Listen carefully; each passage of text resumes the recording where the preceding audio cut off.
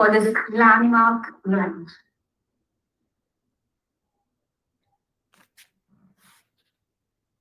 Prince Baldan Namgyal, a member of the esteemed Namgyal family of Sikkim and a global finance leader with experience at executive levels at JP Morgan, helming his own corporate finance company, we are honored to welcome His Highness Prince Baldan Namgyal to this special moment. Dr. Marcus Sharavanya, Chairman of Regenesis Education, visionary leader committed to shaping future-ready global education. Dr. Marcus. Dr. Penny Law, co-founder, director of Regenesis Education, respected leadership thinker and educator, dedicated to nurturing holistic and purpose-driven leaders. Mr. Viju Joy, director and board member at Regenesis School of AI and CEO Corporate Education India, leads strategic initiatives in technology-driven learning and executive education. Please go ahead with the lamp lighting. Sure.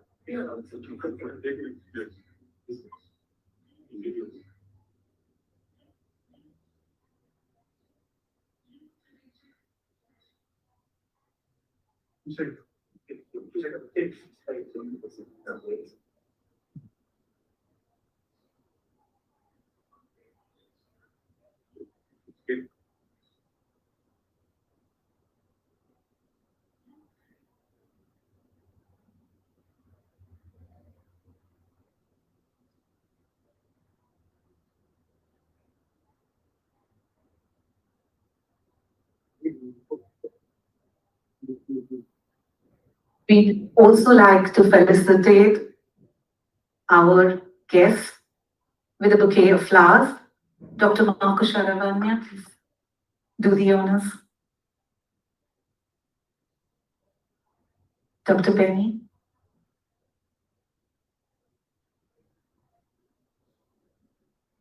Viju.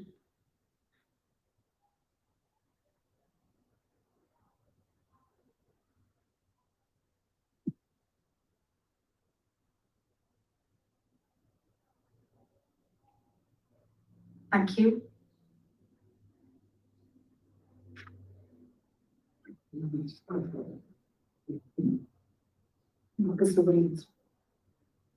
Thank you, everyone. May the light we have lit today illuminate not just this hall, but the path India takes towards a smarter, stronger, and more equitable future. We now invite Dr. Marcus Sharavanya to deliver his opening note, Vision 2030, Reimagining Education, Leadership, and AI for a Changing World. Dr. Marcus Sharavanya is the founder and chairperson of Regenesis Education and a visionary leader, dedicated to transforming lives through education. I'm going to repeat that. Transforming lives through education, because that's his mantra. Yes. Recording in progress. Entrepreneur, an academic, and a monk. He obtained his PhD in performance management and was a finalist in Ernst & Young World Entrepreneurship Awards in 2009. Marco's programs and talks have inspired and touched the lives of hundreds and thousands of people worldwide. He's also written the book Secrets of Success. Croatian-born Marco has lived a life of extremes, taking roads less traveled, continuously pushing boundaries of comfort, taking risks, and exploring the unknown. He lives an ascetic life. He has lived as a monk for 7 years, helping poor communities access education, health, and employment opportunities. Marco has also climbed Kilimanjaro, scuba dived, parachuted, and traveled to 100 countries. His interests include stock market trading, yoga, tennis, golf, and helicopter flying. In 1998, Marco embarked on an entrepreneurial journey, founding Regenesis Business School, which has since become the largest online education institute in Africa. Marco's entrepreneurial spirit has led him to expand Regenesis globally, establishing schools of business, technology, law, finance, public management, education, entrepreneurship, digital Regenesis Skills Academy, Regenesis Investment Fund, Bananga Talent, Healthy and Study All, with operations spanning 3 continents. Study All, I want to touch on this, is a digital education initiative that aims to provide education to financially disadvantaged individuals, operating on the principle of study now, pay later when you earn. Marco's purpose in life is to help people awaken their potential and achieve their dreams. It's an AI summit, so if I can borrow an AI terminology, for all of us in Regenesis, he's the source code of our energy and our adrenaline. Over to you, Marco.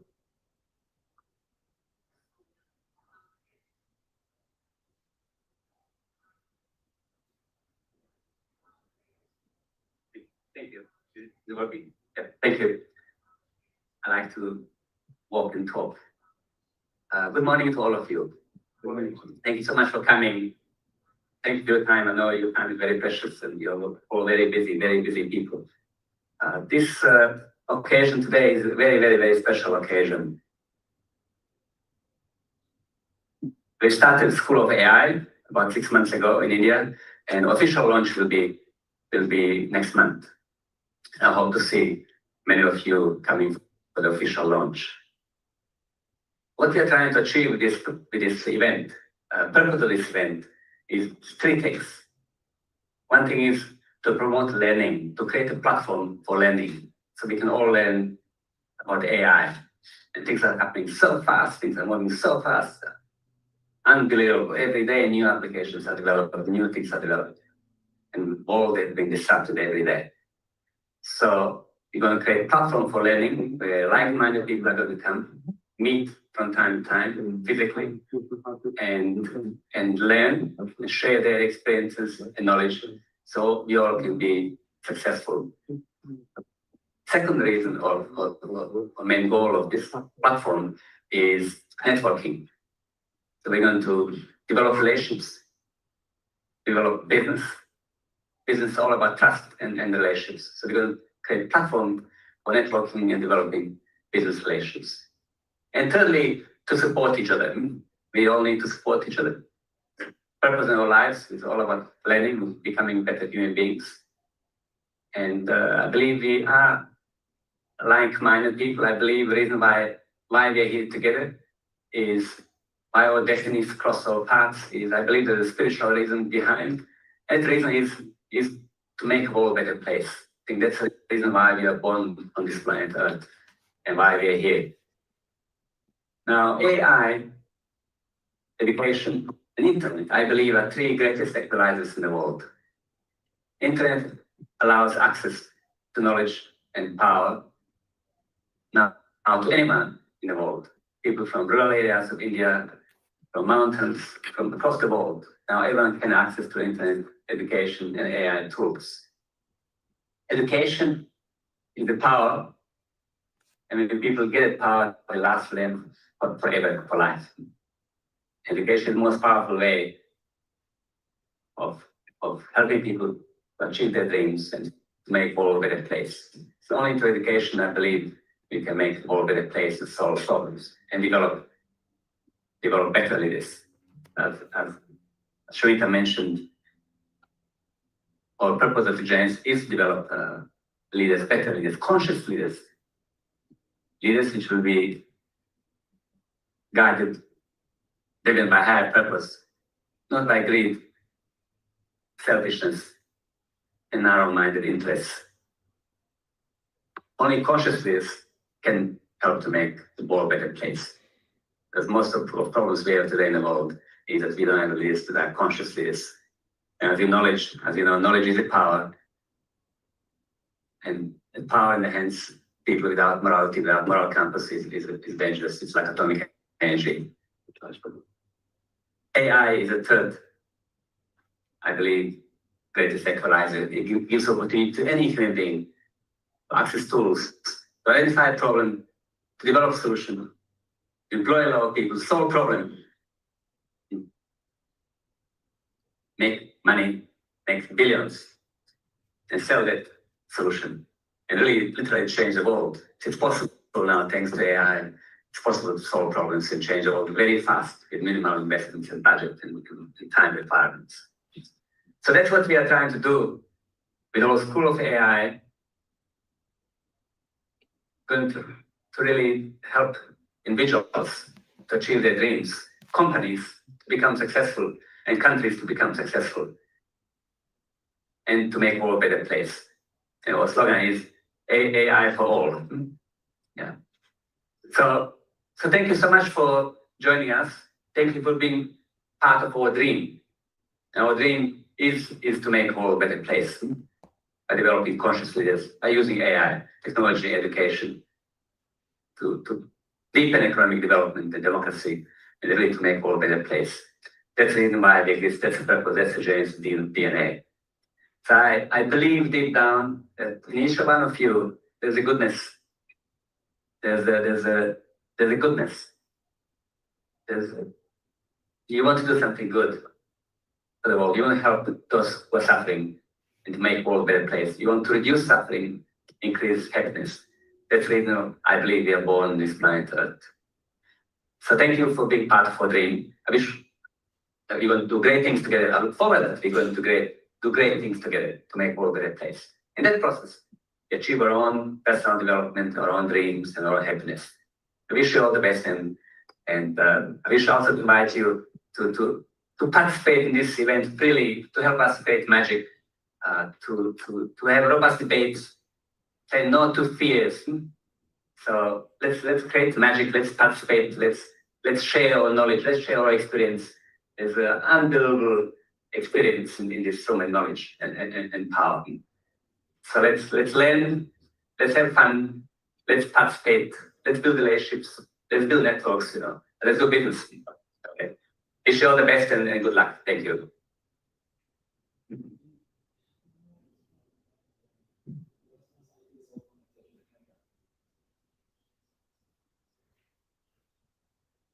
Thank you, Marco, for the inspiring words, and we look forward to collaborations, networking, and a fun day.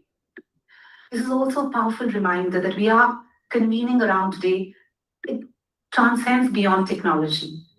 It is a conversation about intention, about the kind of civilization we are choosing to architect. One decision, one innovation, one leader at a time. Yeah. On that note, I'm deeply honored to welcome someone whose very presence elevates this room. Our guest of honor today carries within something rare in a world that moves too fast and forgets too easily: the weight of history and the clarity of vision. He is His Highness Prince Baldan Namgyal, scion of the storied Namgyal dynasty of Sikkim, one of the most distinguished royal lineages in the Himalayan world, a heritage that speaks of statecraft, sovereignty, and centuries of enlightened leadership. But His Highness is not merely a custodian of legacy. He is equally a man of the present and the future, a globally respected banker, investor, and strategic thinker. He has operated with distinction at the highest levels of international finance and economic development, bridging continents, capital markets, and cultures with uncommon sophistication. What makes his perspective singular and why his presence at this summit is not incidental but essential is precisely this rare duality. The capacity to hold deep historical wisdom and forward-looking strategic acuity in the same breath. In a room full of innovators and futurists, he brings something no algorithm can replicate: context, conscience, and a long view. Your Highness, this gathering is honored, truly honored by your presence. This floor is yours, and we receive your words with great anticipation and respect.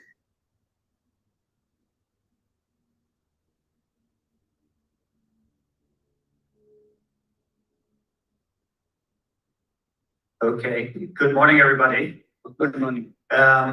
So, wow, that's a tall order to follow after Shamita's introduction, so I better make it interesting. So I'll start with a story as to how what I'm doing in Sikkim, how I got to meet Marco and Penny and Shamita. And it's probably the only time I've really said this publicly. So I think as people know, I've been a banker and an investor in New York and doing business basically everywhere but Sikkim.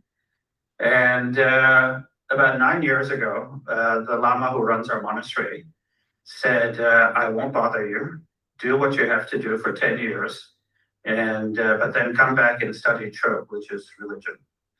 And time went by pretty quickly until last year. I thought we'd all forgotten about that promise.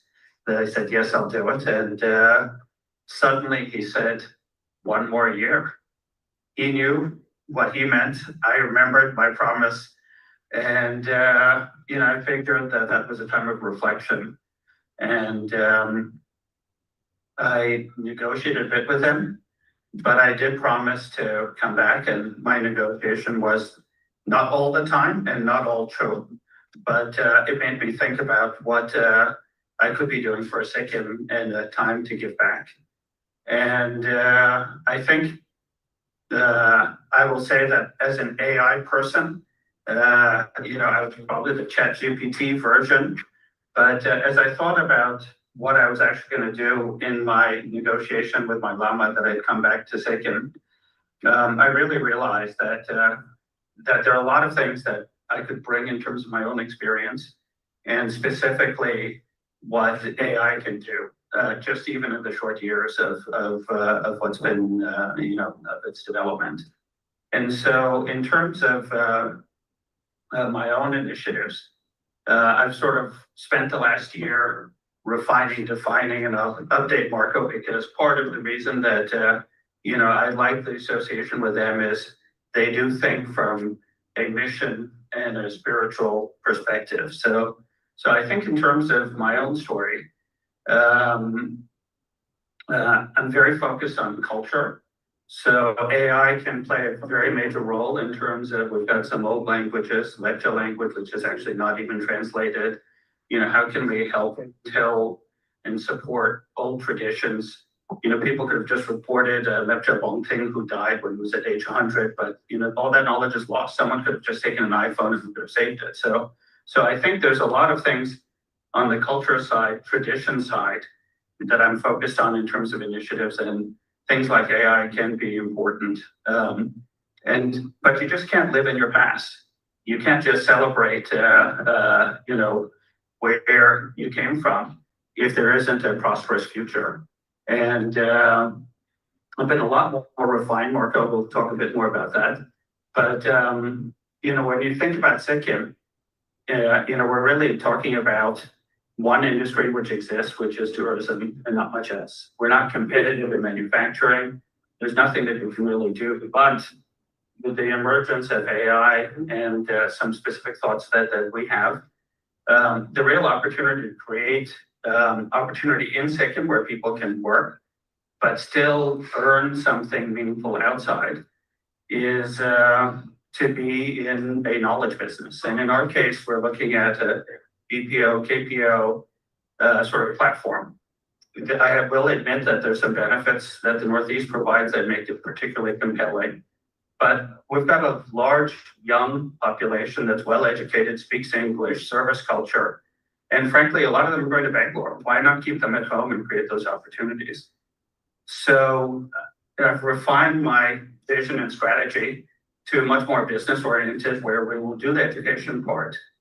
I think I've also partnered with a few institutions. So the Italian AI Institute, it's called AI4I. Get confused with all these IITs and ITIs.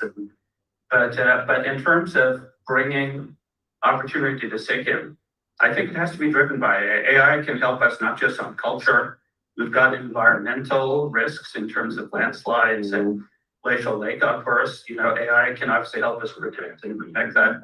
And finally, create those sort of knowledge jobs that are well paying, where we have the resources.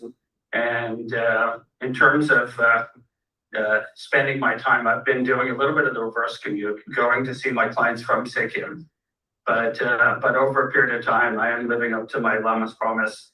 Spend a substantial amount of time, not all true, but this is the other side of what I've been doing. And we've been having conversations, and I've been working with the government of Sikkim, and we've been talking to Regenesis as well from time to time how this might fit. And I think we're seeing greater emergence with their focus on AI and what I'm doing in Sikkim. So came here to see Marco, Penny, and the rest of the team. So congratulations, everybody, and look forward to hearing more.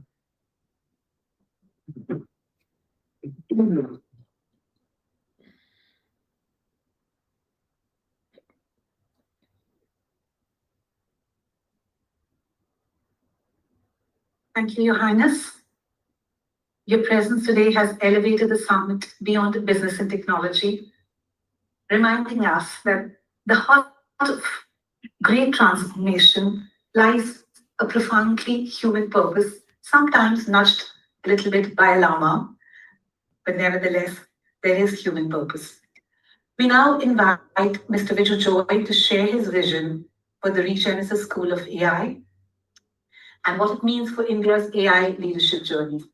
Mr. Viju Joy is Director and Board Member, Regenesis School of AI, and CEO, Corporate Education India, a strategic leader and a strong focus on growth, partnerships, and institution building. He has played a defining role in shaping Regenesis' corporate education vision and its evolution towards the Regenesis School of AI. His leadership has been instrumental in strengthening industry relevance, deepening enterprise relationships, and advancing future-ready learning solutions across sectors. He brings to the stage a clear commitment to building leaders, organization, and capabilities for an AI-powered future. Viju, over to you.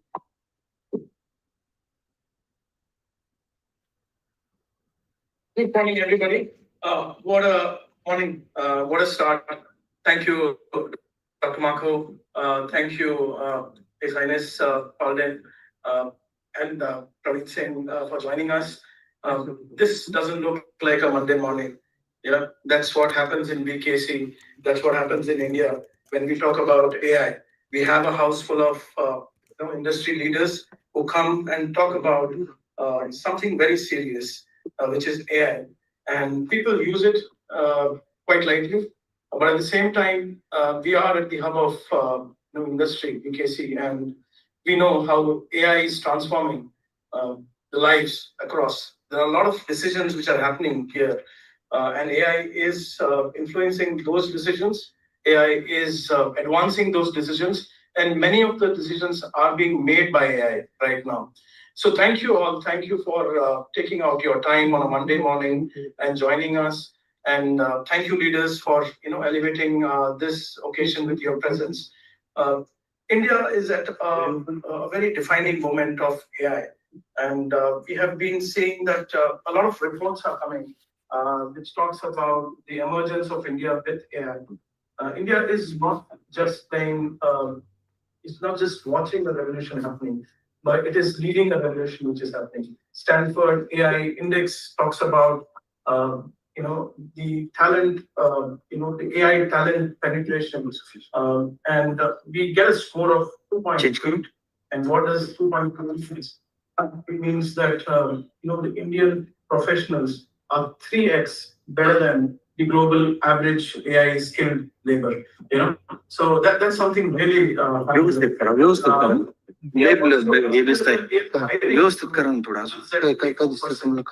the high, the fastest in any comparable. It really showcases that which India is. We are not going to be somebody who's going to watch this evolution happening. We are definitely leading it. But at the same time, I'm sure we all aware of the paradox which is there. When we talk about patents, the university patents are filed, but then these are filed just to improve the rankings. Corporates are filing patents probably just to signal that we are doing innovation. But you look at the numbers of patents which is getting granted are at a dismal 0.37%. So it also talks that there is a lot which we have to do, when it comes to technology, deeper understanding of AI, and how can, as Marco said, AI can be democratized. AI should not remain in closed geo fancy rooms, but it has to go to the local language people, to the masses, and that's where the real strength of India lies. India, it has to go from India to the Bharat, where the real strength of India lies. And what we are attempting to do here, we understand this paradox, and School of AI is built for this. School of AI is not just a skilling company, nor it is a consulting company. School of AI is an institute sitting in the intersection of skilling and consulting. We said that we have 4 pillars and 1 mission. 4 pillars are AI skilling, which we talk about from school to the board members. We talk about AI advisory, where we want to interact with the state governments, corporates on defining the AI, guardrails, policies, which are severely lacking. We talk about, and then the 3rd pillar is AI consulting services and solutioning, where we want to create those deep AI solutions which can transform businesses. And then we talk about AI automation. So this is our 4 pillars, but we feel that AI just with AI expert is quite dangerous. It has to be domain integrated, and that's where we build a model where we have sector experts. We call them as managing partners. They bring their intellect of domain knowledge and how AI can club with the domain and provide those real-time, the real impact on the ground. So yes, School of AI is a great attempt, and you would see a lot of companies talking about AI skilling. You would meet a lot of companies who would provide you AI solutions. You would meet a lot of companies which will talk about automation, but you would rarely find a company which would put all these things under one roof. And that's the magic of Regenesis School of AI. We have our time today. We have breaks. We would love to have those interactions with you, where we probably talk to you more about the products and what we are trying to attempt, what are the use cases we are working. There is something very interesting which is also kept, where we are getting into health tech products also. So you would see some really interesting conversations, and today is the day of conversations. Today is the day of partnerships, that how do we partner, how do we collaborate. Together we can achieve a lot. At the same time, I would also love to talk about the CXO Summit. CXO Summit is a very interesting concept which we are bringing, where we want to bring all those senior leaders like yours on this forum and ask them some real tough questions. That, is this noise about AI all there, or there is something really happening in the industry? People, how can we scale without losing people? How can we scale without losing trust? How can we scale without having a fear psychosis hitting? So yes, these conversations are very important, and we want you to please express. Don't worry about the format. Don't worry about the time. Don't worry about your moderators. Please go ahead, express your views. This is all about collaboration. So thank you all. You would see this AI Summit being going, the next edition would be deeper. This next edition will move from BKC to Bangalore, Delhi, Pune, and Kolkata. We want to take it around the country, because we feel that the real AI magic happens in Bharat. So thank you all. Thanks for your time. Thanks for all that you bring onto the table, and looking forward for some engaging contribution from your side. Thank you.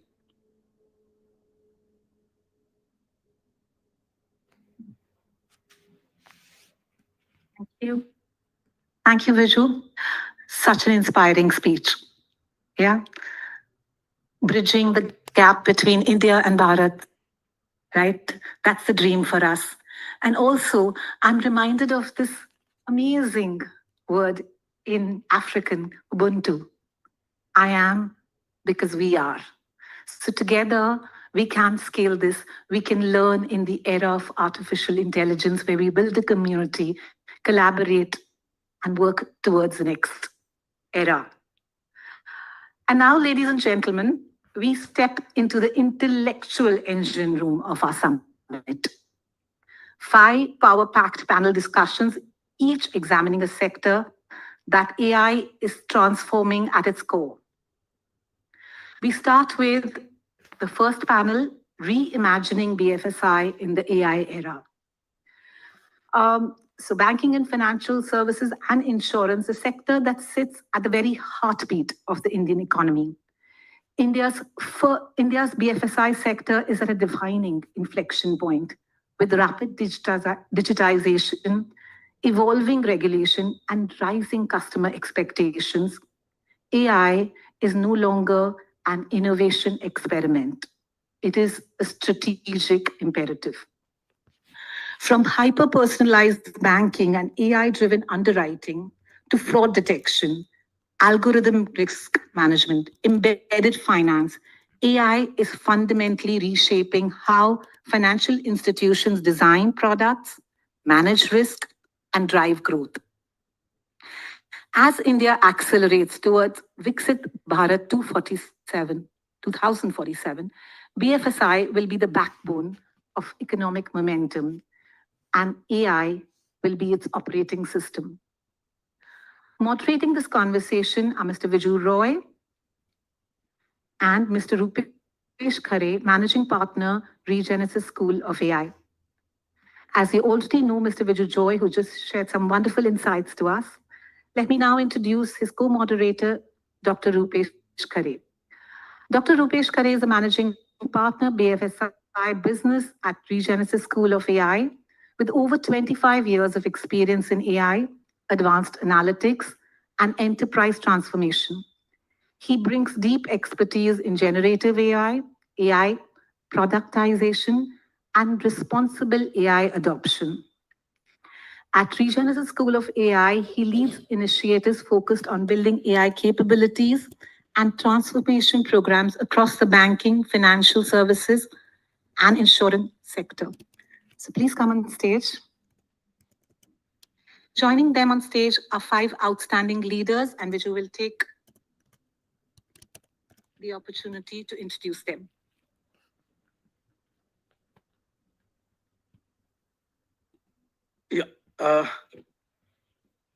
So we have an interesting panel. We thought we are in the financial capital here, of India. It's called the command center of finance. And we thought if you're in BKC, if you're in Mumbai, the first panel should be from the BFSI. And today we have the movers and shakers of BFSI industry with us. I would invite Mr. Satyan Kumar Jadeja, IBM Consulting Leader, Banking and Financial Services, India and South Asia. Satyan Jadeja, Lead IBM Consulting, Banking Financial Services Practice for India and South Asia, with over 30 years of experience and at the intersection of banking and technology. He has architected and led large-scale digital transformation programs for financial institutes across the region. We have Manish Jaiswal. Manish is a co-founder, AdaptSkill AI, ex-MD and CEO of Gurum Housing Finance. Mr. Manish Jaiswal brings over 3 decades of leadership across banking, credit, and financial services. Over the course of his career, he has built scaled institutes across organizations such as Citibank, Eicher Motor, Fultron, and CRISIL. Today, he is a co-founding, AdaptSkill. Thank you, sir. I'll invite Manish Kothari. Manish Kothari is the Group President and Head Commercial Banking, Kotak Mahindra Bank Limited. Mr. Manish Kothari is the Group President and Head of Commercial Bank at Kotak Mahindra Bank, where he leads one of bank's most expansive business spanning agri-finance, rural lending, logistic, infrastructure finance, microcredit, gold loans, serving customers across India's semi-urban and rural economy. He is somebody who's making impact at the Bharat. We welcome you, sir. I'll invite Mr. Manish Arora, MSME Business Lead, M1 Exchange. Mr. Manish Arora brings close to 3 decades of experience in banking and financial services industry with over 22 years dedicated to building and scaling SME business, banking business. Welcome you, Manish. We have now, I welcome Gaurav Marwa, Senior Vice President, Chief Product Engineer Officer, Rebit. Shri Gaurav Marwa is a Senior Vice President and Chief Product Engineer Officer at Rebit, where he leads the product and engineering vertical, driving technological innovation for the financial ecosystem. With over 23 years of experience in product engineering and technology leadership, he has played a key role in building, scaling advanced digital and banking solutions across organizations. We welcome you, sir. I also welcome my co-moderator, Dr. Rupesh Kare, on the dais.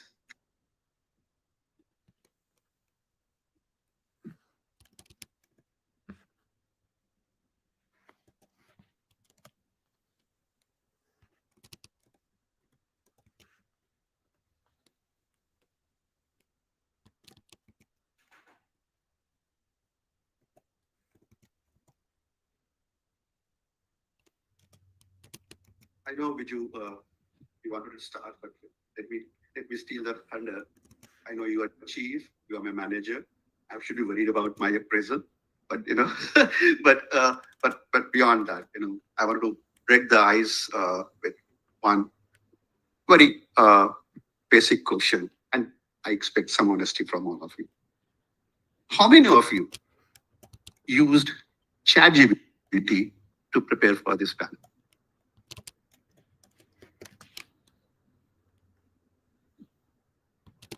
Not you. Not you. Okay. So I just know they are honest, and they are seasoned, and they don't need ChatGPT, right? So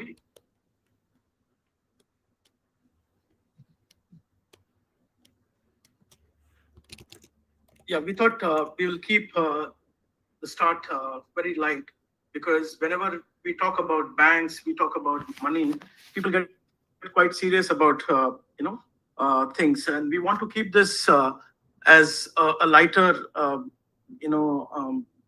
discussion, because there are a lot of people who are not from banking, and there is a large audience which is listening to you across the globe. This is getting relayed across, so we thought we would keep it quite light, and probably your insights to what is happening across the globe on banking is something which we are looking forward. So my first question is for Manish Kothari.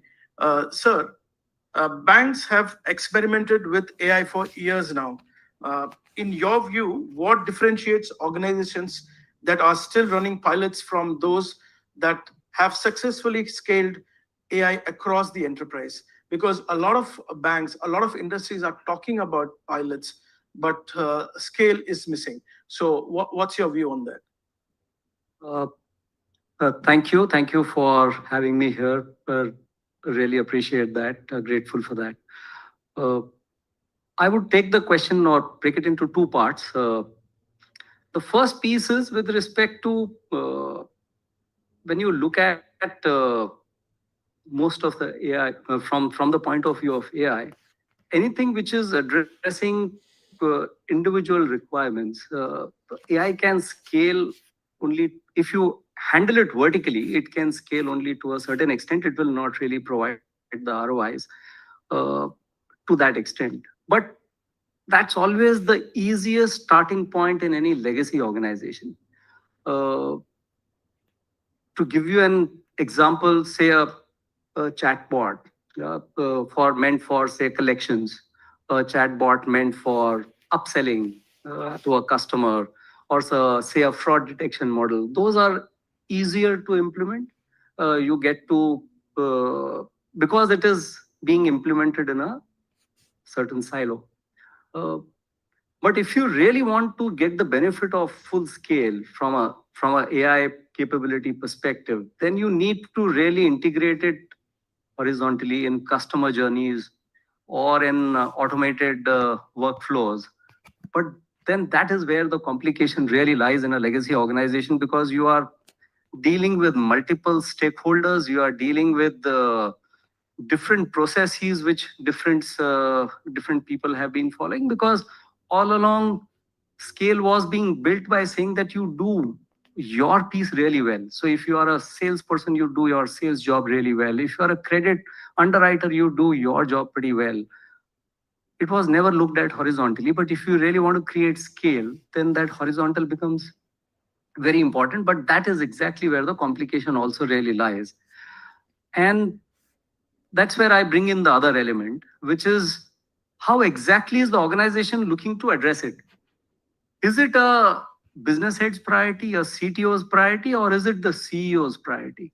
Until and unless it really becomes the CEO's priority to say that, hey, we would want to use or build AI capabilities across the organization, it doesn't really cut across stakeholders that easily. It doesn't get that kind of ownership across stakeholders that easily.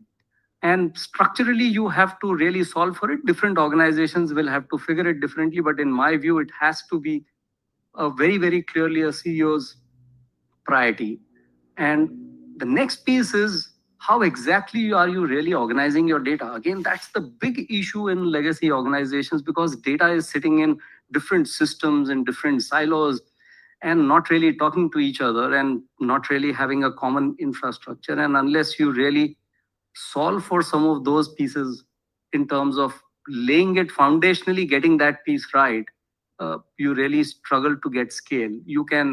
That's why most organizations start with some pilots, because that's an easier place to start with.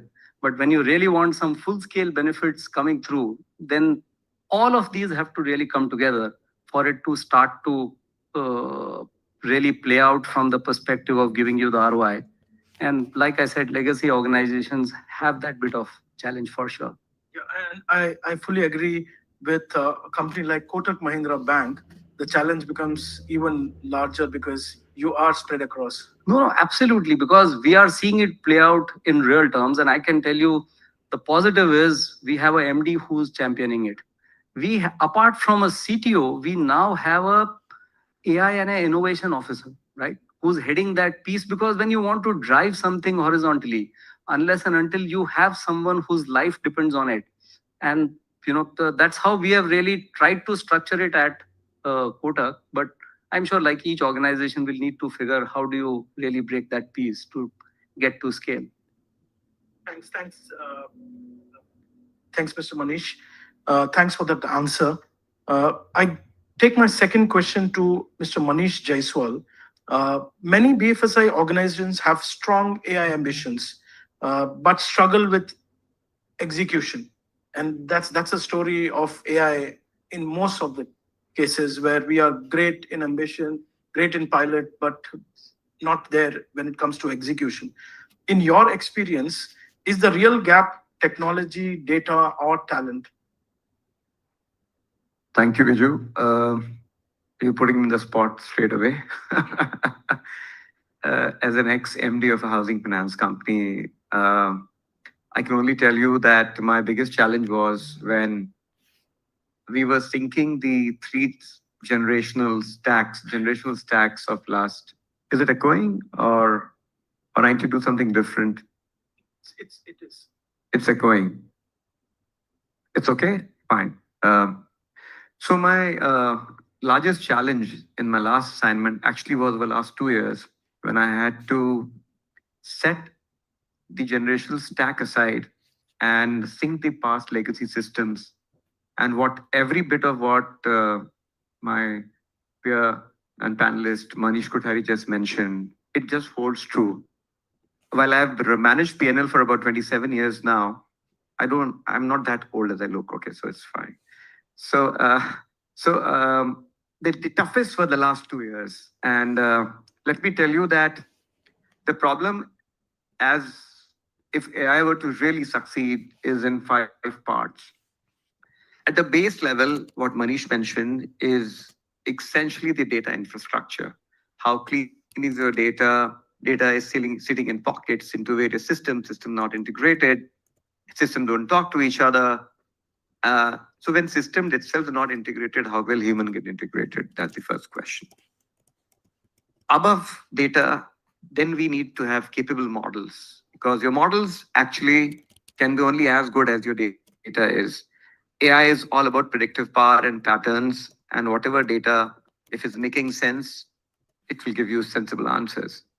The third layer, in my view, the most crucial is for most CEOs and MDs, especially for me, was the operational integration. And the real issue is that the CEOs are silos. They sit in their glass walls. They are functional specialists. And AI is cutting across absolutely seamlessly. If I were to say that each function is an organ, AI is the bloodstream. AI needs to nourish every function, every cell of the organization. It is the prismatic lens through which functions will work. And this is a layer I will talk about, the 5 layer. And after this, the most important aspect is the human capability. I think the human engineering needs to really play out in a very big way, because we need to ensure that we don't. What would we reward in education systems? Memorizers, grammars. When did we last reward application? So the entire learning ecosystem is to be turned on its upside down. So in the human engineering, I believe that from silos we will have multidisciplinary, integrated specialists, because all information is available. Your information can be given through AI, and not in the classroom, but at the moment when you need to learn, in the moment you are solving a real problem. So I think human engineering is the 4th layer. And 5th, and the most important, Manish spoke about his boss. And I can tell you that when I was the MD of the company, it was forced on me that if I did not do this, survival wouldn't have been easy, and I could not move from industry laggard to a leader. And therefore, we were one of the first few fintechs who adopted low code, no code, and essentially are hopefully doing. So it is a 5-layer architecture. And the biggest problem right now is right in the middle, which is the operational integration and human capability. I think data is getting sorted, aggregators are in place, fintechs are leading by example, and every organization is kind of getting their own data infrastructure. So this could kind of summarize my experience with you. Thank you. Thanks a lot, sir. My next question is to Gaurav. Rebit is a subsidiary of RBI, and so this question is in that perspective, that from an ecosystem perspective, what are the biggest risk AI introduces into financial systems? Model risk, cybersecurity, or system bias? Thank you, and thank you for setting the context. As we see it, into all the 3 work together. So the model risk is there because some of the core models that are being used are trained not on the data from the Indian subcontinent. That is one of the risks that exists. Cybersecurity is always important because some of the generative features that AI models present today, especially the ones like ChatGPT, which was mentioned, introduces loopholes where people can use them to generate code well within the militarized zones of data centers. And the third one, as you mentioned, is also presented. To solve some of these, the Reserve Bank came out with a report in late 2025. It was a paper which is titled Free AI, Framework for Responsible and Ethical Enablement of AI. That laid the foundation for the work that we have been doing. Along with that, Rebit came out with 3 standardized papers on artificial intelligence, cybersecurity, and also enterprise architecture. So couple them together, we are building a platform for the Reserve Bank right now that can sort of help to stay clear of some of the risks that come in. But the free AI report can help to solve some of these problems at a framework and policy level. Thanks. Very interesting that the models are trained on foreign data and Indian data are quite complex. Or just to ask you a follow-up question, how do you see the data RBI sees the data in India? Like these models are completely trained on Western data. And how do you see that as a challenge? Well, our ethics and the diversity that we have and the kind of culture differences that we present in language, all of those present different types of challenges, plus the data that we get from banks. Of course, if you are referring to that, that is more or less standardized. The reporting formats are global standards. Though when we take a decision, it's the data that comes to the bank is mostly post-mortem. The decision is already taken.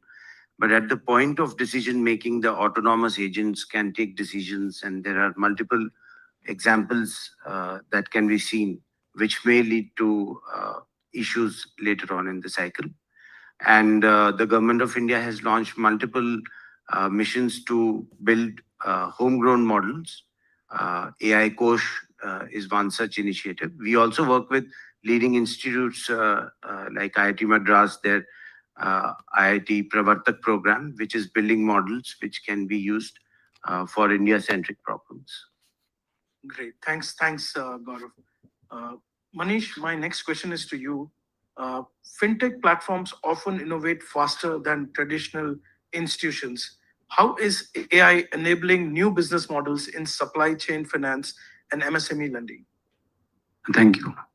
So you were right. Fintechs have that benefit of not having any legacy framework or systems. So we have developed from ground zero, at least in M1 Exchange from 2017 onwards. We have been blessed with RBI framework of working a platform called TREDS, Trade Receivable Electronic Discounting System. So these kind of fintechs, they have benefit of not only the building it from ground zero without any biases, for sure. The other thing which works for us is that we can assimilate a lot of bank or NBFCs which are already operating in this space. They are our partners, right? So whether it comes to provide capital liquidity on the platform, or whether it comes to learning from them. Like in our case, we have been partnered with 70 banks and NBFCs put together. So we have developed our own business rule engine, credit rule engine on the platform, which are well integrated with all these banks. So that perhaps is another benefit, that every bank has got their own biases of taking a decision of any understanding of any MSME and doing lending basis that. Whereas we are the ones who are aggregating all that data, aggregating all that information, aggregating all that knowledge which sits in the very close corridors of banks, and that is all aggregated and brought on the digital marketplace like ours. That is definitely is a big enabler for us. Third thing is basically the benefit of having worked with very specific target market. Unlike banks which are we just saw Manish Kothari mentioning, they have got so many products to offer, and they have got to provide. They have to become relevant for every type of customer.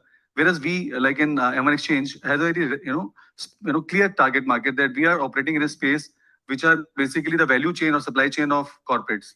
So we know these MSMEs are having sales happening to the corporate, right? So they have certain capabilities. They have certain data points which are available, right? Like they are invoicing to large corporates, so they have an e-invoice. They are having an e-way bill. They are having certain approval like ESG guidelines are there for deciding a vendor or approving a vendor. So they have passed through all those tests. All this muster is done. That litmus test is already done. So the benefit of us is that we are operating in a very niche space, which is where we can develop a very, very specific solution for them. Like in our case, we have developed certain solutions, which we can discuss later maybe. But yes, that is the benefit which fintechs are having. Yeah, I think it's what you said is the magic is in the, how do you get it, streamlined, and how do you focus on the offerings that you are going to have. Thanks, Manish. We have Satyan. Satyan, many financial institutions have dozens of AI use cases, but struggle to scale them.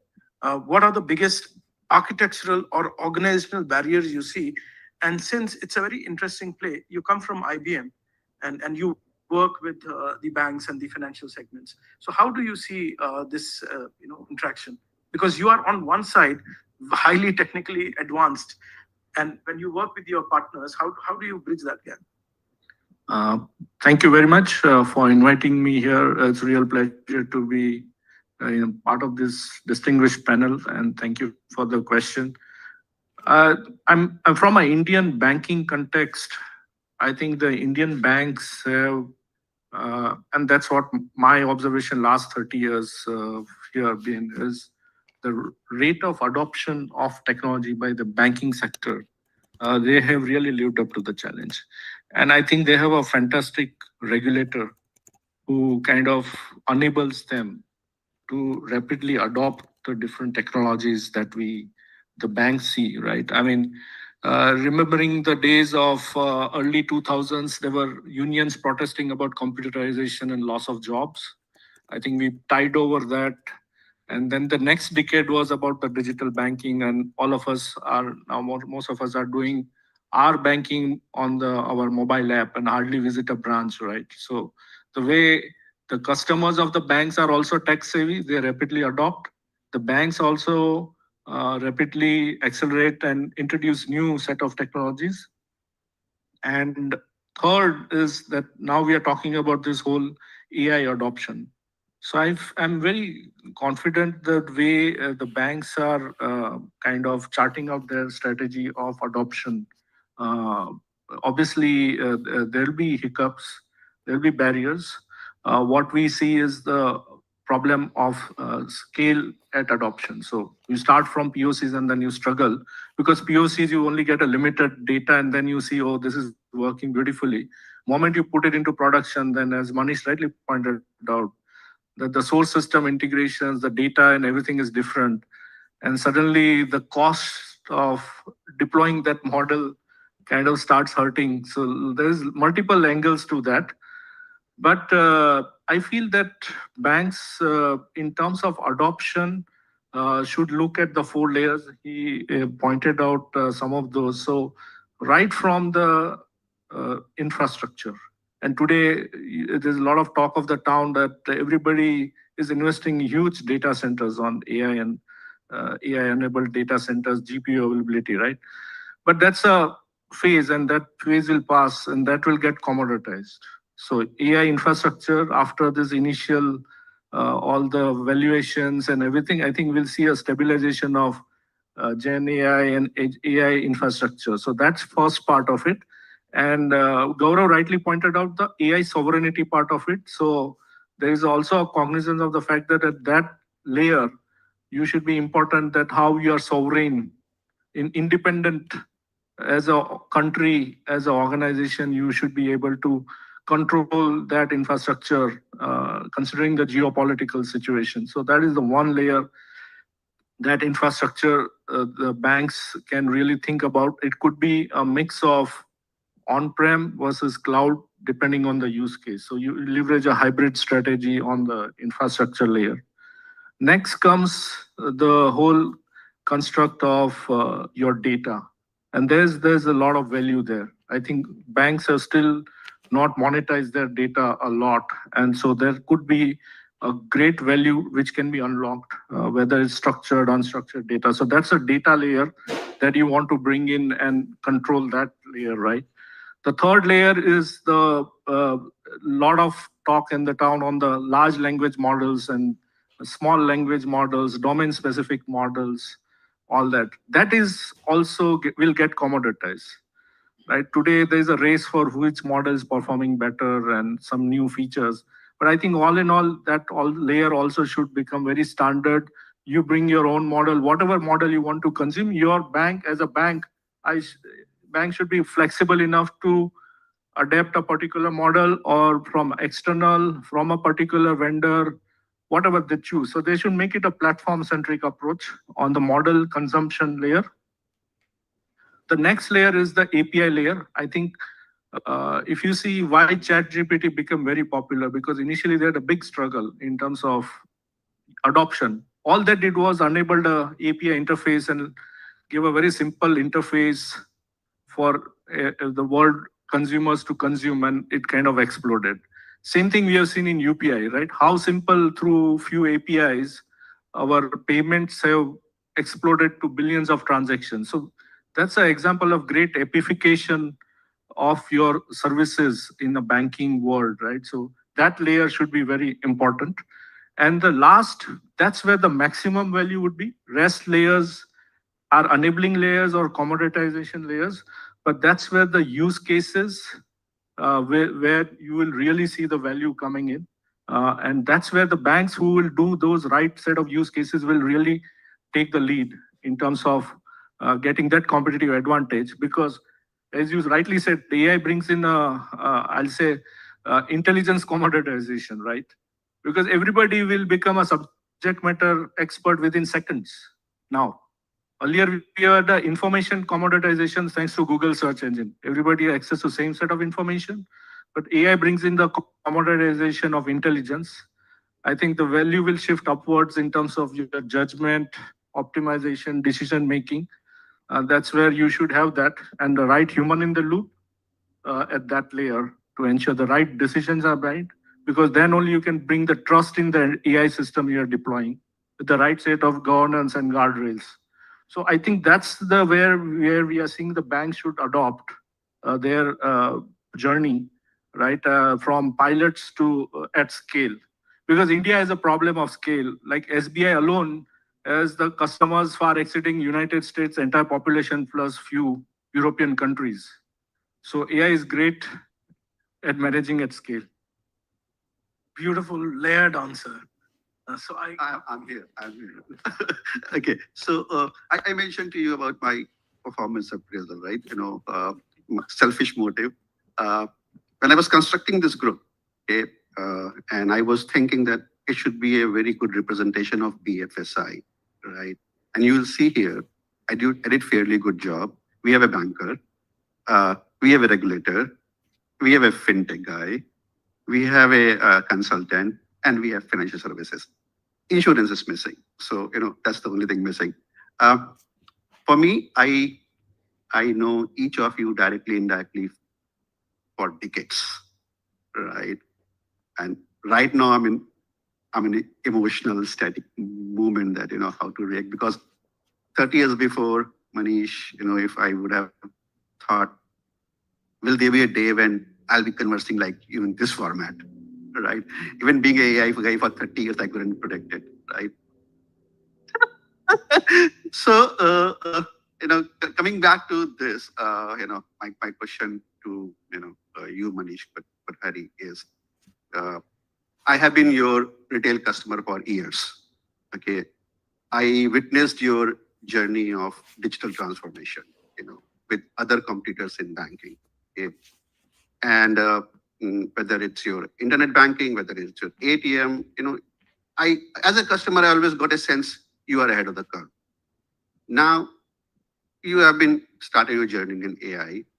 Last 2-3 years, we hit Gen AI now.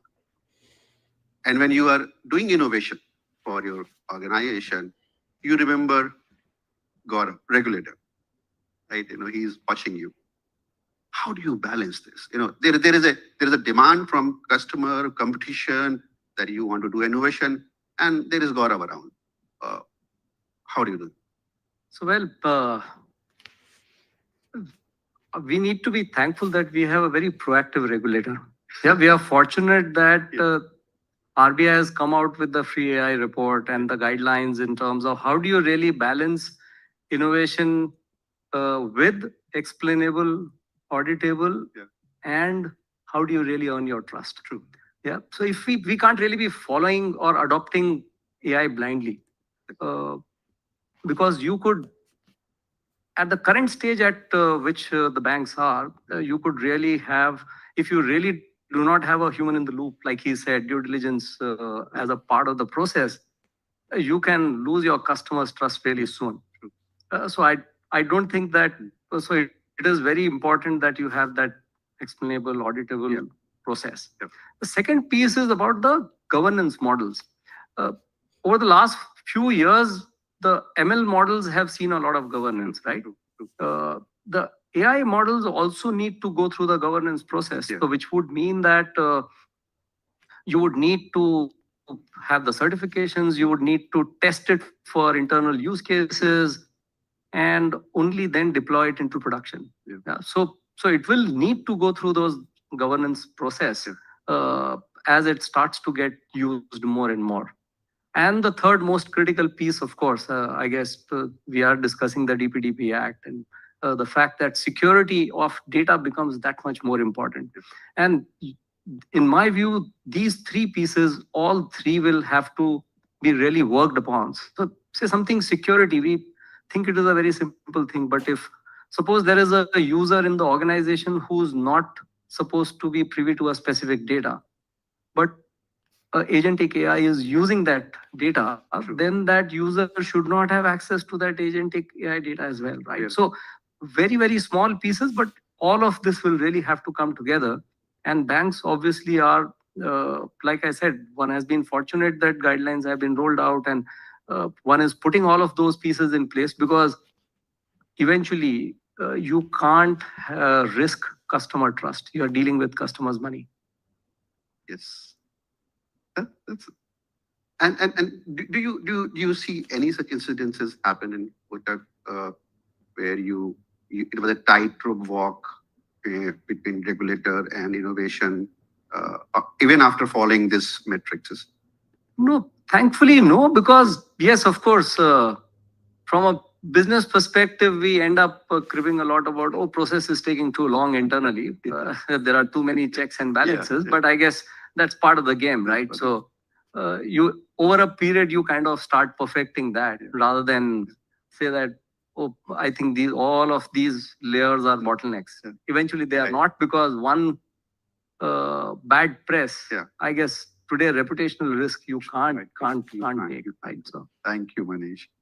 I come to you, Manish, as well. We talked about, he was asking you the question on technology, data, and talent, right? Me as a practitioner for the last 30 years, I have been struggling a lot on talent side, right? Now you are in a skilling business, right?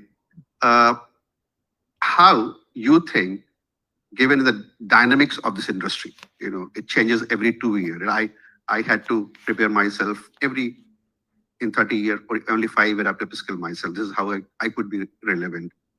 You as a practitioner in this industry, what do you see the most relevant skills in next 5 years?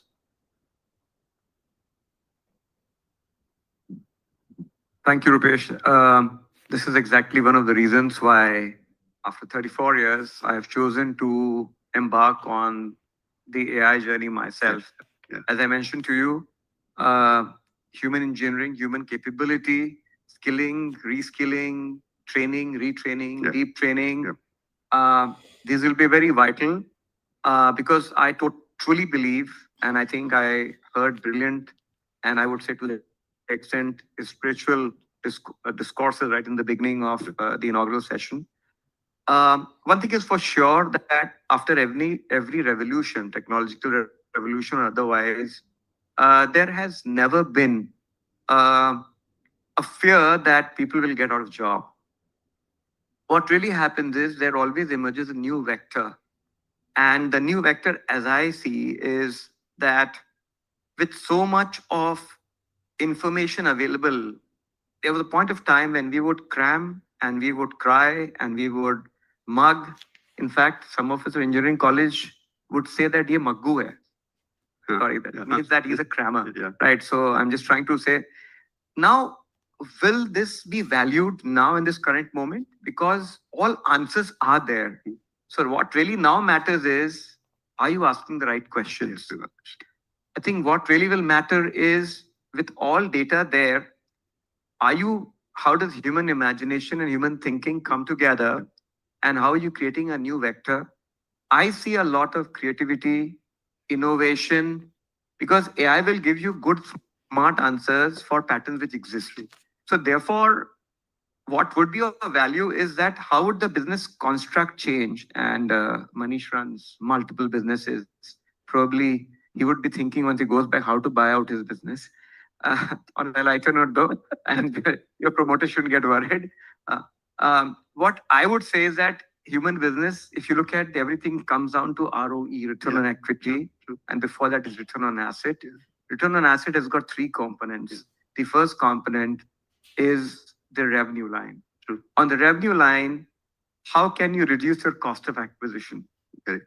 And cost of acquisition has got multiple functions over there. Yeah. How can these functions can get integrated? So therefore, a monoliner functional specialist to a multidisciplinary functional, if that's going to be one big skill where you cannot be no more rigid about a function. You need to have a lot of adaptability and flexibility, curiosity. I would feel that such people who can imbibe technology and who show these traits will be more valued in future. So true. I remember my startup journey in late 90s. The data size was less. We were working on SaaS. 2 years, 22, Gen AI happened.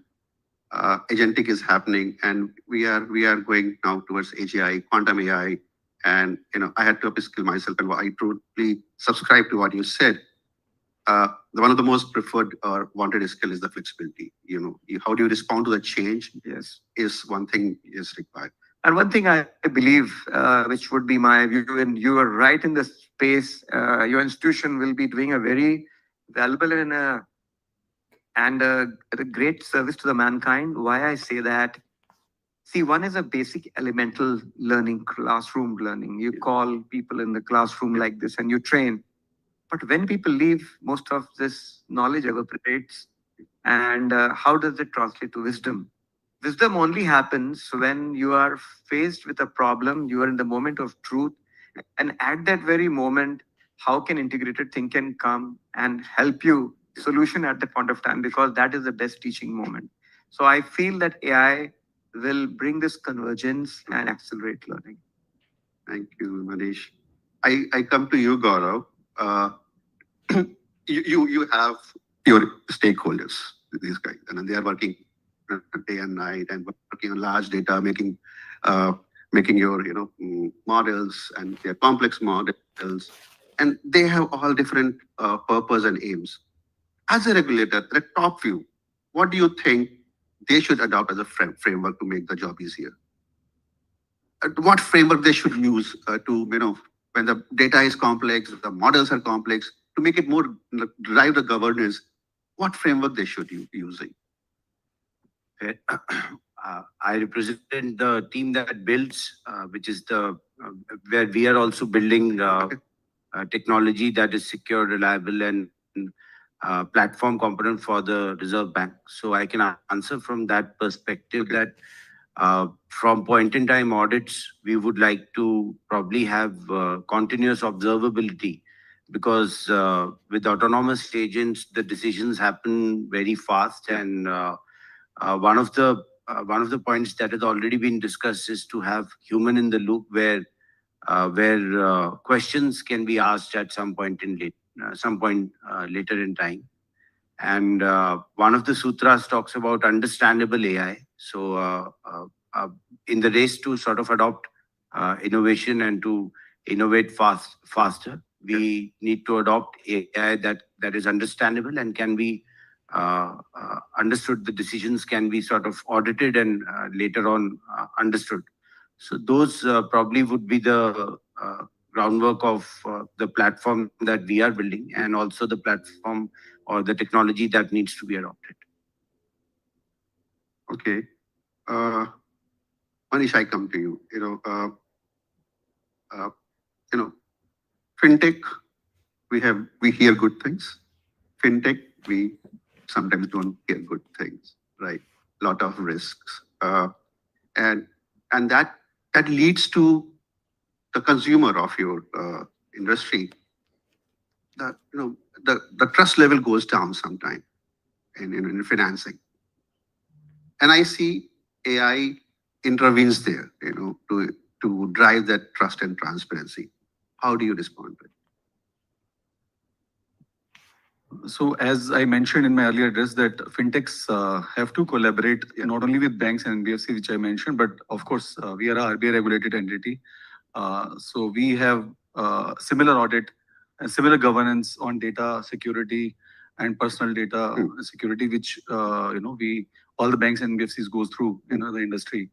So luckily we are in a space where we are governed by RBI, and but yes, speaking on the larger interest of other fintechs, I think people have taken the lessons already. Lessons there. It's early, when anything new comes up, any new opportunity which is to be seized, right? People become slightly more enthusiastic, and they lose the sight of wisdom, as we said. So I think that era, is behind us for sure. Okay. But of course, as we said, our RBI as a regulator itself is so proactive. They have also formed a fintech. Already the regulator is there for fintechs also. It's a self-appointed regulator, but it's already in place. And we believe that the investors putting infinite amount of money on the fintech is also behind.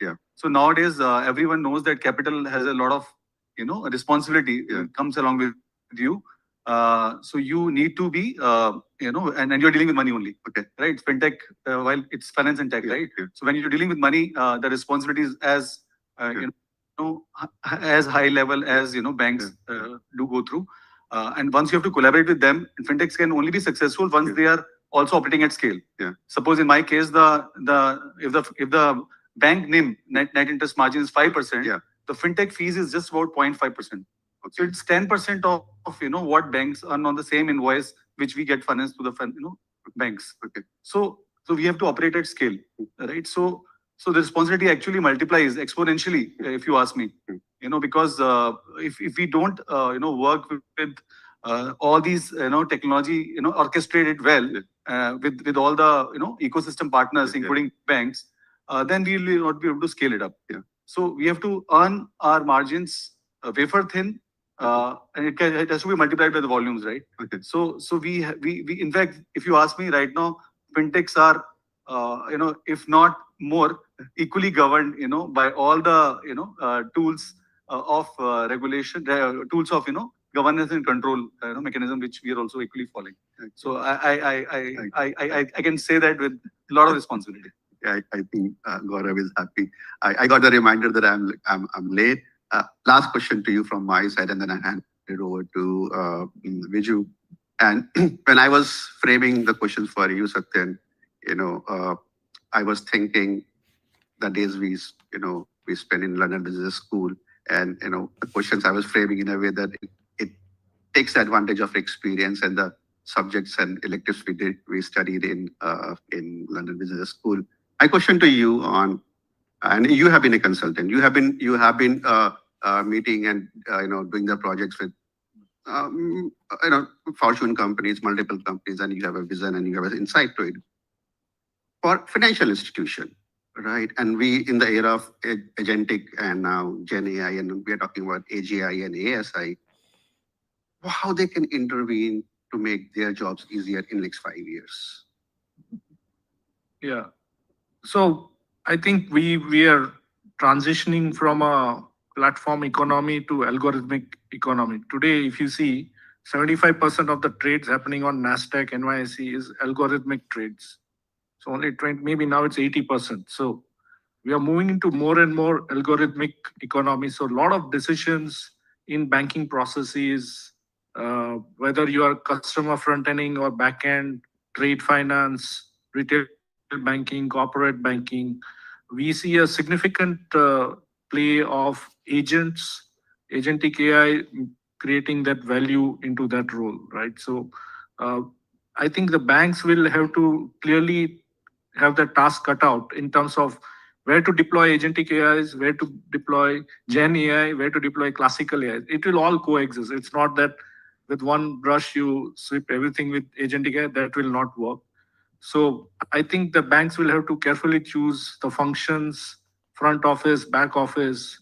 For example, I think one great example is, I think today the assets managers are managing trillions of dollars for their clients in terms of assets.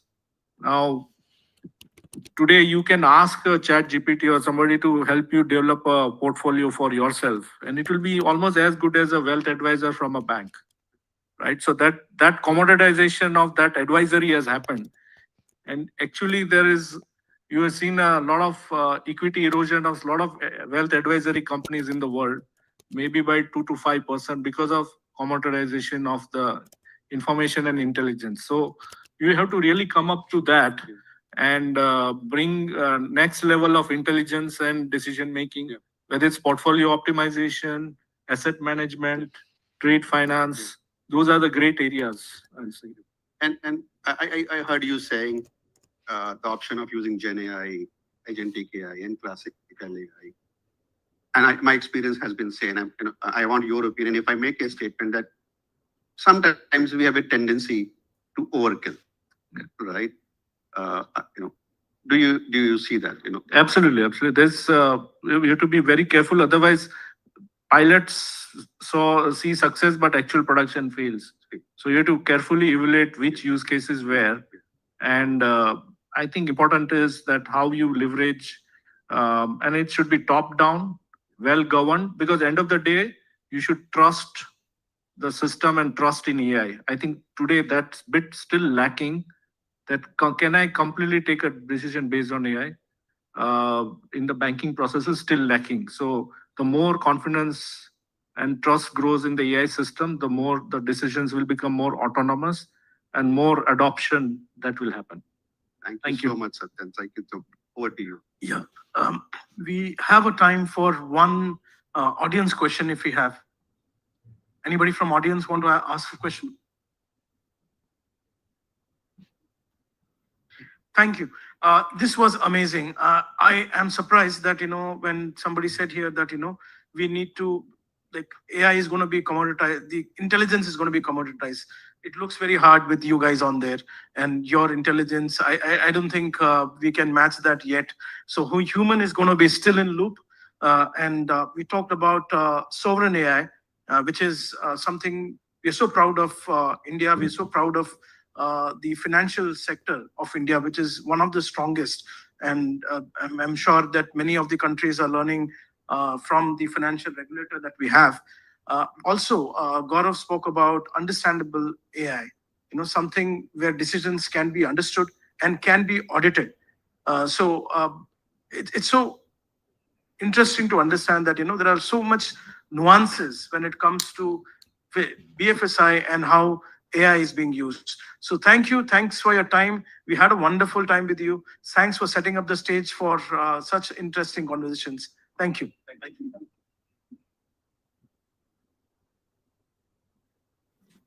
Thank you, Viju. Thank you, Dr. Rupesh. Please, could you wait? Dr. Penny will felicitate our director. Okay. Can you wait for us, please? Okay. So could you please come up to the stage and felicitate our esteemed panelists? And also, please, Dr. Penny, if you could stand for the group photograph too.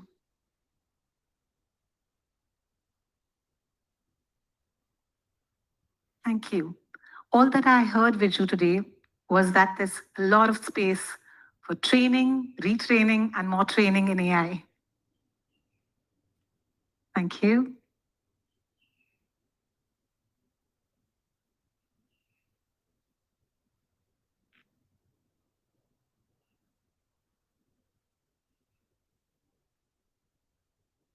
Thank you.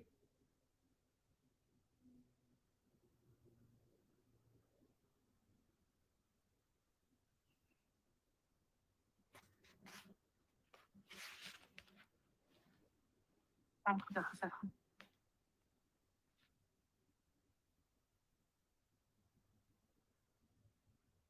Wow, that was a masterclass on how BFSI transformation led by AI is actually happening on the ground.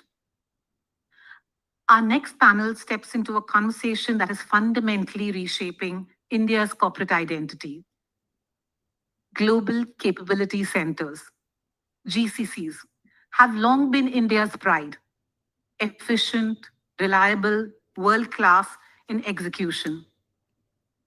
But the AI era is demanding something more. It is demanding that GCCs stop being the back office and start owning the boardroom agenda. In the AI-first enterprise, the mandate is unambiguous. Move up the value chain. Become strategic creators of intelligence, innovation, and enterprise-wide transformation. Don't just execute the AI agenda, own it. This session explores how GCCs can embed AI into core business functions, from predictive analytics and intelligent automation to AI-led product development and business intelligence. Moderating this conversation is Mr. Sachin Sharma, Managing Partner, Regenesis School of AI. I call him on stage. Sachin Sharma is the Managing Partner at Regenesis School of AI and Global Capability Center strategist with nearly 3 decades of experience in building and scaling GCCs in India. He has helped global organizations across US, Europe, and the Middle East establish the capability and innovation centers in India, working with leading organizations such as GE, Dell, Intel, Times Group, Capillary Technologies. Sachin is also a TEDx speaker, advisor to the BITS Pilani Center of Excellence Programs, advisor to the Ministry of Electronics and IT, and a prominent TV panelist on national business channels. Sachin, over to you.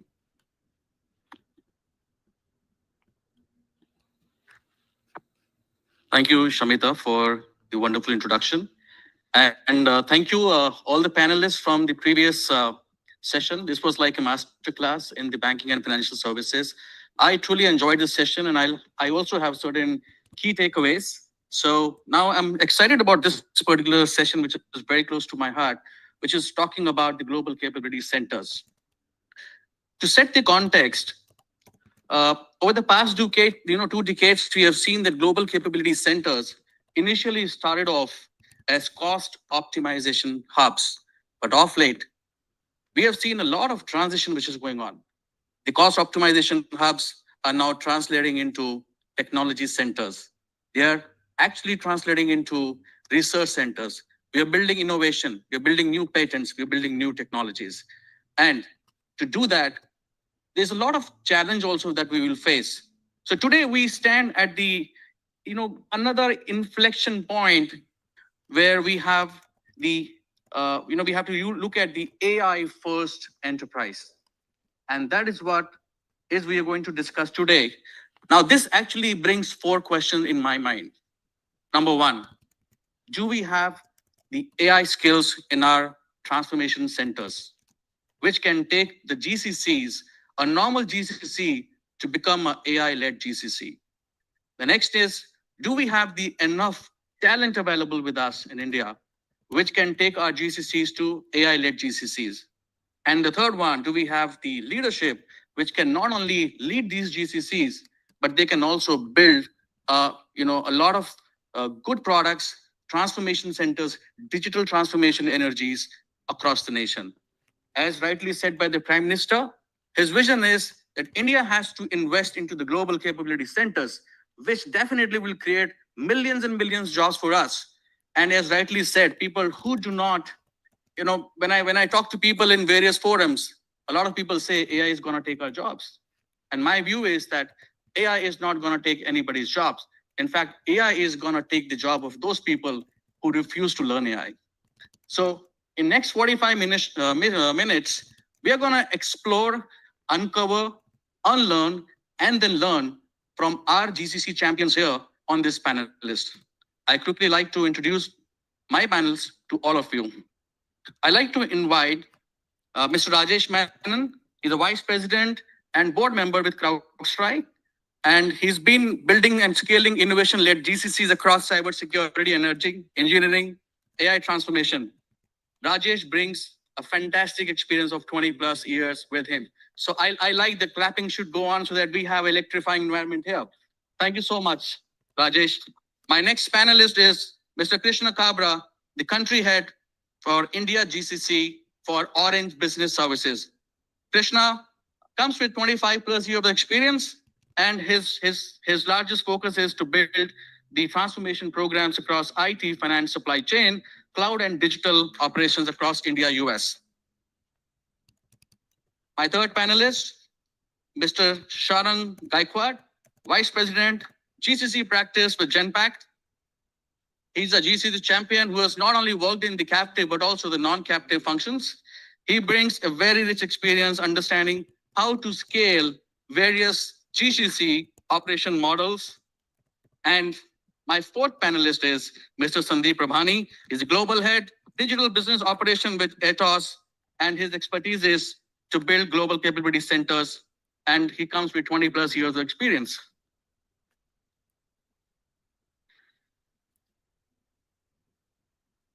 So, welcome all of you. I'm very happy to see you here, and I am sure we're going to have another masterclass today. In the interest of time, I'm going to ask you 12 questions. I would request if we can keep our answers within 2 minutes so that we can have the 13th question, which will go to all of you, and we can have another 60 seconds for you to answer those questions.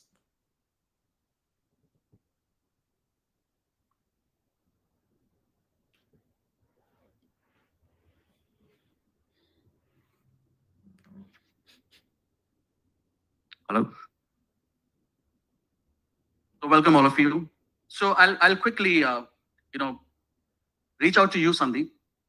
The biggest important challenge that I see that many organizations are facing today is from AI experimentation to AI adoption. So what we have observed is there's a lot of projects, there's a lot of pilots which are being going on in all these global capability centers, but I do not see those pilots actually converting into transformation or enterprise value deployment projects. What's your thought on this? Thank you for having me here. And I think the answer was really given in the previous panel. I think it was Manish from Kotak, who said that there are a lot of pilots that are happening. There are 4 points to this particular question, or the way in which I would like to answer it. One is that if every organization looks at these pilots in a very disconnected manner, that, okay, you have one problem here, let's solve this problem. You have one process here, let's solve this problem. And you do it in a third area, you're not really going to have value. What you need to do, and this is my personal opinion, that if an organization looks at pilots which are in those processes or areas which are aligned with the business objectives, you will probably get there faster. Don't do it in a disconnected manner, do it in an integrated manner, point one. Point two, again, everybody spoke about it in terms of data. As an anecdote or as a simile, in Mumbai roads, with the way it is, you probably will reach faster with a two-wheeler cycle than with a Mercedes or a BMW. All right. So you have pockets of data. And I think, again, to what Manish was saying, you have so many different products. You have a specialized system in each product. You have onboarding for those systems. You have governances for those systems. You have different regulations on each business line. How do you integrate that? How do you make it horizontal? So unless data is democratized and made consistent across all multiple systems, you can't take scale. Third, it's a cultural problem also. I mean, AI is not just technical, but it's also cultural. If everybody in the CEO says, AI should replace tasks or humans, your pilots are going to fail. If AI is going to augment humans, you can succeed.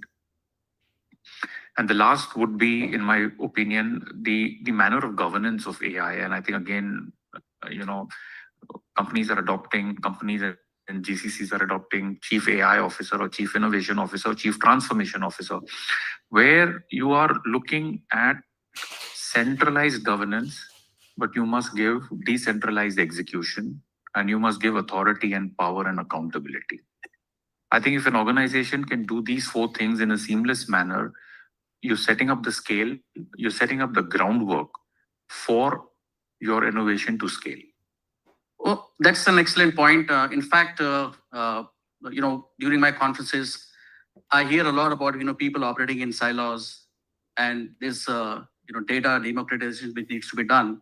I will come to you, Sharang, on my next question. So, according to you, what do you think is a real barrier right now across the GCC? In order to scale the AI technical capability, is that a challenge, or do we have autonomy from the headquarters, wherein they are kind of trying to control? Because not many people actually talk about the autonomy from headquarters. Got it. Good afternoon, everyone. Thank you for having me here. Been a real pleasure. So, very interesting question. I'll answer it in both parts. One in terms of scale of AI, and the other is autonomy. Scale of AI is very overlapping with what my colleague Sandeep said and what the other panels also said, where you need to have a governance around it. I've had experience where somewhere a company is doing supply chain has its own AI is piloting somewhere. IT has its own AI, finance has its own AI, and teams are piloting in their own ways. While that is good, it encourages people to try things of their own. There is no centralized governance. What is being successful? What is falling off? Where are the investments not going the way it is? So, in terms of scaling, if there are many GCCs or GBS centers around the world, you can't have an India first strategy only for AI. I mean, you of course can, but it needs to trickle down that how and where are we implementing use cases. So the governance format that has worked is bringing leaders into the room, identifying your lowest hanging fruits with highest ROIs, doubling down on them what use cases are, and then piloting it for 2 to 3 months, and then looking to see what kind of impact has been coming. So unless you have a trickle down layer of use cases across functions, across the enterprise, governed by a central team, it need not be a CEO, but it can be a business transformation arm, can be a AI COE. That is a mechanism, an ideal mechanism that can work to scale. The second point was in terms of your ownership. Well, I see a lot of GC struggling between having decision power here versus like getting orders from the HQ, and that's absolutely fine. It's real. But the way about is one potential way around it is co-building the strategy along with your parent. Like if it's say an AI strategy, can you look to be part of the discussions where, hey, what use cases are being implemented? Or can you look to be part of the discussions where what technology platform rollout is happening? If you're able to plug yourself in, even if it's in an influencer way or even if it's in a receiver way, that is a start to co-building and owning that, hey, this was discussed at a global level, this is how to implement it. Because if you're only at the receiver end, then it might be tough to communicate the message also to the team because you've only received it and not co-created it. So that's how I would put it.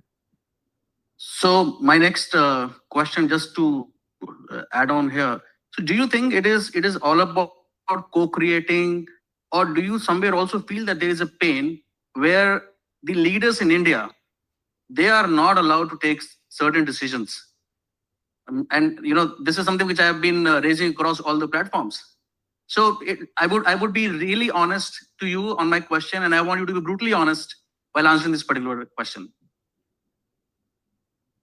I think there is sometimes a sense of trust or insecurity from the parent that can come in, and it's absolutely fine. It's human or natural because they're also piloting or doing and experimenting with something like that. And what GCCs go through is a maturity curve of building trust slowly. It's not, hey, now you do that on your own and it's done. It's slow proof of concepts or slow proving that, hey, now you've done L1 support, now maybe you can do L2 support. Hey, now you can start to develop and start building products together. But it can't happen like a big bang. Very few companies do the big bang, and the big bang mostly happens with service providers like us because we've proven some concept or some areas like, hey, now build a GCC and do like a BOTT. But if it's a GCC, it happens slowly, and that's how the journey and the curve is. Like Target is a great example of starting small, but then eventually becoming a second headquarter of the company, where the company cannot now function without the Bangalore center. So it's a great case study, but yeah, it's slow proof of points and then eventually reaching there. Yep. So, for years, the success matrix of any GCC was always considered to be how cost optimized you are. And there was always a push. I still remember when I started off in 2000 with Genpact. That time people used to say, we are only talking about what is the cost per seat, what is the calling price, hourly rate and things like that. But today, now we are talking about transforming into value creators. Now, my view is, since I interact with a lot of GCCs, right? I mean, on various platforms, we talk about innovation, we talk about creating value, but our mindset is still the same. We are still operating in cost optimization model, right? I want you to, throw some light on this. What concrete enterprise metrics actually differentiate or demonstrate that the GCC is actually now migrating from cost optimization hub to a value creation hub? I think it needs to be very specific in terms of value creation, very broad term, right? Like, and I want to give examples here. So a tire manufacturing company, for example, we don't know the tire industry as much, but tires need to be developed. About 600 odd tires are developed every year because of rubber component or any sort of like the material in it, what goes in it, and the efficiency of it, temperature and humid condition, etc. So what a GCI node did is created a platform for R&D and modeled these factors, weather, rubber, the metal, the durability, etc., to identify how do you build the next tire faster, and they got the time down by 50%. And that's directly influencing your business outcome. You can launch 2x the products that you want. So similarly, I know another chemical company that's put an AI platform for R&D where 30 terabytes of data went into the platform so that the next molecule to be discovered can come in faster because of AI modeling. And that's shown like 30% faster R&D. So there are specific pockets of examples where you can influence a potential new product development, or for example, using data to make better sales. For example, I know a client which is looking at, hey, my production data is sitting in my manufacturing system, like how much factory stock is available. And my finance data or what sales distributor data is sitting in my, say, SAP or ERP. Can you use two of the data and tell my sales guys what will sell to whom, where, and push sales? So that kind of project. So you're directly influencing business outcomes from India through these small projects and wins. So that is value.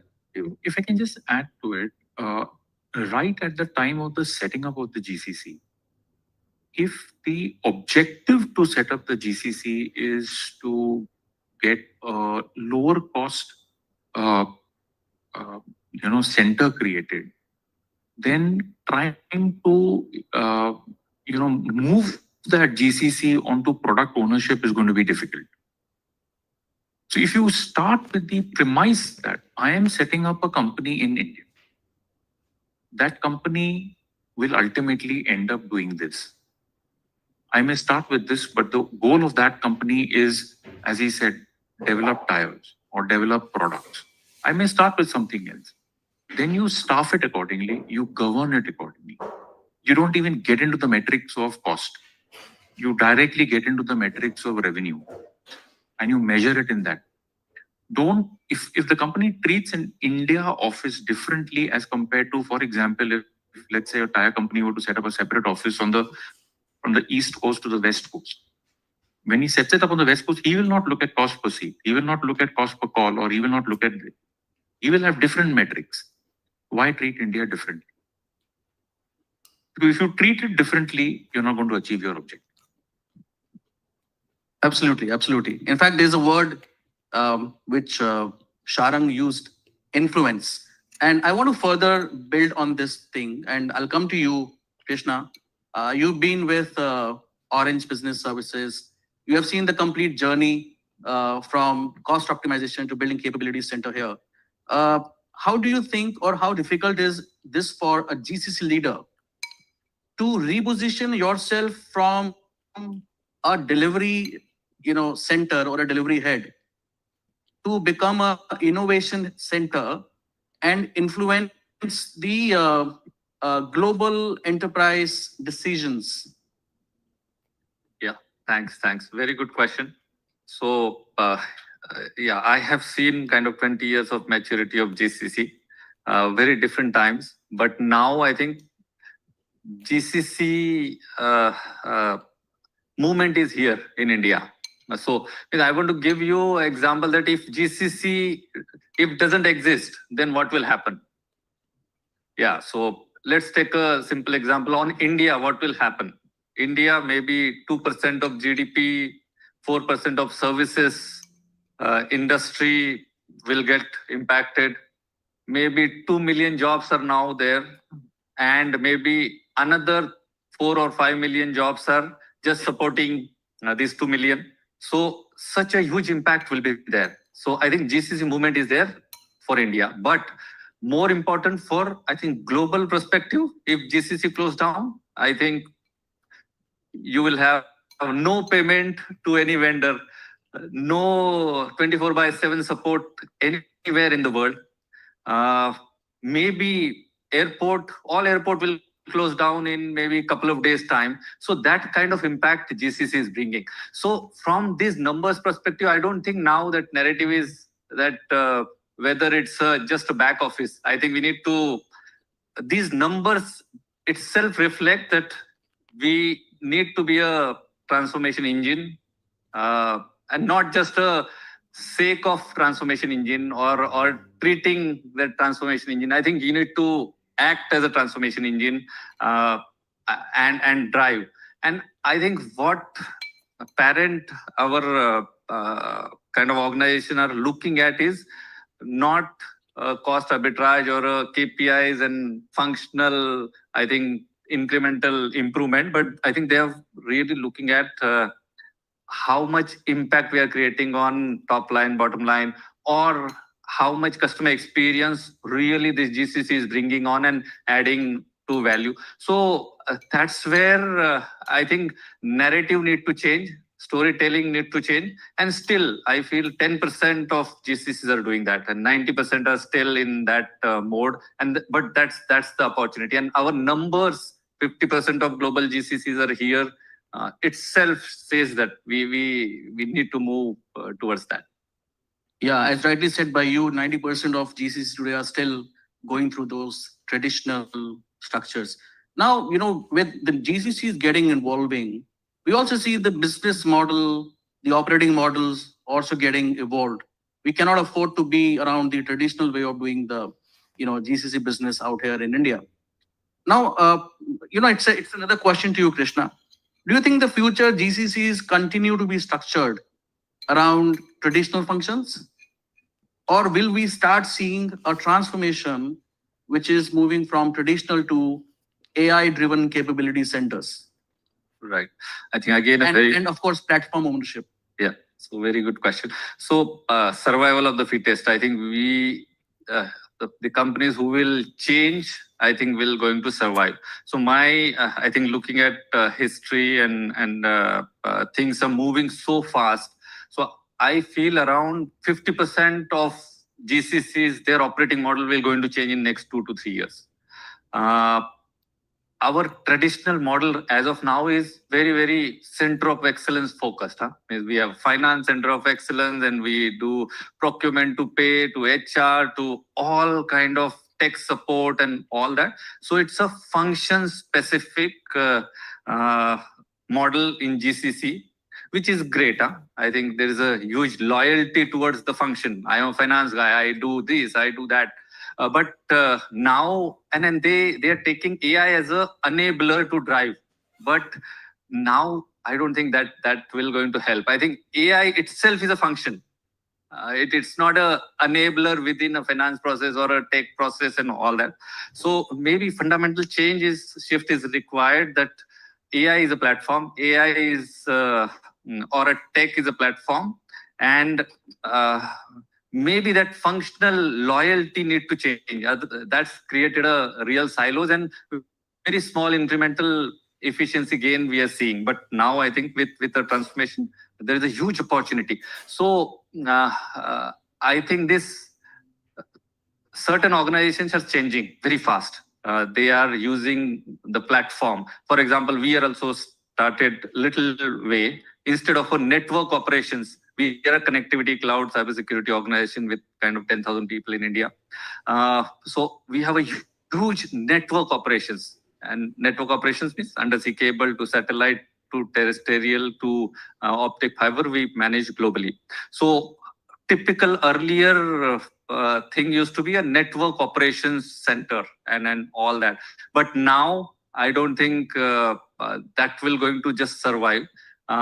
So thinking is instead of a ops, maybe a platform which will help organization to buy how much connectivity you need, how much compute you need, what all things you need, and then you do it yourself. So that kind of plot happening. So which is completely changing your functional boundaries. So that there is no knock or sock and all that. So from that perspective, I think platformization will definitely going to be the case, and all the center of excellence will go away, and then new kind of AI is a function, and then finance can use it to transform by 40% gain, HR can use, tech can use all that. So I think that transformation, I think some companies have started adopting and then seeing a great benefit in it.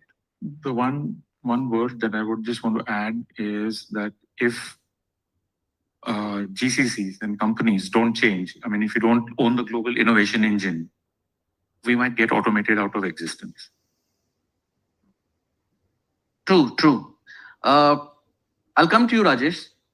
You've been part of this journey with CrowdStrike from $250 million to $20 billion company. I want to have your thoughts on this. Are GCCs prepared to take the ownership of Global AI Center of Excellence in India? Or maybe take the ownership of platform engineering mandates or enterprise automation? What's your thought on this? First of all, good afternoon, guys. My name is Rajesh Menon. I represent CrowdStrike. It's a cybersecurity organization. Well, the AI wave, if you notice, we've said it infinite number of times within the same room, right? And apparently, I think everybody's pretty much basking on the thought process of let's move it this way, and AI is going to be the game changer for all of it. But if you dig deep in reality, sounds very aspirational. Wants to have a prefix or postfix of AI into what they're currently doing as an organization. But honestly, we feel good about the fact that India is going to be the GCC center, the hub, which is going to be really creating huge value propositions and the kind of jobs we're looking forward to. But are we going to be really making an impact with AI? I think we're quite far away from where we are, to be honest. There is no unified model of GCC going on now. I mean, if you look at it, they're in so much of different brackets where few of them are still moving away from a business services to capability services. Few of them are already claimed to be innovation centers. GICs, they've gone forward to that. But how much of AI is going to make an impact? I mean, if you give a dipstick check to understand, there was once a movement called transformation. Everybody wanted to use transformation. Everybody wanted RPA, robotic processes, MLs to be part of their GCC process. But then relevant, it's not quite there. And GCC have survived in that. So I think AI model is definitely a conversation everybody wants to underline with how their GCC operations needs to work through. But it's a far-fetched reality as long as everybody defines what they really need. And most importantly, AI now is very theoretical. Everybody's talking about AI, but what can AI do and how much is going to be tailor-driven for each of the GCCs and where the models are? It's yet to be found out. I mean, we don't have one ERP system which all of us work. There's someone on SAP, there's someone on Oracle, there's someone on legacy NetSuite. You never know how these going to change. right? And the fundamentals, if you're not getting your platforms right and the fundamental thought process, AI makes a big difference. I think it's more about understanding what AI can do than saying that let's all become part of an AI. Very true, very true. In fact, to ensure that we have AI-led GCCs, we need to get the platforms right. And the most important aspect is we need to get our workforce strategy correct. And I think if as an organization we fail on the workforce strategy, or we are not able to build the kind of talent which is required to build AI-led GCCs, then I think that's where we are going to lose the bus. I'll come to you, Sandeep. We are all talking about the AI impact. Not all enterprise functions are moving at the pace that they are expected to be. But I think at this point of time, the talent transformation remains a common challenge across all the GCCs. When we interact with a lot of GCCs, most of the time we talk about the skill set. How do we build your skill set? What's your thought on redesigning the complete GCC workforce strategy to make sure that we have the enough talent available, we have the right kind of people, they understand the job, they understand what are the expectations from them, and they build a AI certified or unified GCC? So I think the war for talent is there, it's real. But at the same time, I think what all organizations should do is to provide a significant amount of context and clarity to every one of its employees. If every one of the employees understands the purpose behind why they're doing what they are doing, the implications of what will happen if they don't do it, and what will be the impact to the P&L of the client, not just the client, but the client of the clients, it's only then that there is a significant amount of purpose that is built in. AI fluency is one part, but data ethics, risk is very important. Again, I think Manish spoke that if some persons do not need to have access to data, then the output so generated by agentic AI also should not be accessible to them. Therefore, training not just engineers, but I think every individual who's working in the organization on the power of AI, how to use AI in your work, and what are the pitfalls of AI is very, very crucial to ensure that you train your existing workforce into being better versions of them. The more the CEO or the seniors support the cultural alignment that AI will not take your job, but it is there to help you better.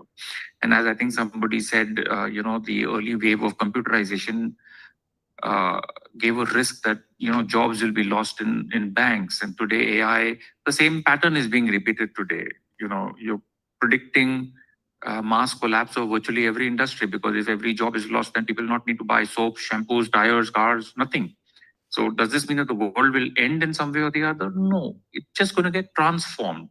So what you need to do is to have the right attitude and train for skills. I think that's really important. Get the people with the right attitude. You can always train them. Thank you, Sandeep. You made a very good point.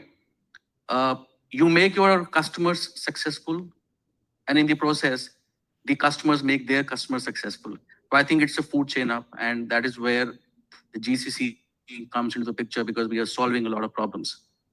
Coming to you, Rajesh, since you have been with CrowdStrike, and I'm sure you have experienced this thing, do you think upskilling the existing workforce is a viable option, or do you think we need to look at options wherein we can have deployment-ready AI talent from external authorities or organizations? See, upscale is every time. It's for relevant, right? You have to do that. But then if you look at how this needs to really make an impact within the organization, one, domain expertise is extremely important. You can't make do without it, right? So whoever's learned what they've learned so far, that's going to stay relevant. But alongside, if you're not scaling with what's the latest technology out there, and if you're going to be doing repetitive workforce, I think it's not sustainable. And that's where, you're talking about data analytics, financial analytics, compliance AI analytics is extremely important. And that becomes a part where someone who understands domain expertise and comes into the organization, understands what AI can make an impact, what it can form as a catalyst, and how it can enable your output, which is going to be more efficient. Like you said, we talk about cost arbitrage, but cost arbitrage has moved to a point where it's ROI now. So it's about how compliant, how efficient, how less redundant, and how fast you're going to be, turning out your operations. So you're moving away from mass to better skilled, high proficient workforces. And so I think it's a combination of both. Someone within the organization has to upskill. You need to understand what's there. Anybody who you're hiring as a data engineer or agentic engineer has to come in to understand what's needed out of them than just a plug and play format, which is never going to be sustainable. Interesting point. So while, there are certain things, in a GCC, there are two spectrums to it. One, which is in our control, another one, which is beyond our control. So upskilling the people is definitely, part of our workforce strategy. We can always control it. We can have people skilled on various things. But the other part is more painful. Attracting and retaining that AI talent, right? I mean, the kind of attrition that we see in GCC is very high. So I want to come to you, Sandeep. What are the hardest challenges today that you see in a GCC in order to attract and retain this AI specialized talent? We saw this problem during the, I think, COVID times, where from a digital transformation perspective, the kind of attrition that was there on IT folks had just gone sky high, and people were just demanding obscene salaries and being very ruthless about it.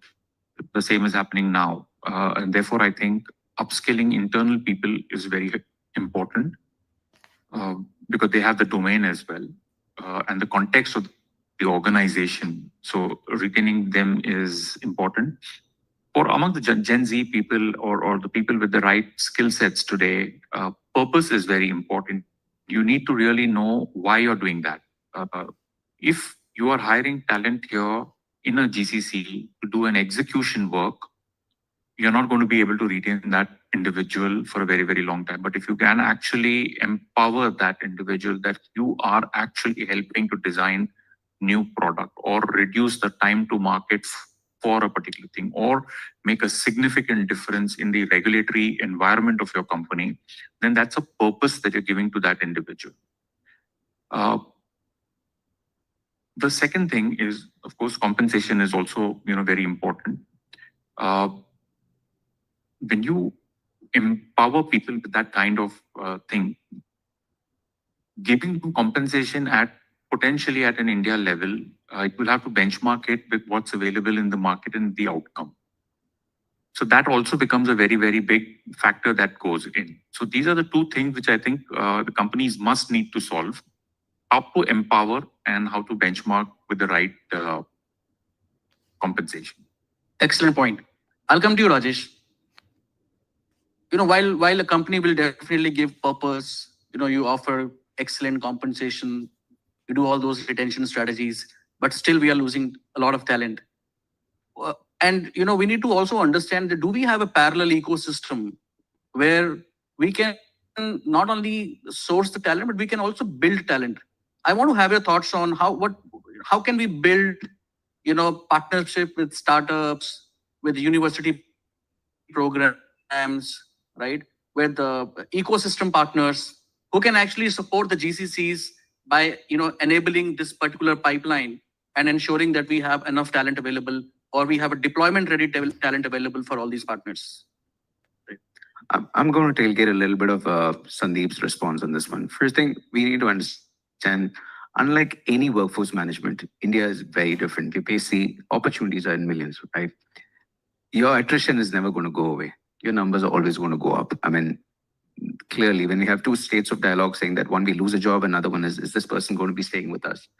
You're going to find attrition. The more growth, everybody wants to have the most well-known person in the organization to move around. So that's going to be a part of it. While we do that, how do we back it up? I think retention is one way of doing it. You can have compensations, you can upskill them. Promotions happen, it's supposed to be happening in India more faster than any other work globally, anywhere else, what people understand, and that's also retention.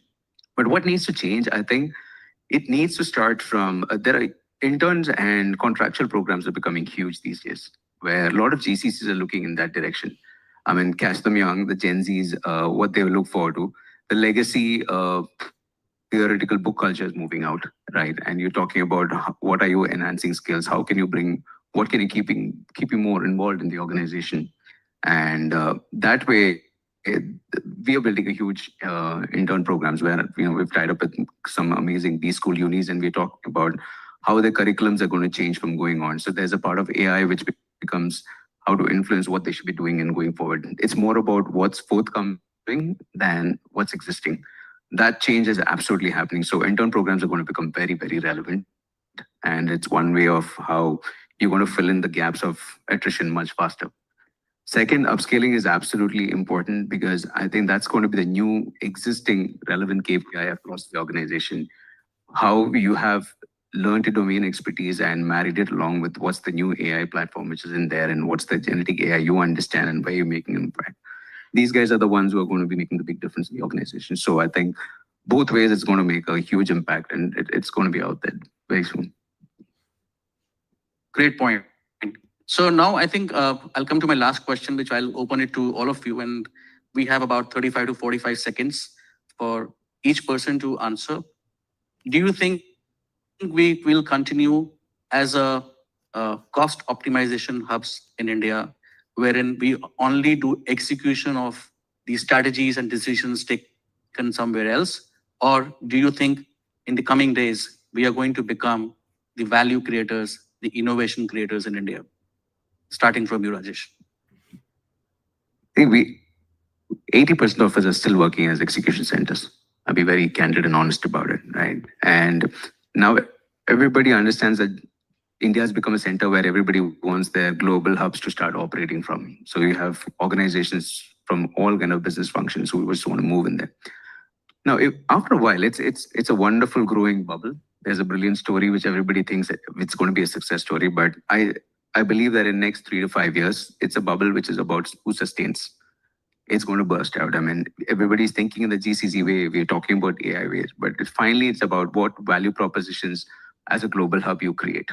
And if you're not creating that and you're not adding back to the business, and if you're just going to retain to be a back office, middle office operation center, I think it's not going to be that. Because anybody who's talking about GCCs, there is a huge conversation among our people saying that, I have a 500 member GCC, 300 member GCC, not sustainable. I have an efficient GCC which is making an impact where we make decisions and we add to the business. They're going to go a long way. I think they're the ones who are going to, they're the game changers actually on the GCC level. Sharan? I think it's a good question again.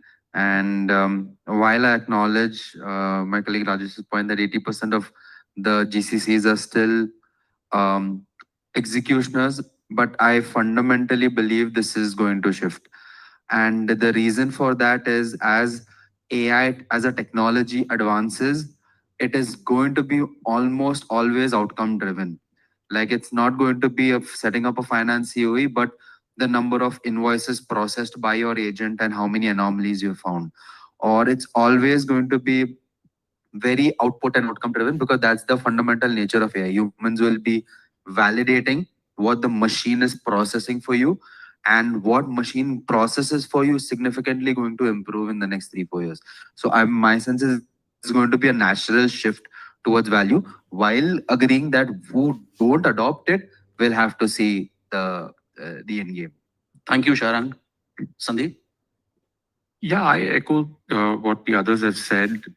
With AI, the cost arbitrage and distance becomes irrelevant. It's all about ownership. It's not about who designs the AI. In India, we have to move to designing the kind of problems that AI will solve. If we cannot become the global innovation engine, as I said, we will be automated out of existence. If today 80% are, or 90%, as I think somebody mentioned, are still execution, by 2030, you're staring at those many GCCs being shut or being, as I said, automated. You've got to move. You don't have a choice. The faster you understand, the global HQs understand, the better it will be. Else it will be trouble. Thank you, Sandeep. Krishna? I just want to echo what just mentioned. But I have seen a trend that last maybe 15, 20 years, the strategic roles and important decision making was not there. But last 2, 3 years, I think that shift is a significant shift. Even I have observed in our organization. So I think that will change significantly. And obviously, we can't be just a delivery arm forever. So I think the acceleration will definitely be most important now. Thank you, thank you. Thank you very much, all of you. So I'd like to conclude this session. And my view is that in case India has to be front runner, right? We also have a lot of competition worldwide. There are neighboring countries who are coming up as the GCC centers. You'll be surprised to know that there's a lot of investment going on in Pakistan also to become the GCC country. But at the same time, it's important that we start thinking that AI is important. It's a necessity. It's not an option, number one. Number two, in case we have to be the value creators, we also need to understand that AI adoption is very, very important. Third thing, to make sure that we have a complete ecosystem, we also need to have partners with us who can give us skilling, the partners who can give us the advisory services, the partners who can bring a lot of expertise in form of consulting, and the partners who can not only give us the skilling part, but they can also help us get the right talent, train the right talent. On this note, I want to thank all of you for being here, for taking out time to attend this session. Thank you very much. We have time for one question. Anybody would like to take the question? Yeah. So as you know, the theme is AI for Viksit Bharat, right? So my question will be more on we have all been talking about value creation. So let's say as a GCC in India, right?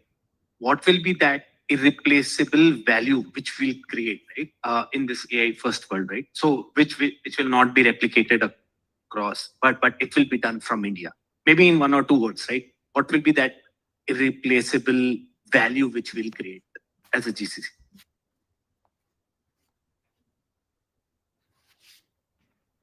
Maybe I can just chime in on it briefly. So we don't see a lot of product companies for the world from India, right? Yet there are a few, very limited. But as more GCCs evolve, as more ownership comes here, as more products are supported here, built from here, you will see that talent pool will get so much better understanding of how the world runs and how global products are built and owned and integrated, that the next generation of global product developers or startups might come from GCCs because of this. So that's one irreplaceable value I can think of, say 5 to 10 years later. Add to it, building that ecosystem is very important. So, when a car manufacturer wants to set up a factory, you will always find that you will have a tire manufacturer close by, you will have all the equipment manufacturers close by, because that's how the whole ecosystem is built. So along with R&D, along with product design, the entire ecosystem of staffing, of research, of payments, everything, if set up in a very, very, interlinked manner, that ability to deliver value to the ultimate end client, would be probably very difficult to replicate because of the kind of scale that we have. But so I'm going to give you one more on that one. I'm just going to wrap this past. But if you look at it, why India is a GCC hub? If you look at it, there's no other country we're talking about. Yeah, everybody wants to be part of the story. I think one thing which is going to stay very relevant is we're going to be having products, organizations which are going to be working, doing things, expectations much faster, turnarounds. The only place which we really dynamically we can adapt fast and we can upskill is in India, if you look at it. And I'm very strong about that thought process. If you look at it, we're talking about 1,700 GCCs which are there. By end of 2030, we're talking about 2,500. We're already talking about a 240 billion market. These are just not projections. These are absolutely relevant, which are going to be there. It's going to turn around in numbers. So that way, what's going to stay relevant is we're going to be ahead of pacey about the rest of the world. what we can do. I think what we can learn up and adapt is going to really remain. So that's going to remain. I mean, data centers, technologies will change. We'll move away from financial centers, but a lot of that is definitely going to make a difference, but we will be ready for it. Thank you. So product first, and then creating an ecosystem and learning and upskilling. That kind of resonates with us because Regenesis has been like in the upskilling business. And one point is, the parent countries, they need to start empowering leaders in India because that's where the challenge is, right? I mean, we have a very strong leadership.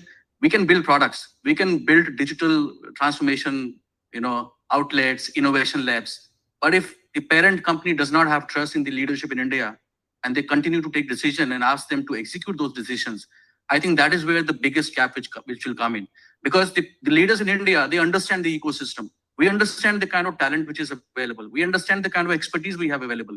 So they will be able to stitch the story in much more effective way rather than somebody sitting in a boardroom there and trying to make assessments about the Indian ecosystem. That is my submission. Thank you very much. Thank you very much, everybody. Thank you. Thank you. Thank you, Sachin, for the brilliant facilitation, and to our outstanding panelists. Thank you. I'd like to call on Dr. Marco Sharavanya, Chairman of Regenesis Group, to come and felicitate our speakers. Thank you. Thank you.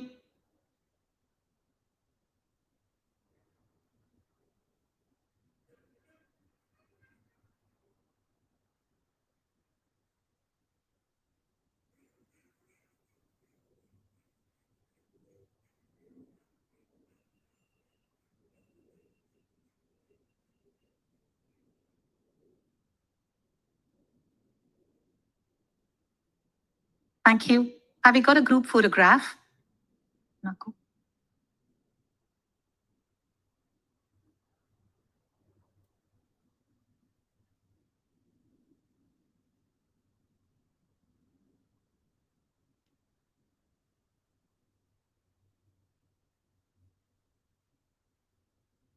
Thank you. Ladies and gentlemen, as we move forward from an engaging discussion on the evolving role of GCCs and moving from a center of excellence to an innovation center, it's my privilege to invite Mr. Praveen Singh, Managing Director, UPICon, to the stage. An alumnus of IIM and a respected leader with over 25 years of experience, Mr. Singh has played a significant role in strengthening business portfolios and guiding organizations through growth and transformation. Known for his strategic vision and fresh perspective on enterprise development, his leadership reflects a strong commitment to progress, purpose, and long-term value creation. We are truly honored to have him with us today. Mr. Singh, may I request you to please share a few words? Thank you.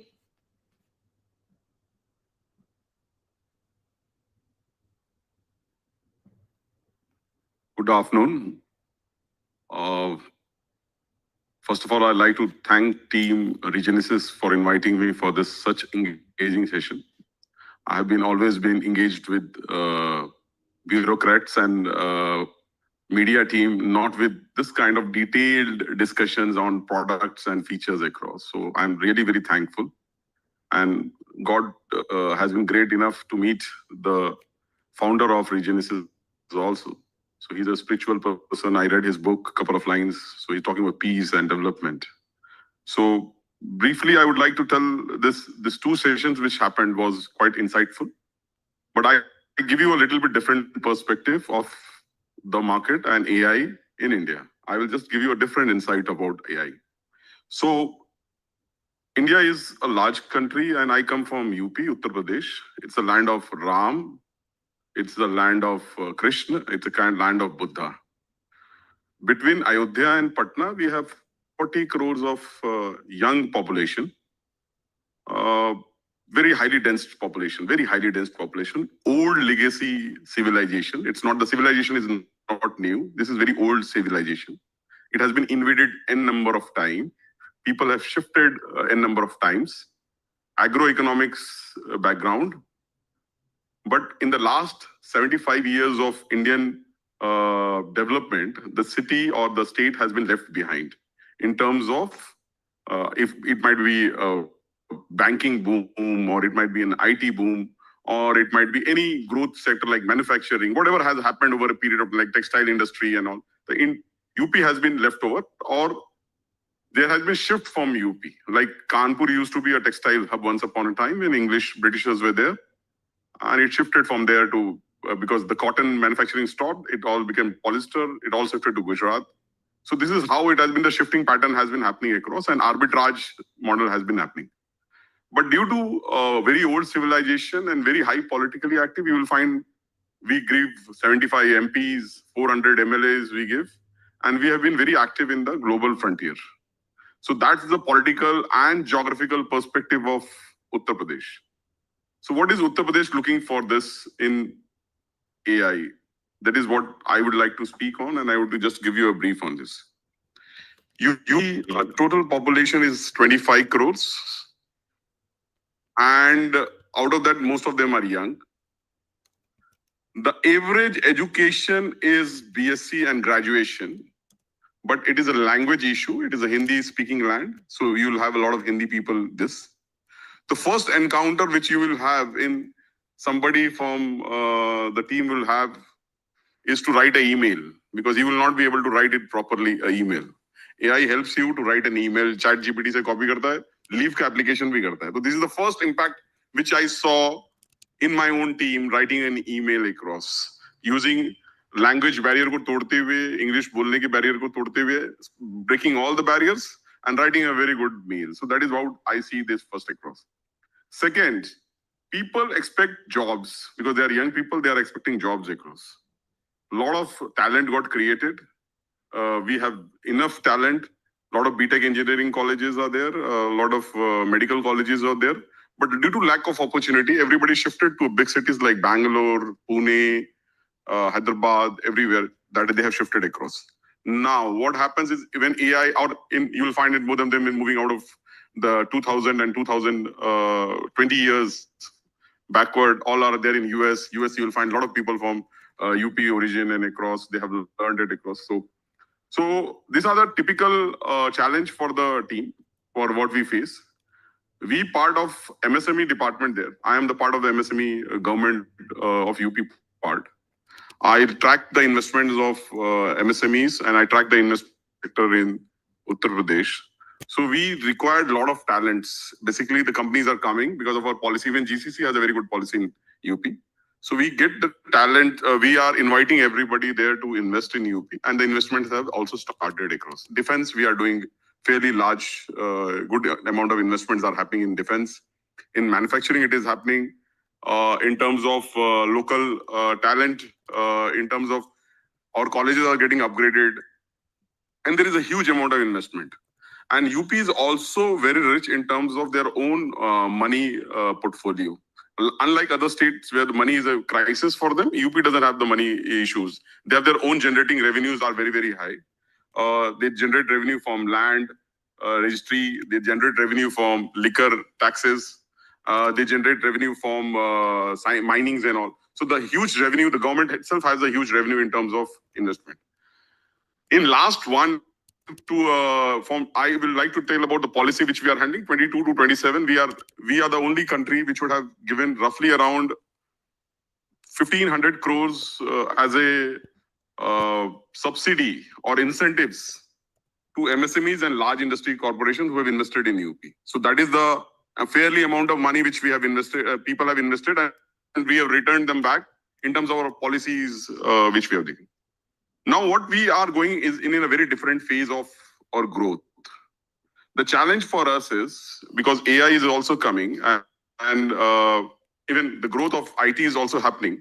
So we are moving into a different phase of growth, which is where a young guy needs a job or a work. And there where we are getting a help from AI, we have a lot of media content creators.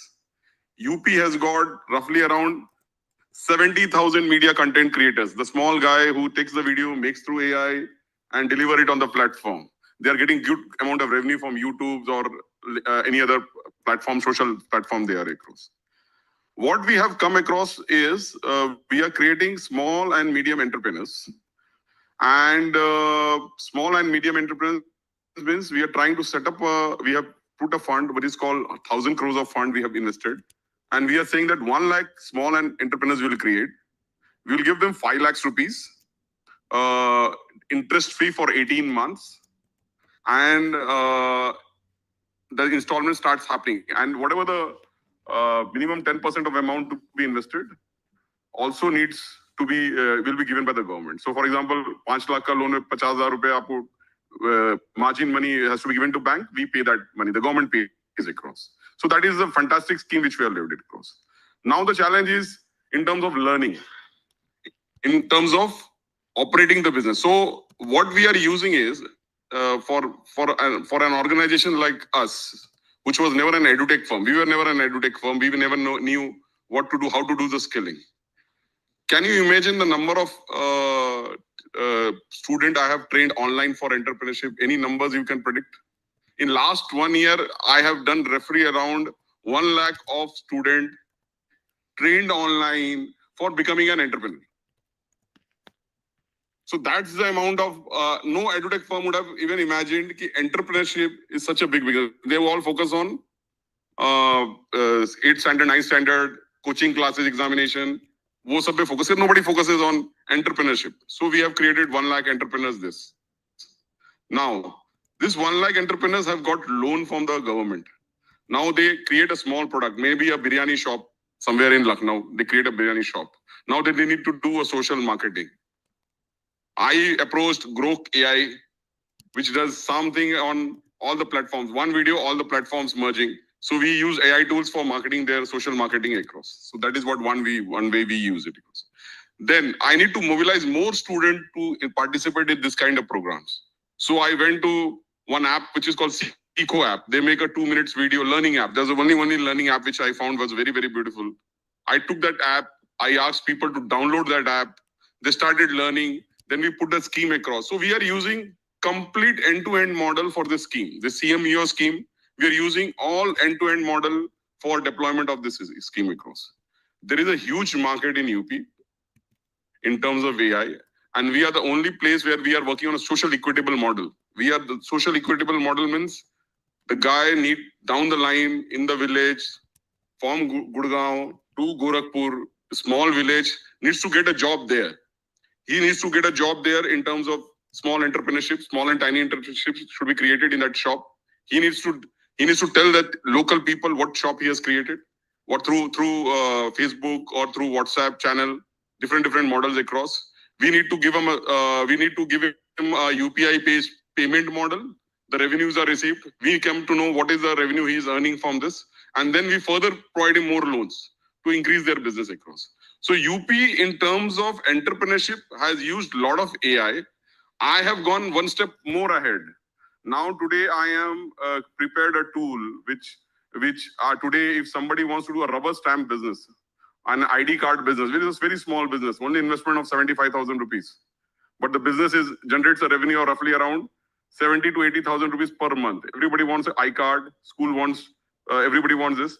I can go prepare, through Claude, I have prepared one model which says that you put all the business case inside this model, saying that what is the cost of printing, what is the cost of the laminate, what is the cost of the printing, what is this. So we create a small simulator-based model for learning the products. We have created a profiles. We are doing a simulator-based model where a person in Hindi just puts what their requirement is, what the market is, how much they want to do the business, what is the kind of investment, and they come to know with a complete business case. So there is a business case, we require a CA. Today, we don't require a CA. Through AI, we are using it. We are making a tool. We are giving it to this. So this kind of model do exist in this, and AI has helped us a lot. And let me tell you, we will do a quantum leap other than any other state, rather than, and let me also tell you, the number of users of ChatGPT and number of users of all other app in terms of AI is much more higher in Uttar Pradesh rather than any other region. Again, it has been underserved. It has been underserved. It has never been served. And people don't look beyond a model of cities. So everybody, like even if you look at banks have hugely failed to reach the interior parts of this across. Even the government banks do reach because that's a part of their social obligation. But private banks have failed completely across. So you'll find that we have SBI customers are a huge number. SBI customers, and everybody is now, they know what is called CIBIL score. So they know how to maintain their credit scores so that more credits they can earn more credits. They are serving, unserved market was there. So if you can find PNG jewelers or Kalyan jewelers in some place called Balia, where average CD ratio, we defined our state or region by CD ratio. CD ratio means credit and deposit ratio. If the credit is not increasing in that area, means that area is not doing very well. And the deposit rates in UP across only two districts marks the credit CD ratio. One is Kanpur and one is Noida. Remaining all other districts, our CD ratios are very, very low. Means deposits are very high and credits are very, very low. So we are trying to uplift this. We are creating a lot of databases. We are creating all the right kind of models where we can just increase our credit score. We are asking people to take credits. We are giving them business model. We are equipping this kind of tools. And this is the kind of market opportunity available. The reason I've been explaining to all the people here or the panelists here is the kind of opportunity available in UP is much, much more high than any other places. Second, law and order has also improved very well in UP with Yogi ji being there. He's a monk and he has been well-established model. Penetration, we are giving roughly around, every year we give around 4,000 crores of tablets and mobile phone, handheld phone free for every 12th standard class pass student. We have been doing that. We have started with giving computers to the student who have passed 12th standard. So the kind of penetration of electronic equipments, handheld devices are also very, very high.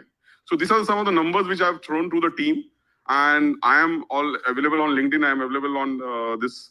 Please let me know if any products, any services can be delivered in UP or you want me to. I am in a market. Your products can reach to us and we can just push in the market. I work as an helping the people to reach the market because it is not possible for me alone or to reach unless and I do a partnership model or I do a promotionship model across. So you are all welcome to UP. And I would like to come there because now you have Kashi Vishwanath, Ram Mandir is there, Krishna Mandir is there. And you know all the algorithm, Premanand Maharaj has got it right in algorithm economy, where even temple economy is also booming across. And UP is investing huge amount of money in temple economy also. So a lot of youngsters are moving towards Dharm Karya and getting their right vibration mode or peace mode across in the mind. So please, you are all welcome to UP. And any problem, any issues, any support, my number is there. Please take care of Regenesis team will help you across. You are all welcome. Thanks. Thank you very much. Thanks for giving this platform.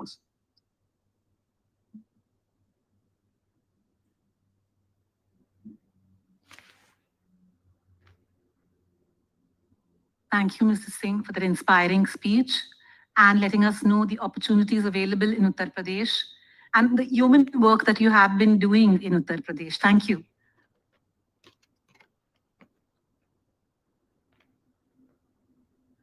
Mrs. Singh, we would also like to felicitate you. So if you could just come on stage and Dr. Sharavanya will felicitate you. Thank you.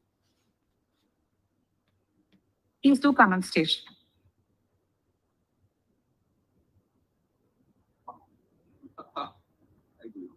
Thank you. Big round of applause.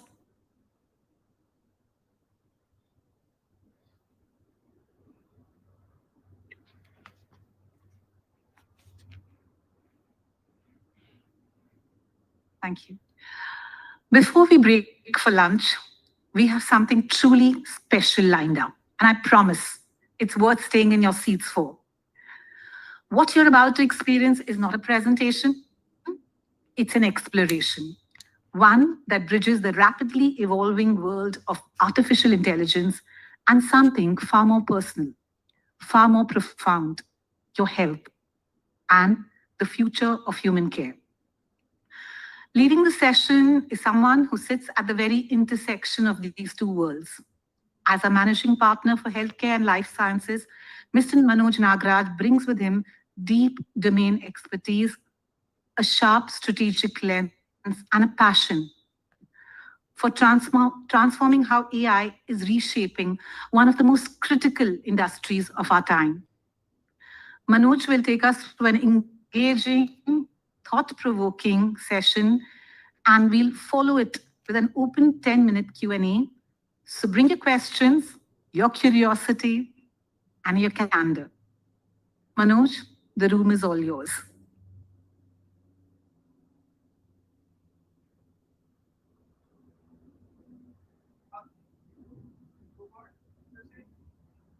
Very good. Okay. So I was told that I have only 15-20 minutes because people are waiting for lunch. So which means I have to make it very interesting. I'll try my best. Okay. So good afternoon, everyone.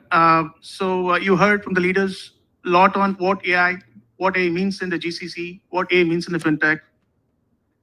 And so I would like to spend some time what AI in action, or through some of the products what we have been able to build with our partners here, and in line with our chairman's vision of democratization of AI in healthcare. So what is our strategy? How we are trying to do this, be it on the urban area, be it on the rural area, access to healthcare. So I would like to spend some time on talking about this. Yeah.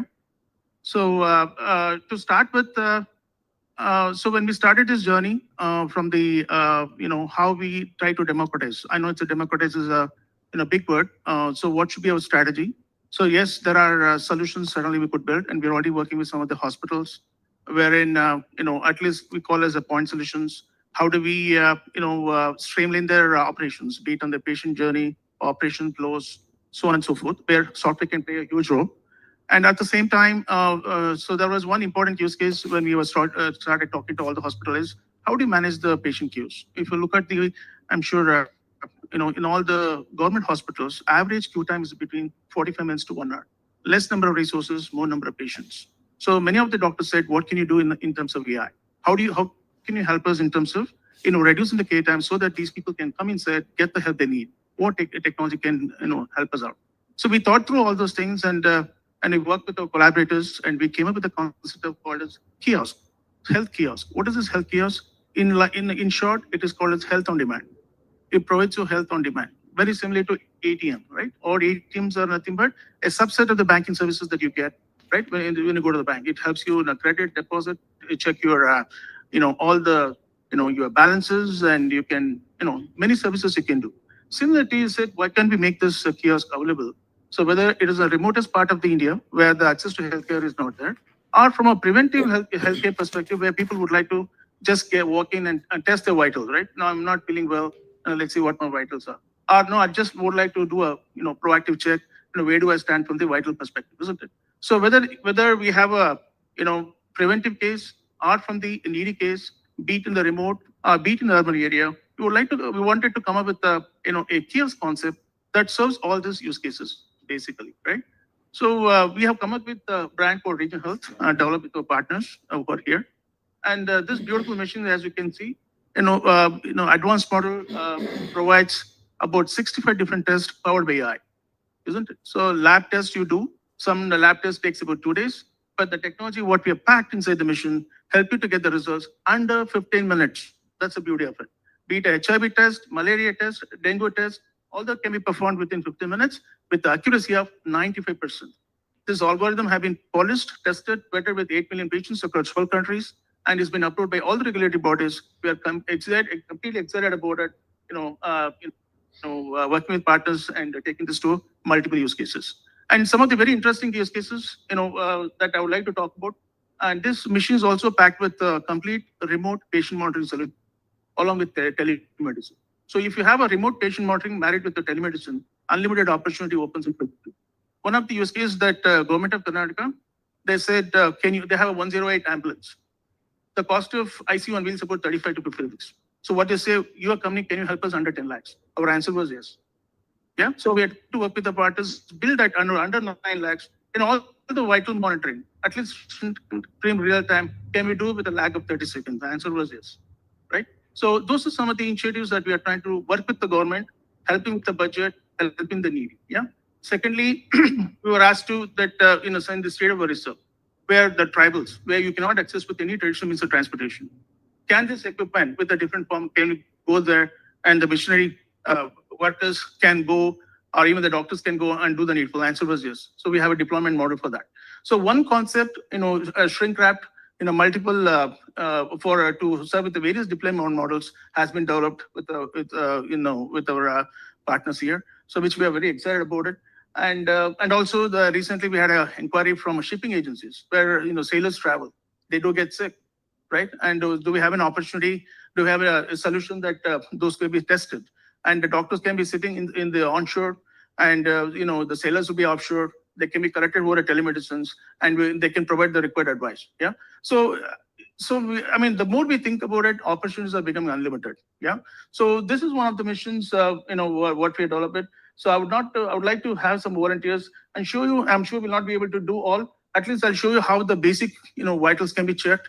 At least as part of the hospitals, where we go for a OPD consulting, a doctor would like to have some basic vitals to be done. What is your height, weight? What is the BP? And what is the temperatures, your SpO2, heart rate, and last but not least, your temperatures. I think these 6 vitals are important for any OPD consulting here. So the doctor can look at it, make informed decisions, and his time taken to do the consulting is also less, right? Let's try to, I'll take a few minutes of all of your time and do a quick demo of it. Can I have volunteers, please? So Nitin is our admin, and there's going to be a patient today. So let's try to replicate. Nitin walks into a hospital. It's called Regenesis Health Hospital, virtual hospital. And let's, so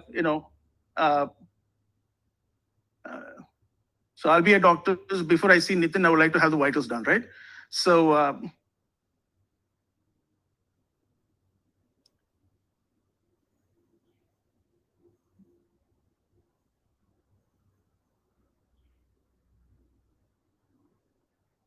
so first we start with the registration. Just like go to any hospital, first is registration. What do we in registration? Personal profiles, health profiles, and also the symptoms, right? We capture all those things, right?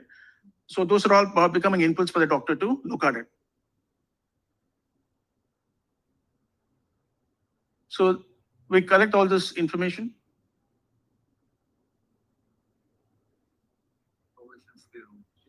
Yes, missions, we have all this data goes into the device cloud.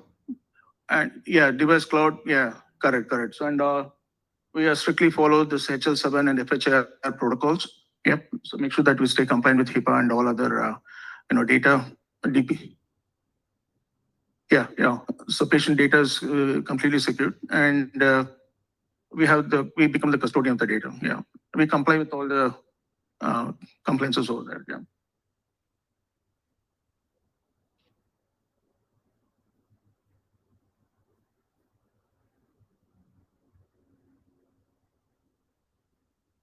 So height. Okay.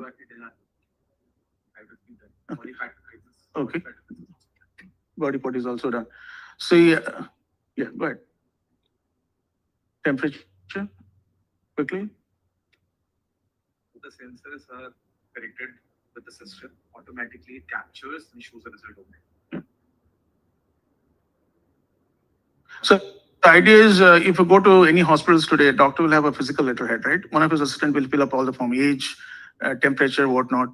And so obviously sometimes the patient has to go to multiple stations, one for registration, one for consulting, one to check the vital before they see a doctor, 3-4 different queues. By the time you already lost 45 minutes. So here, all operations in one place, right? And another modifications of this machines, we're going to have the, printer scanner fitted to it, where all the OPD slip is completely generated. Once the scheduling is done, appointment scheduling is done. So get an electronic copy, you just walk into the consultant room without going to multiple stations. Yeah, with the doctor. This is for the wellness, where corporate wellness can take it. Well, for example, we are installing one of this in all over in Africa as well as in India, where the employees can walk in and get their health check. Yeah. So that is the concept. Yeah. Go ahead. The reason when we so the best part about the system is when a patient goes to a doctor, most of the time 10 to 15 minutes of a doctor doctor has to understand patient medical history, family history, vitals, and then they come up with any diagnosis.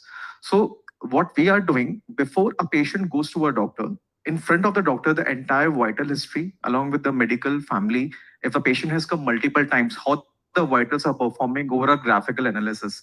Last time their diabetes might be 150, this time it has reduced or it has increased.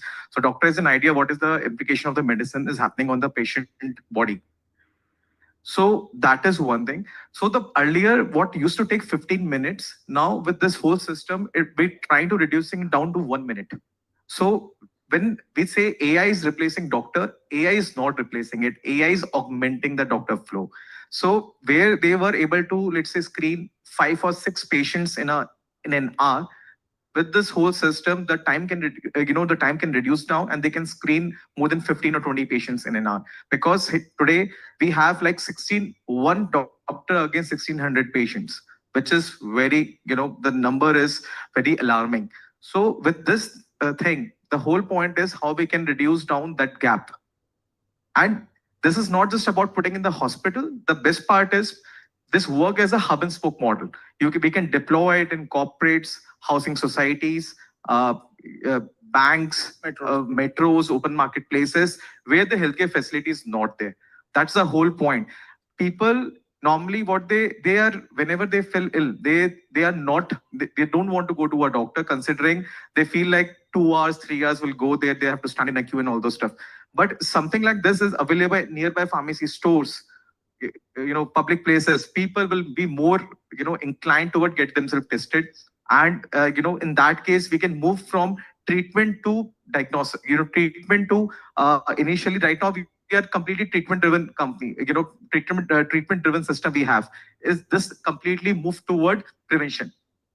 So this will help in moving towards prevention side. Thank you.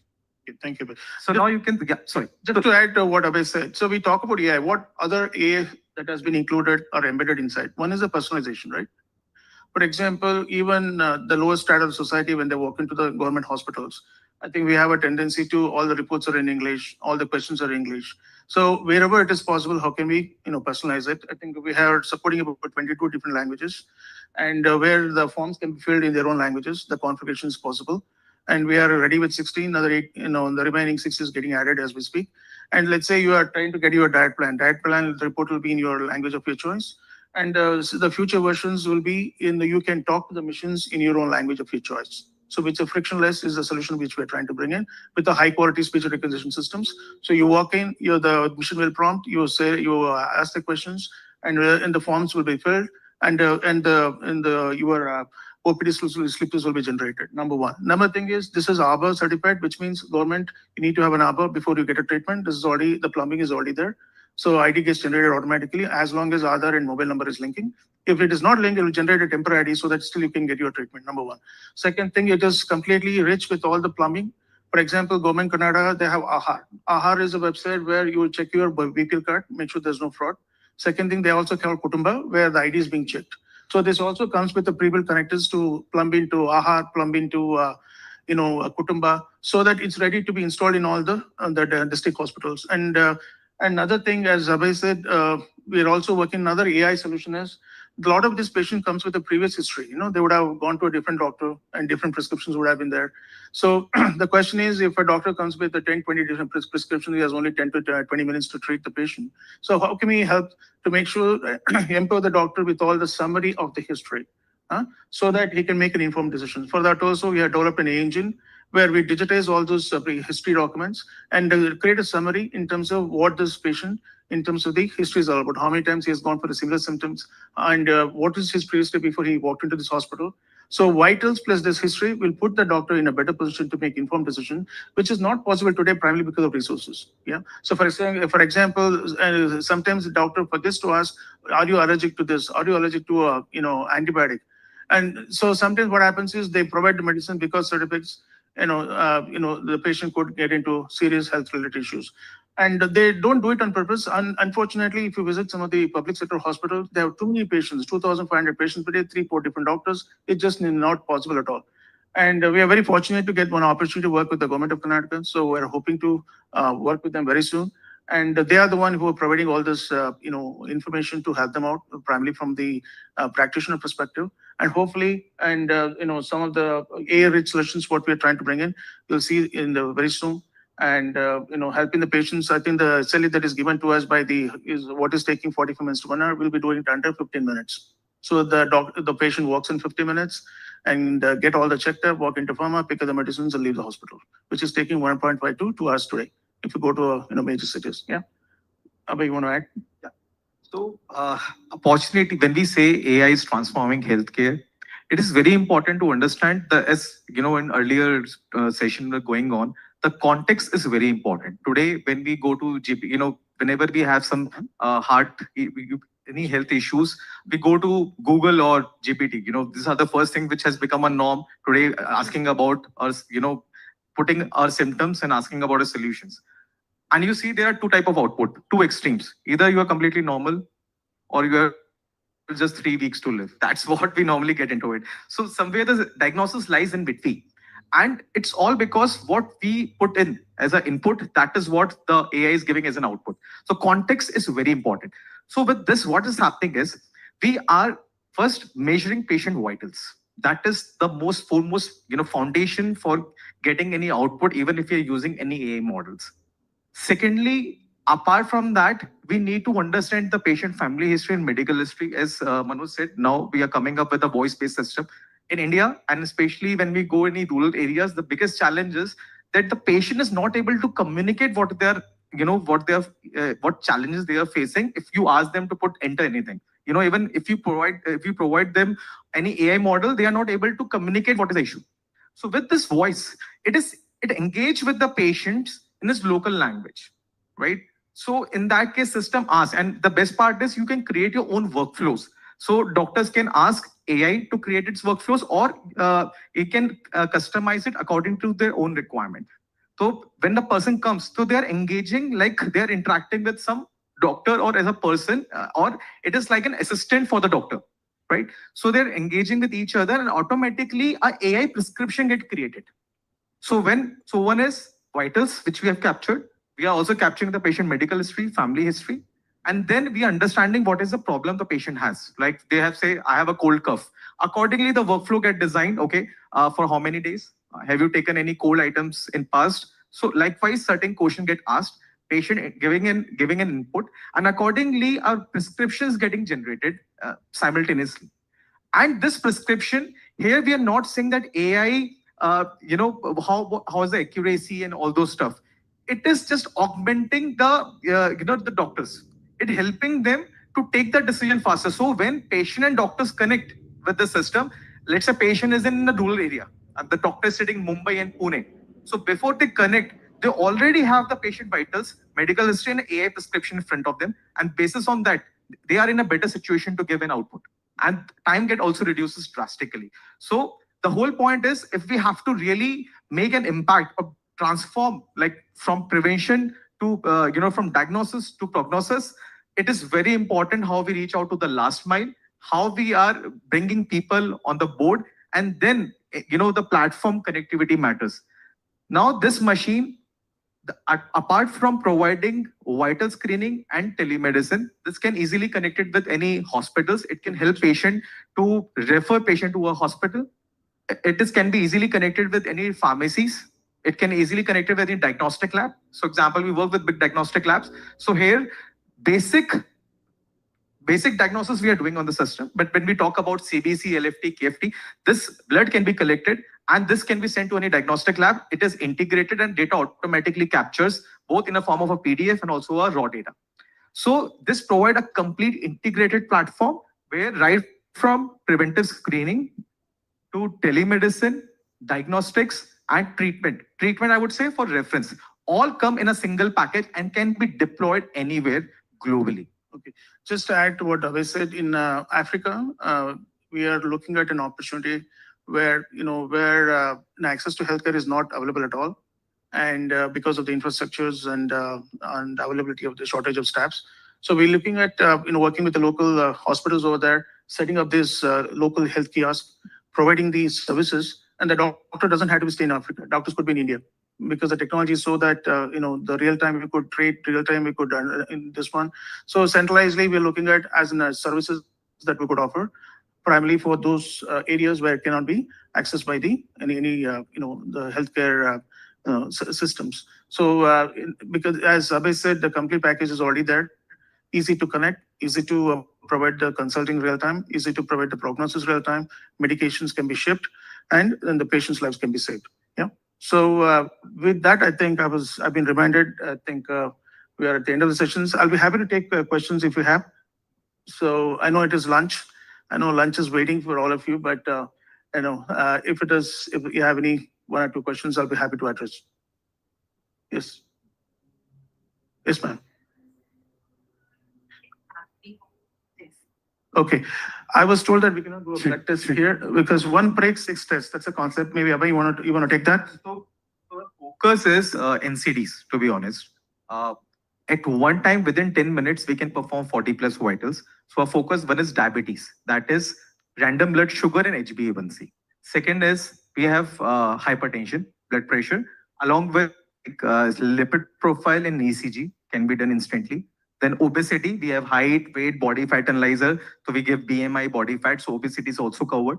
Then we have COPD, which is a spirometer is there, which can do spirometry test and help in, because since pollution has become a big factor, so COPD is nowadays become a norm as part of an NCDs. Apart from this, we also have hemoglobin, which helps in anemia.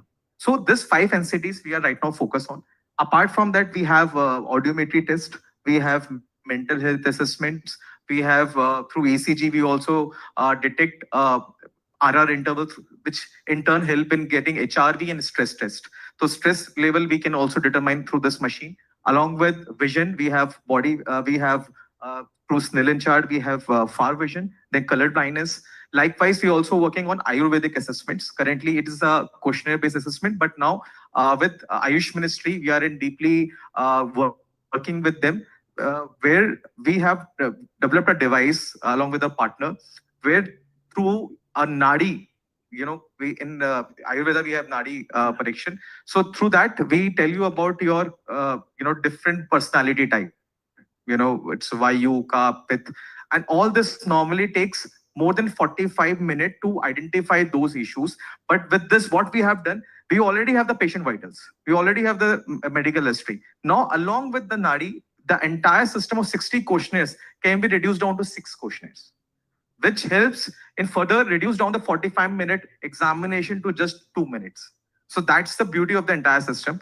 And this further can be plugged. We have an APIs available, can be plugged with any system. So if you, example, for a corporate, you can have a corporate wellness programs. We can help, rather than giving a yearly health checkup, now corporates want, why not we can have a regular health checkup for our employees. So we give a complete dashboard where they can identify how the things of their employees are, how the parameters are moving month by month.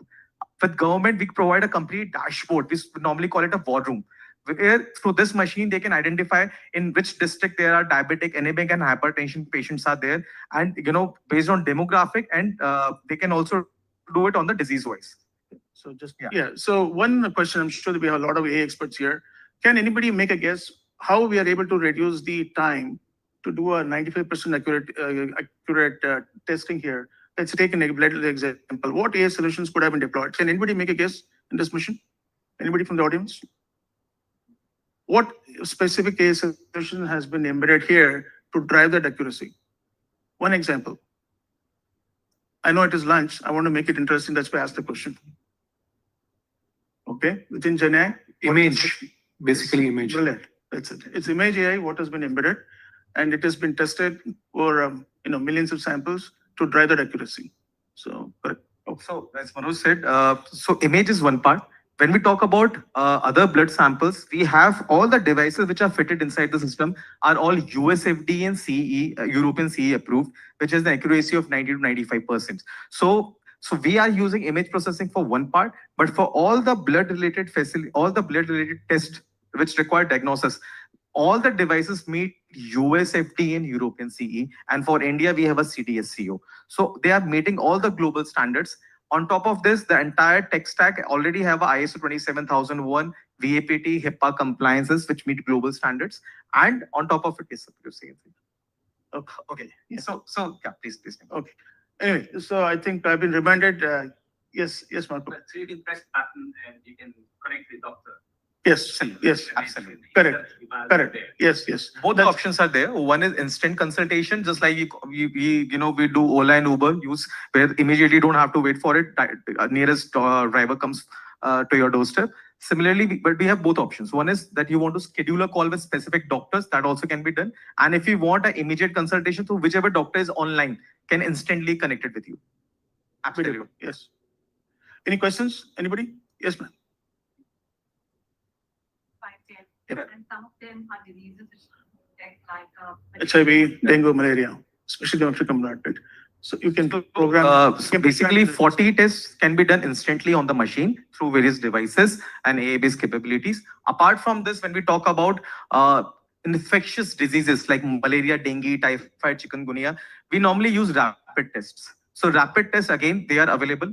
And through image processing, as he has said, we automatically detect those rapid tests through an image processing and automatically the result comes into the screen. So what we are trying to do, we are not trying to reinvent the wheel. We are trying to integrate, come forward and bring an integrated ecosystem into the picture and build an AI on top of it. Yeah. Any other questions? All right. Okay. Thanks, everyone. Thank you. Yes.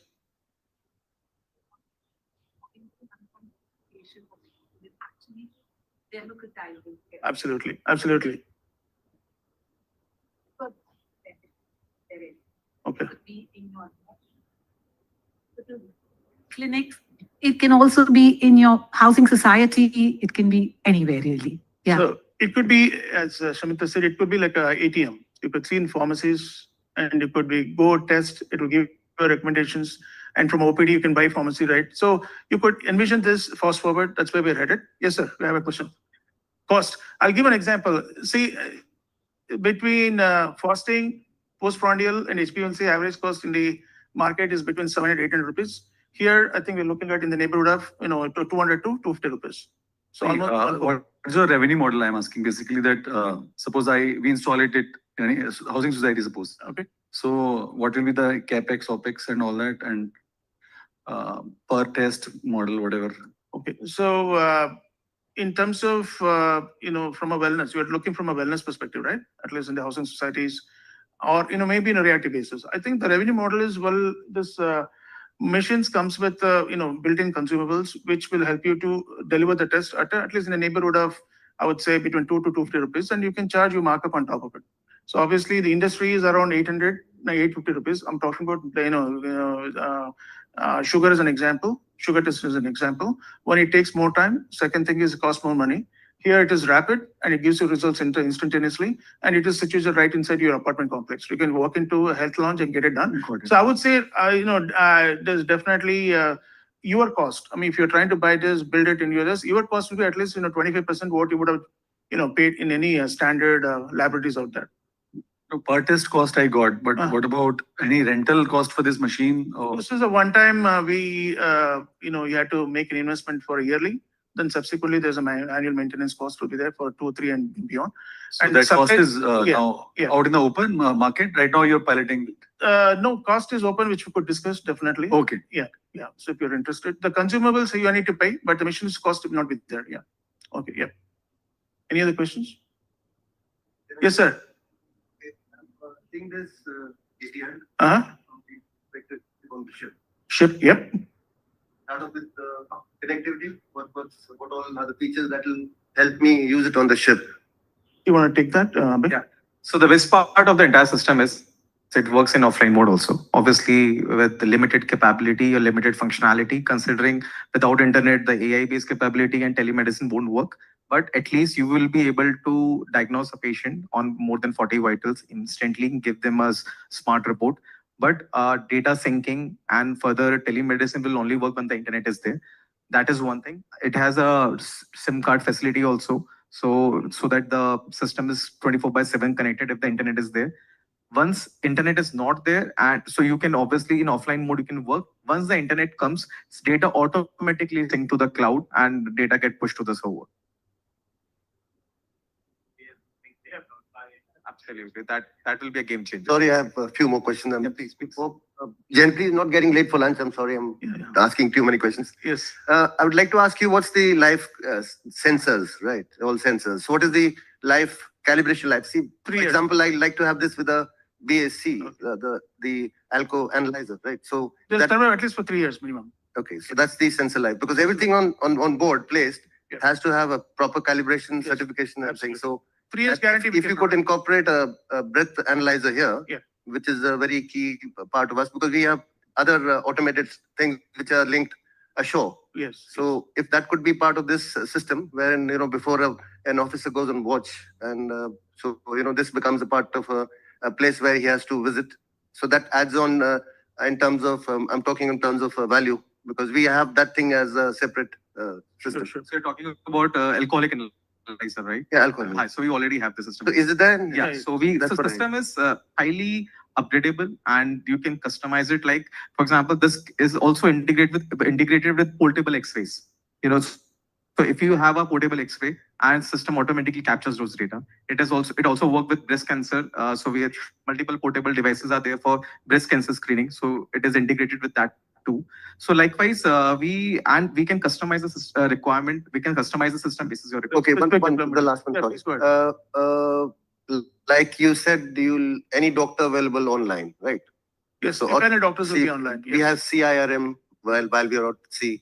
Italy, we get regular telemedical, or our principals are set up with the institute, or medical institute ashore, whom we get. But on this, are you going to be tied up with something, or just an extra subscription? Why I'm asking this add-on? That is already provided. Your doctors, wherever you have a connect, they can be synced with this. So let's say you have somebody empaneled in Italy, and if something happens to your employees, so anyway, whatever the doctors empaneled in Italy, they can come online with all the data. They can provide the no, my doctors are many times not available at night. Okay. So then we have to go to CRM or take a shore immediate evacuation or something like that. But then are your doctors available online, because that adds on to the correct.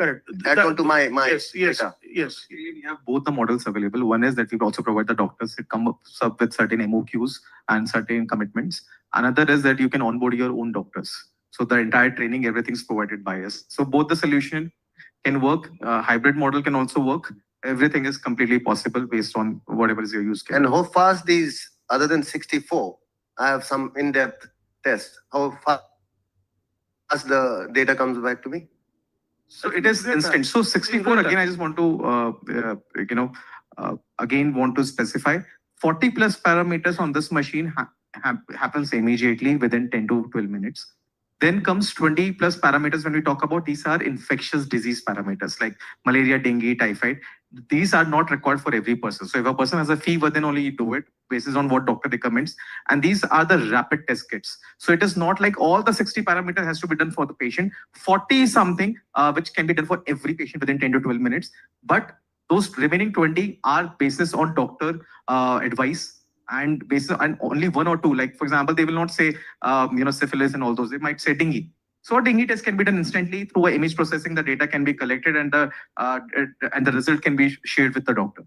So that is one. And again, I think with your teleconsultation point, we have already discussed. Yeah, it's about hybrid. One is we have empaneled doctors centrally available, and if you have doctors not available, we could be the backup. But in either way, I think the patient will get the needful. Yes, we are working. Absolutely. You're tied up there. Absolutely. We have that services provider. He's all the time there. So my doctors and your doctors panel. Yeah. In case of any emergency, are available. Right? Yes, absolutely. Yeah. Rosters can be created. So that would be an added subscription, I guess. Absolutely. No, I mean, other than the cost I pay. Yes. Will I have to pay extra for that? Extra for the consulting. Answer is yes. No, not the consultation. The panel of people. Or is yes. You're getting me. Consultation is the next part. Okay. The telemedicine. Yeah. See, I'm sorry, I'm taking a little time. Yeah. When I call up for my crew on board, and I need a doctor, so my doctor is not available. Okay. Any random your doctor come. That's part of Region Health, who's tied up your panel of doctors. Yes. Right. Yes. After which we pay for the consultation. Correct. So your set of panel of doctors is there. Absolutely. So that's not an. So when the machine comes to me, doctors are available, right? Yes. We go that way. Yes. Thank you. Yes, right. Develop hospital management systems for different clinics and hospitals. And we are targeting the tier 2 clinics and mid-size healthcare institutions. Yes. I see a kind of great opportunity of this device there. Absolutely. Our hospital management system can be integrated with this. Yes. You are talking about the 40 tests, but beyond that 40 tests where, the hospital management system handles those data, when it is integrated, it becomes a very powerful kind of combination there. It's a great alternative from a budget testing perspective. And if there is any red flags, they can go for a second level testing with a lab test. So I totally agree. Quicker, cheaper, and faster, and more accurate. Absolutely. I totally agree. And in our HMS, there might be another doctor standby for teleconsultation. That might be another value addition. Absolutely. Right? So that's why we want to work with you in Bhubaneswar. He has about 20 hospitals. So we can push at least 100 missions there. Okay. Thanks, everyone. Anybody else? I know. Sorry to hold you guys on the lunch part. So thank you for a very. And if those who want to engage with you, they can stay here. Yes, please. That's what I say, that Okay. we can stay back. Correct. And we'll have a separate lunch for that. It is a fascinating, but a wonderful lunch awaits you, ladies and gentlemen. Please go ahead. There's one small ask from you all. Please use the time, which is just 45 minutes because of time constraints, to interact with panel members, to someone new in the industry. These conversations can lead to collaborations. So please eat, re-energize yourself, and come back. The time would be 45 minutes from now, 2:30. All right, thank you. Manoj, you're open for questions out here. Okay. Thank you. Are you all feeling better? Yeah. आपका सब vitals ठीक ठाक है.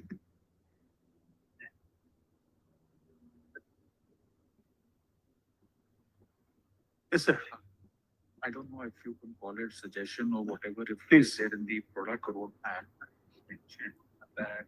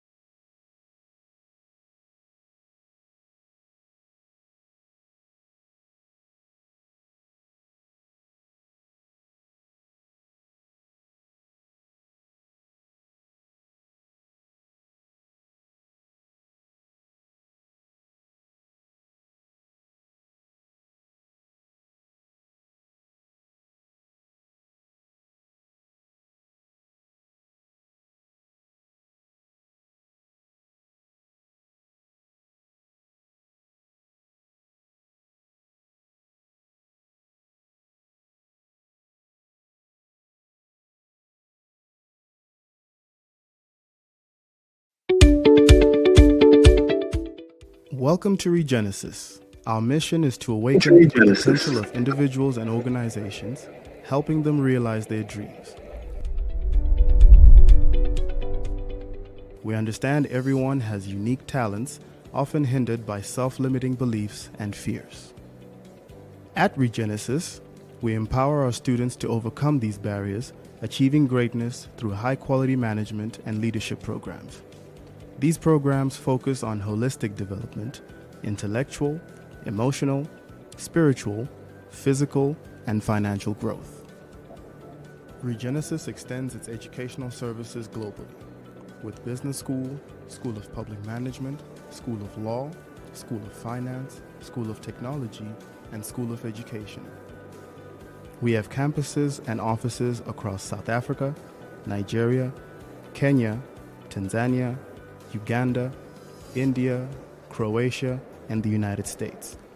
With over 300,000 students and alumni from 190 countries and partnerships with major multinationals like Mercedes-Benz, Microsoft, Coca-Cola, and MTN, Regenesis stands as a distinguished international higher education institution. Our corporate education division offers diverse programs for various managerial levels in business, government, nonprofits, and state-owned enterprises. We tailor these programs to organizational needs, enhancing productivity and fostering innovation. Digital Regenesis prepares professionals for the digital era with programs in data science, AI, cybersecurity, digital marketing, project management, and more. Allowing students to study now and pay when they earn is Ed for All, our innovative approach to education financing. Denanda Talent, our bespoke recruitment agency, is dedicated to launching your career journey post-graduation. My Wealth Investments, offering a wealth of knowledge, is a gateway to financial mastery. FinEd Tech is at the forefront, revolutionizing your educational experience with state-of-the-art tech solutions. Enhancing our comprehensive educational approach, Healthy offers a wide range of services, clubs, classes, and offerings, including a gym and tailored fitness programs for our students. We also offer a diverse culinary experience at Reg Cafe, catering to all preferences, from hearty meals to healthy snacks. We commit to supporting your journey towards dream realization, leadership development, and contributing to a better world. As your lifelong learning partner, we wish you happiness and success.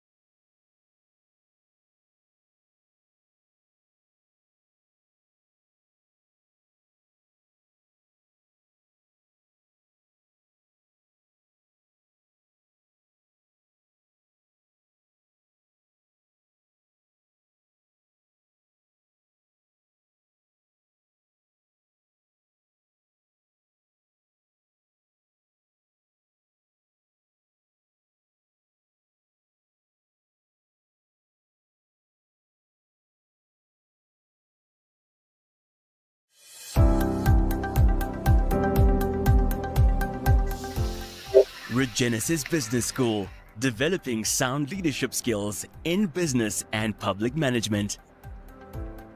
Studying with Regenesis Business School gives you access to a world-class education delivered through contact learning or our cutting-edge digital learning platforms.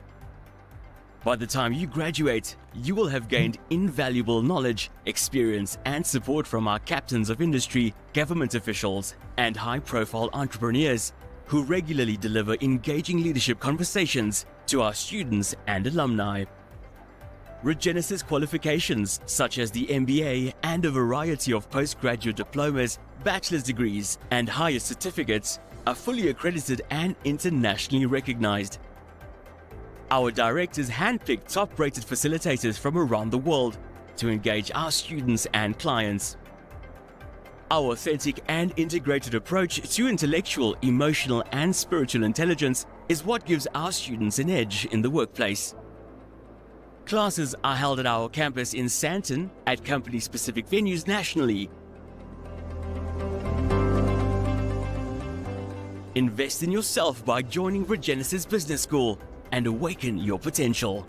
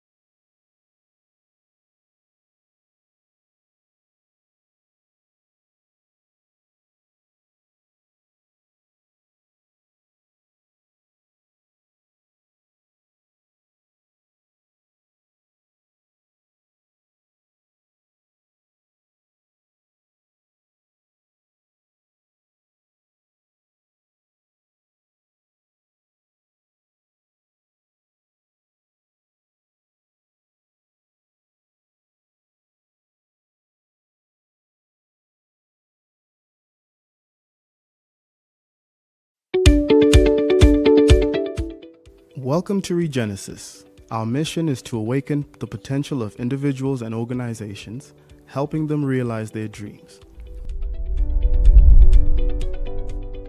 We understand everyone has unique talents, often hindered by self-limiting beliefs and fears. At Regenesis, we empower our students to overcome these barriers, achieving greatness through high-quality management and leadership programs. These programs focus on holistic development, intellectual, emotional, spiritual, physical, and financial growth. Regenesis extends its educational services globally, with Business School, School of Public Management, School of Law, School of Finance, School of Technology, and School of Education. We have campuses and offices across South Africa, Nigeria, Kenya, Tanzania, Uganda, India, Croatia, and the United States.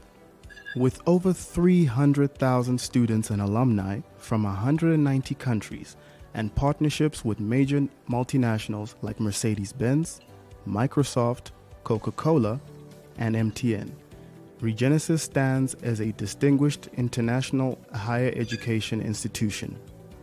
Our corporate education division offers diverse programs for various managerial levels in business, government, nonprofits, and state-owned enterprises. We tailor these programs to organizational needs, enhancing productivity and fostering innovation.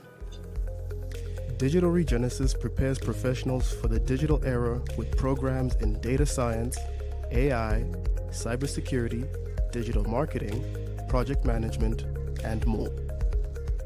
Allowing students to study now and pay when they earn is Ed for All, our innovative approach to education financing. Denanda Talent, our bespoke recruitment agency, is dedicated to launching your career journey post-graduation. My Wealth Investments, offering a wealth of knowledge, is a gateway to financial mastery. FinEd Tech is at the forefront, revolutionizing your educational experience with state-of-the-art tech solutions. Enhancing our comprehensive educational approach, Healthy offers a wide range of services, clubs, classes, and offerings, including a gym and tailored fitness programs for our students. We also offer a diverse culinary experience at Reg Cafe, catering to all preferences, from hearty meals to healthy snacks. We commit to supporting your journey towards dream realization, leadership development, and contributing to a better world. As your lifelong learning partner, we wish you happiness and success.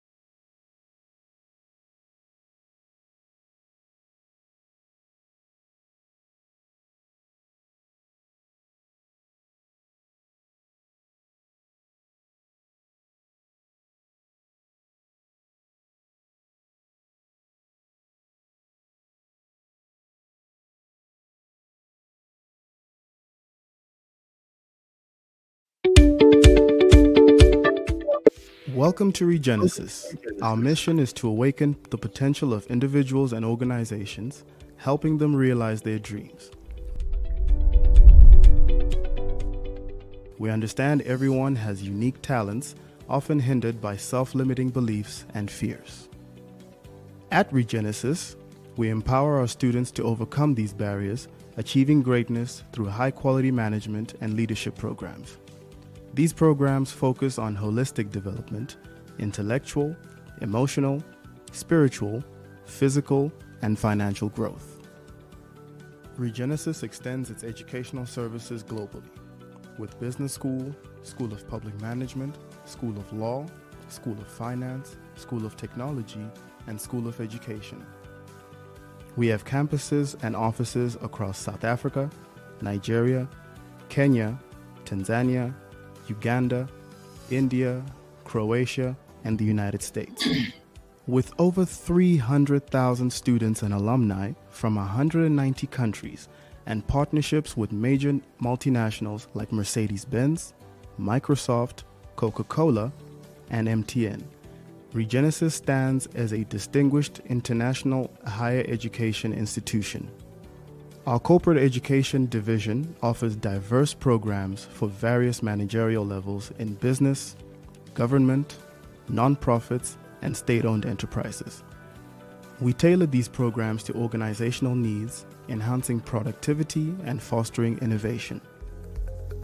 Digital Regenesis prepares professionals for the digital era with programs in data science, AI, cybersecurity, digital marketing, project management, and more.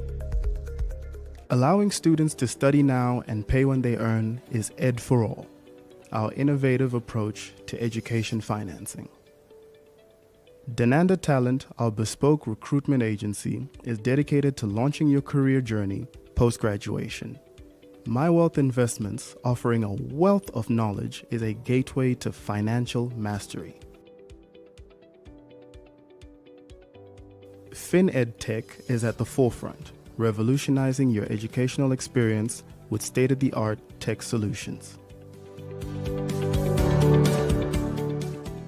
Enhancing our comprehensive educational approach, Healthy offers a wide range of services, clubs, classes, and offerings, including a gym and tailored fitness programs for our students.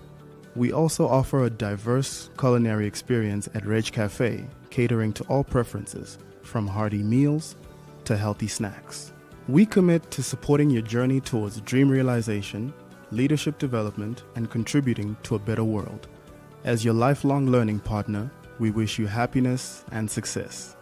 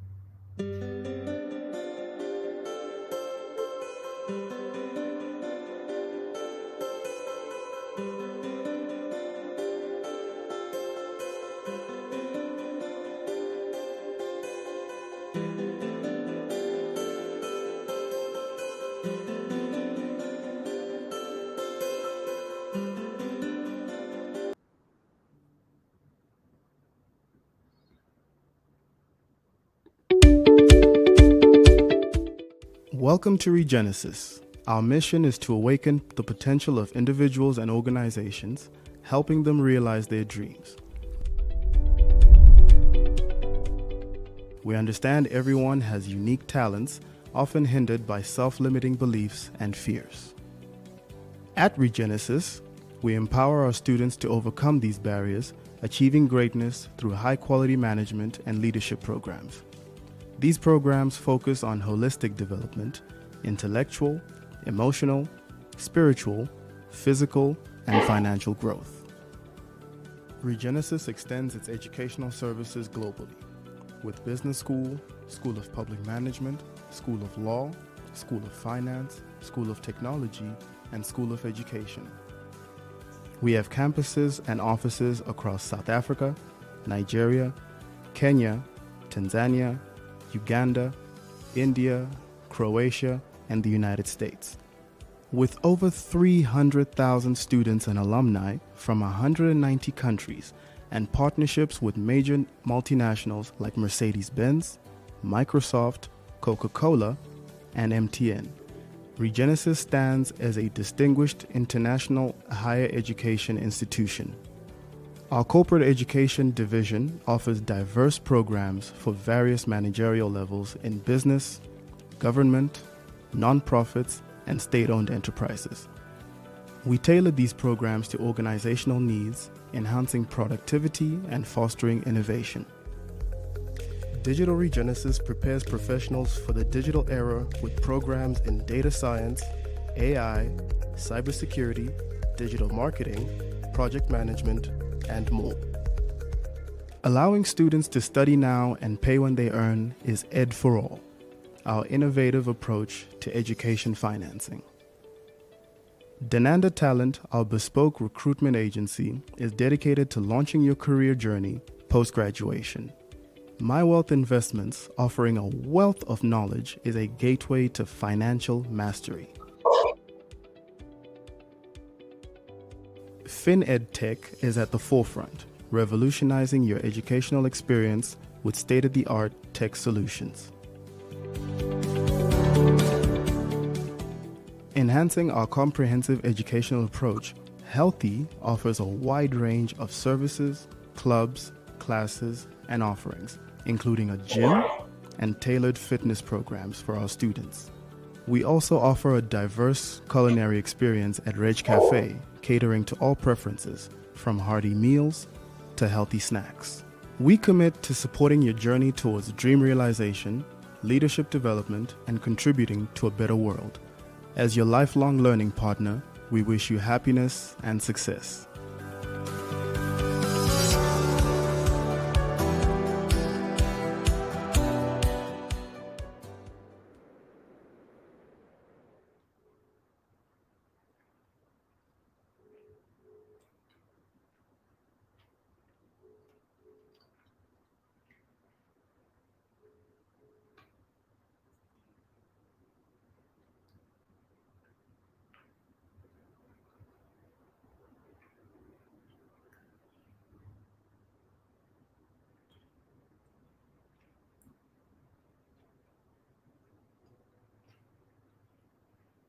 Oh, hi Yogesh.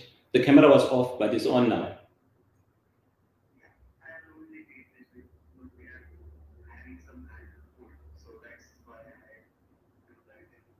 No, it's fine. Don't worry. On socials, I've put a banner. All right. All right. Thank you. Yeah. No, it's okay. All right. Thank you.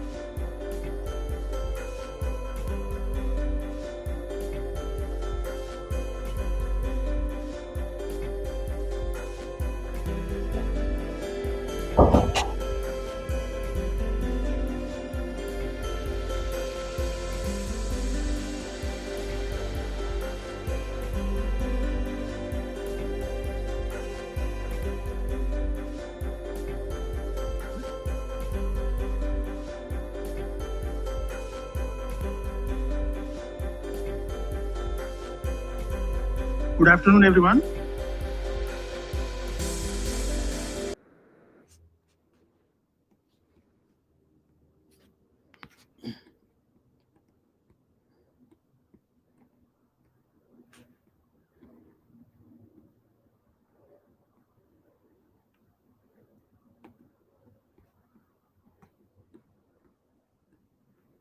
Has everyone come back? Welcome back, everyone. I hope lunch has given you the energy to match the conversation we're about to have, because this next session deserves your full attention. We now turn to the sector that more than any other reminds us why AI truly matters. Not as a productivity hack, not as a line item on a cost reduction spreadsheet, but as a force that can do something far more profound, save lives, restore dignity, and rewrite what's possible for millions of people. Healthcare in India stands at a defining inflection point. The numbers are staggering. The need is urgent. Rising demand is colliding with systemic constraints, cost pressures, regulatory complexity, workforce shortages, and a persistent, deeply uncomfortable gap between those who have access to quality care and those who simply don't. This is not a future problem. It's happening right now in every city, in every district, every village across the country.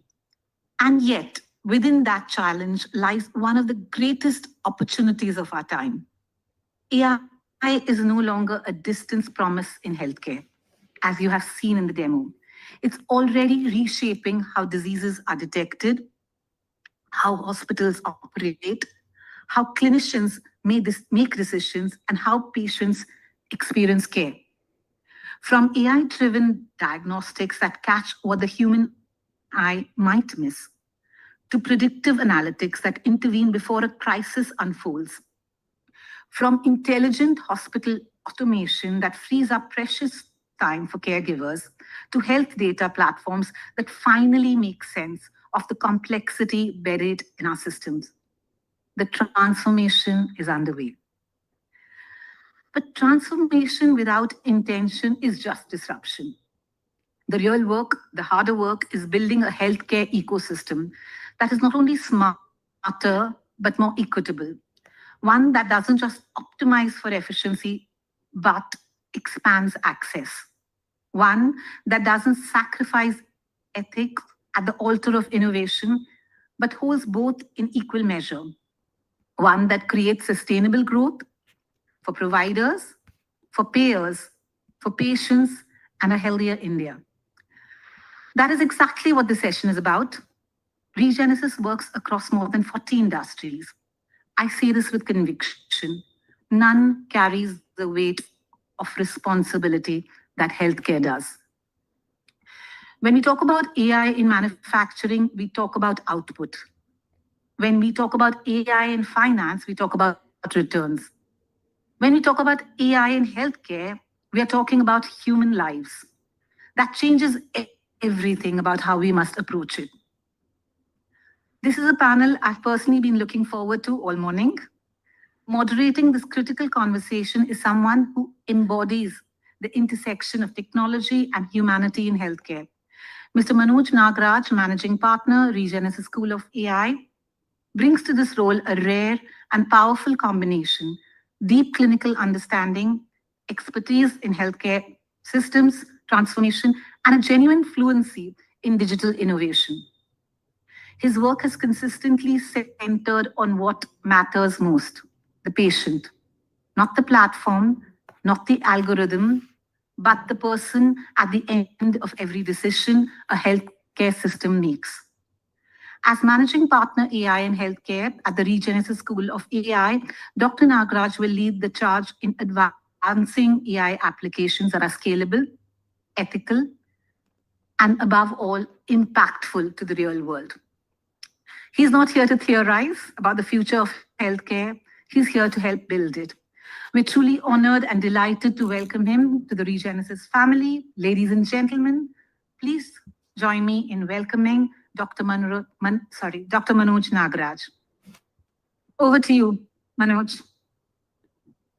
Thank you, Shinita, Thank you. for the wonderful introduction. Am I audible?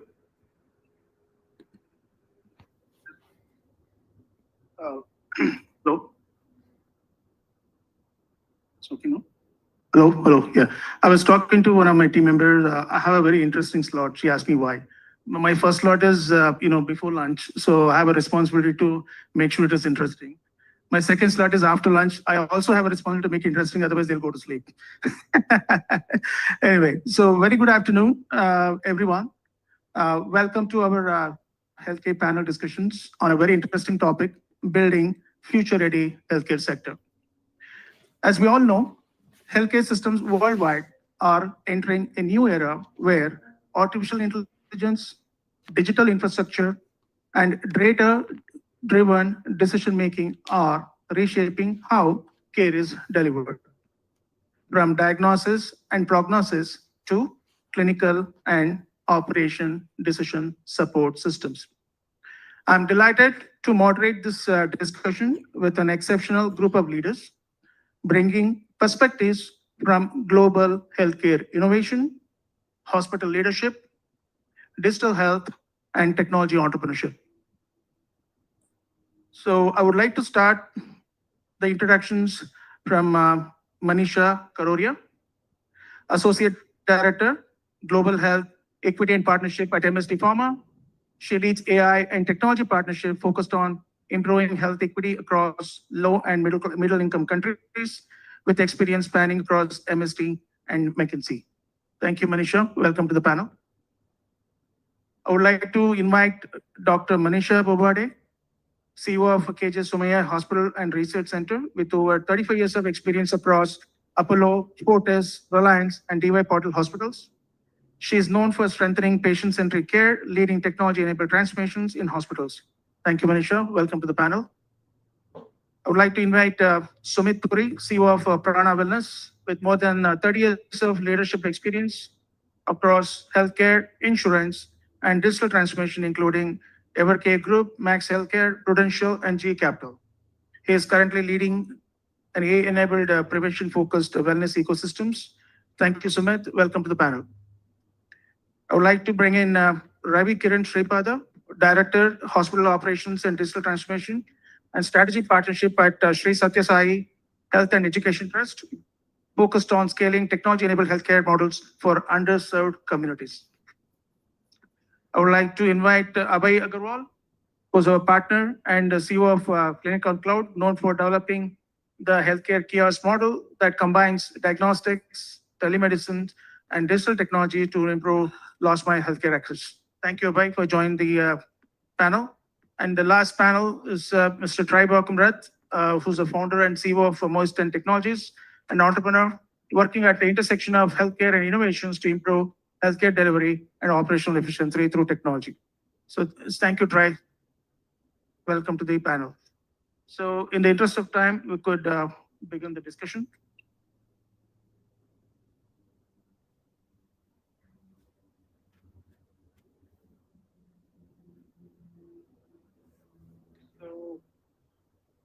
So I would like to start with what I call the rapid round. So which means all the panelists will have 30 to 40 seconds to comment. And then we'll move on to the next level, which is pointed at some panelists, which brings in the domain expertise. Are we ready? Let's start with the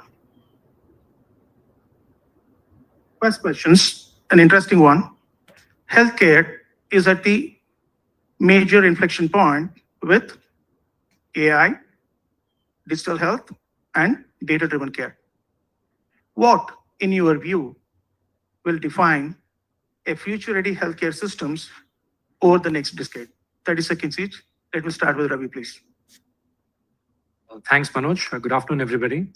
I think we are at a great time in healthcare and with the merger of AI in healthcare. I think the most recent and a beautiful framework that has been developed by the Government of India, Ministry of Health especially, which was rolled out in the AI summit that happened in February last month, is basically guardrails of how this needs to happen. Interoperability, I think even in the other panels, we talked about it. It's probably the most important. How do we ensure that the data that is getting captured is able to talk to systems across various platforms? So the FHIR framework, we have Sahi and Bodh that the government has introduced, which is basically it's Sahi is the 7-step framework to ensure that there is human in the loop, the frontline healthcare workers who are going to carry this huge burden of managing the healthcare in our country into the most grassroots levels, into the deepest forests and the highest of hills, the Anganwadi and the Asha workers. How do we ensure that they are in the loop? How do we ensure that their training is happening? I think Sahi is the framework for that, and LLMs that are developed. We have an open data that is available now, which was developed in collaboration with IIT Kanpur. It's called Bodh. That will allow Indian startups, Indian AI developers to use data which is very specific to our geography to train their models and make it relevant for our country. So I think with these, and of course, we have Ayushman Bharat Digital Mission 2.0, which is trying to bring all of this into one single platform. I think with these 3 or 4 layers, it's going to be fantastic. There's going to be a lot of interoperability. It's going to give us a great platform to bring the entire country onto a very stable ground. Thank you, Ravi. So the availability of the infrastructure on the digital health side from the government of India, the guardrails, the availability of the data, and also the commitment from the government in terms of policies definitely will be providing the foundations to scale. Thank you. Abhay, want to share your views? So this is a very interesting phase we are currently going through with AI in collaboration with healthcare. So what I understood in last 6 months, the way the things are changing very fast, we can build amazing AI on top of the data. But the core thing is that we required a data set, a local data set to build a system on. That is the root point. Right now, a lot of LLMs models are getting rolled out, which are based on data from UK market, US, different segments. But those models are sometimes not relevant to the Indian, from an Indian context, because India has its own problem. Like every country, in fact, has its own problem. So we have to build a system where foremost requirement is to reach out to the last mile. And I think that's what we have been doing.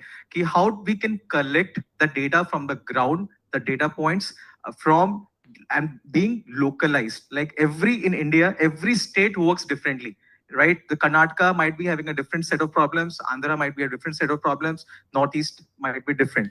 So how we are collecting the data from different states, and then everything can work on that data, right? So the foremost point is get the data out, then build an LLM on it.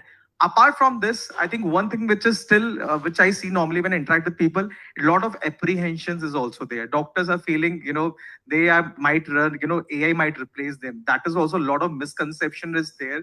So when we're talking about AI in health, it is not just about implementing AI, but we have to address lot of misunderstanding, lot of misconceptions around this whole healthcare. Then only I think we will be able to roll it out in a much clearer manner. And also the government, as I said, are also working on it, how to make it more ethical, because that is also very important. So it's a combination of addressing people concerns, implementing technology, and also make it ethical. Okay, thank you. So net, it's a quality of the data, and also the importance of sovereign models to train the data are very important in the whole ecosystem in terms of scale. Okay, thank you. Sumit, your thoughts? Yeah, so I'll just probably start with a slightly controversial statement that healthcare in most developing countries is probably not healthcare, it's sick care right now. We have to move towards healthcare. We have to move towards prevention. So in some sense, we're basically saying that from reactive to preventive is what the intention is. It has to be more personalized, has to be more, I would say, data-driven, has to be more outcome-oriented. Okay. That's what the shift has to happen for. And we will need a lot of technology, but also processes and systems, and maybe innovation like I think a couple of other that we are probably also trying to do to actually make that shift happen. That to me is the key. Okay, so from a data-driven care, from a reactive to proactive, using the quality of data, is fundamental for this transition. Thank you so much. Dr. Manisha, your thoughts? I think the AI, we always talk about this, it's a technological upgradation. I think it is concerned with the humanity. It's going to empower the doctors, healthcare much more better. So empowered human being is going to take care of another human being in much more better way. We can reach more farther, care better, earlier diagnosis, and it will make wonders because innovations and humanity will rise together. Thank you. So importance of preventive healthcare. Okay, thank you. Manisha, your thoughts? As someone who's coming from the pharma industry, I just keep thinking that whenever we talk about AI in healthcare, there's a common parlance that's being used. We say it's a 3S. You need the skills, you need the solutions, and then you need scale. I think the ingredient that we need to really think about when it comes for a future-ready healthcare ecosystem, specifically for a country like ours in India, we might be able to build the rest of the skills we need. We might get a lot of solutions. And as we said, I was part of the board launch that happened in AI India Summit.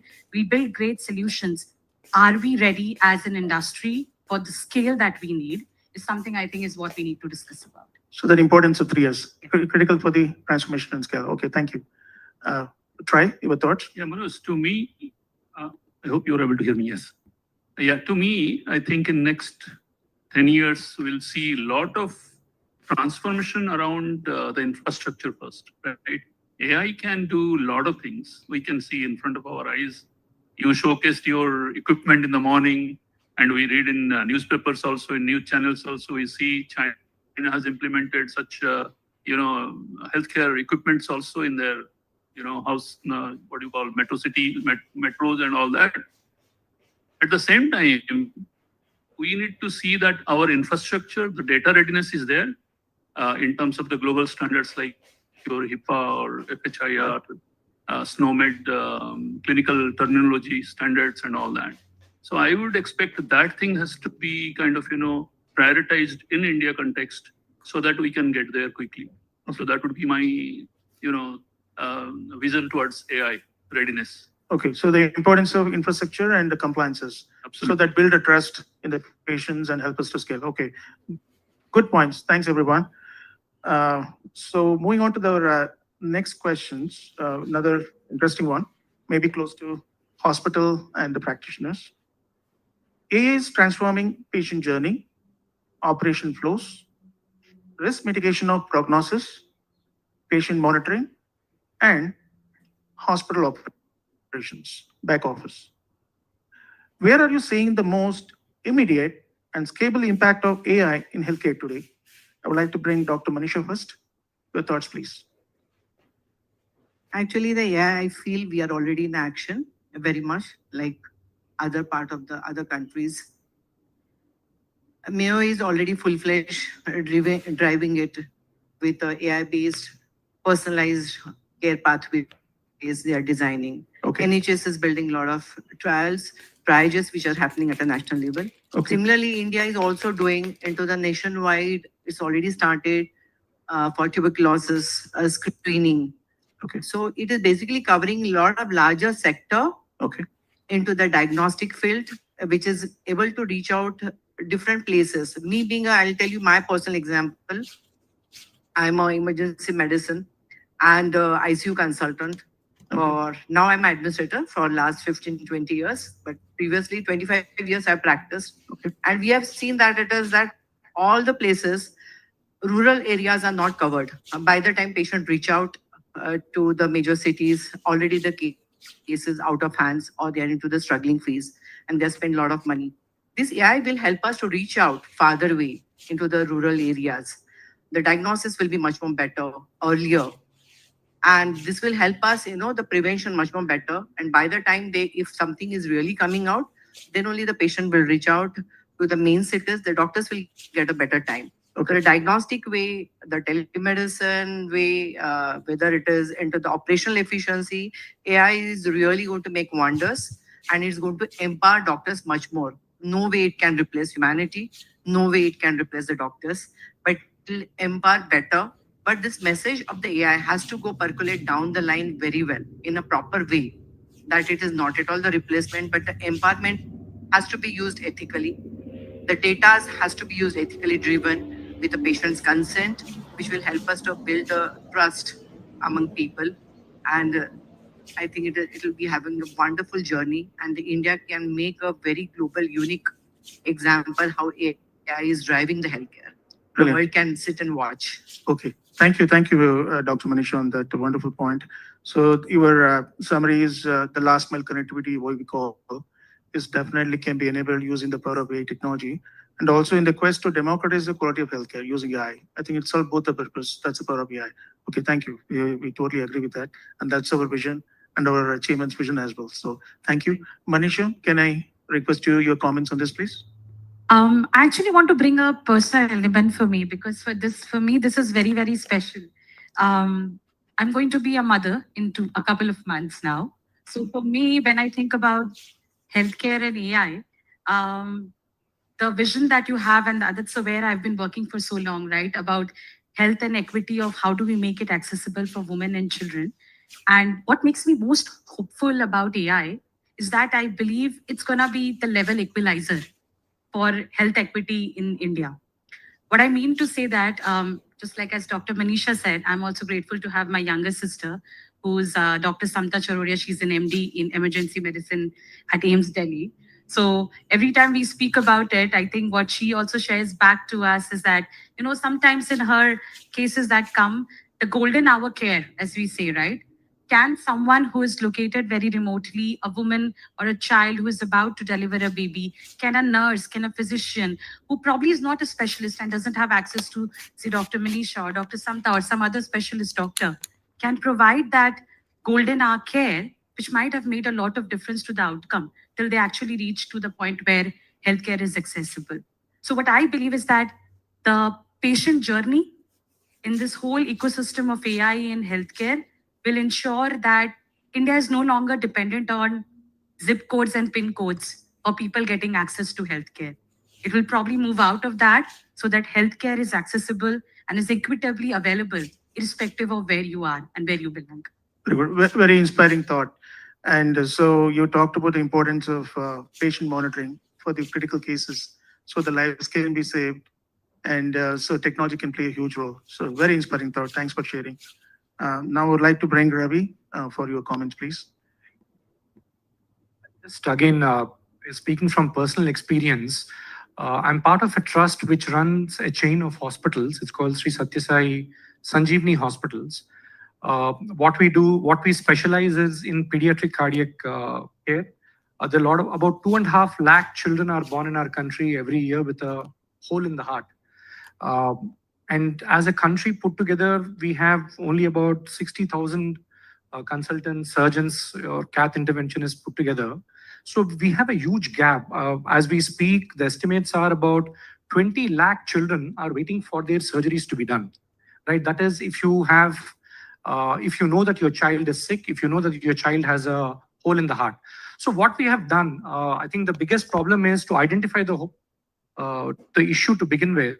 Earlier, what used to happen is that the cardiologist had to go, or the patient had to come to the cardiologist to be able to diagnose or even screen at a preliminary level the child has a hole in the heart. Now, we have tied up with a US-based firm set up by an Indian. They have developed a smart stethoscope. Now, what it does is, anybody with about 30-40 minutes of training, they will be able to put the stethoscope on the chest of the child. It's connected using Bluetooth to a tablet. It will indicate if the child potentially has a congenital heart defect. It's not confirmative, it's indicative. So we have tied up with some public sector units in India. And in the last 1.5 years, we have screened 1.5 lakh children in the most remote areas. I'm not talking about cities, I'm not talking about towns. I'm talking about Bastar forests in Jharkhand, in very remote areas of Uttar Pradesh, the coal belts. Out of the 1.5 lakh children screened, we have identified about 2,500 children who are suspects. And we have done 1,100 surgeries. Again, the uniqueness about the hospital chains is there are no billing counters. Everything is provided totally free of cost. And this is the democratization, right? This is the power of AI. This is the power of a tool to be able to pick up a problem, and it's a force multiplier. You don't need specialists on the ground in every place. You are moving the eyes and hands of the doctor into the remote areas using a very beautiful tool. An example like that you've already shown there. And then, the next steps can be done in cities and towns and all. I think that's where this is going to be a game changer for us in a country like India. Thank you, Ravi. First of all, congratulations on this wonderful initiative. We are very touched, and we would like to congratulate you and for all the good work you're trying to. I'm sure it's an inspiration for other NGOs that we're working with. Thank you. Yes, beautiful. So one is technology, one is it's a rare combination. So I also totally agree the importance of using the right tools, which is enable IT, and delivering those democratization of the quality healthcare. Thanks for sharing. And the last questions I would like to bring as Sumit for your last comments on this question, please. Yes, so I think healthcare as a sector is just waiting to be disrupted, and AI is going to play a very huge role in this. The multiple things that are possible right now, like radiology, diagnostics. We've talked about the fact that triaging can happen, clinical distance support systems can be augmented. We can clearly look at remote care monitoring, many areas. In fact, drug discovery is going to become very powerful. I think the challenge is not AI. The challenge is the way we want everything else to support AI. That's the problem. And I can give you a sense. 7-8 years ago, I went to Amsterdam for a conference, radiology conference, and there they were all, Europe, many top radiologists from Europe, and they told me then that about 80% of radiology using AI was accurate, 85%. And the normal radiologist is about 70% accurate. But the remaining 15-20% was so bad that nobody was using it. And nobody was training it, because if you trained it, it would probably become so much more advanced in the last 7-8 years. Yeah. So there is a need to get people, system, process to work together. Okay. To make this really effective. That's one. I will also talk about, a few areas that probably hospitals do not have the capability to do well, because doctors are stressed for time. The diagnosis piece, we tried using Babylon Health and other areas to enhance diagnosis per se. You have to have technology being available to the patient-centric. Let the patient enter information. And again, this could be a good tool by which you get information entered, and then you have information available to the doctor to use his time better. Those are opportunities. I'm doing that in Prana AI. I'm trying to basically give a civil scope of wellness, trying to do those gaps, plug those gaps that hospitals are currently doing, trying to make it more useful for the patient in a very customer-centric manner, enhancing safety, enhancing access, enhancing equity. Those are the possibilities that can happen with AI. Yeah, so basically patient data on demand, so that you could build all the support system around that. Okay, thank you. So moving on to the next questions, it's maybe more towards the pharmaceutical industry, which is embracing AI like anything, as we see from our work experience. The question is, how is AI adoption impacting the pharmaceutical industry across the following areas, from production, testing, documentation, and compliance readiness? So request Manisha, with a rich experience in the pharma, comment on this, please. Sure. I think it's no news to everyone that when it comes to investment in tech right now in pharma, of course, the highest growing segment is AI when it comes within the AI and tech, right? And across the value chain, whether it comes from all the elements that you said just now, from production, which is R&D, documentation, compliance, AI is playing some part or the other role, or it's being set up to play different kinds of role. But what I think I would like to talk about, one use case which I'm seeing, I think the pharma industry is most excited about, is how today AI is enabling our knowledge disseminators on ground. What I mean by this is our field representatives, which are there on the ground. India has about 6 lakh field representatives today who are, are kind of, I would say, the bedrock of pharma industry, who are being that knowledge representatives who actually help us connect to such amazing physicians who are the point of care, right, for patients. Today, AI is making it so easy that everything that would have, suppose a new drug comes out or a pharma industry builds up a new molecule, a new test, it would take so much of time to build the correct set of synthesized reports, communicate it to the, at different levels of hierarchy, go down across, and then actually reach our people who are on the ground, and then make it easy for them to be able to share and discuss that with our physicians on ground. I think that's become so much simplified because of the availability of AI. I call it like intelligence on your fingertips.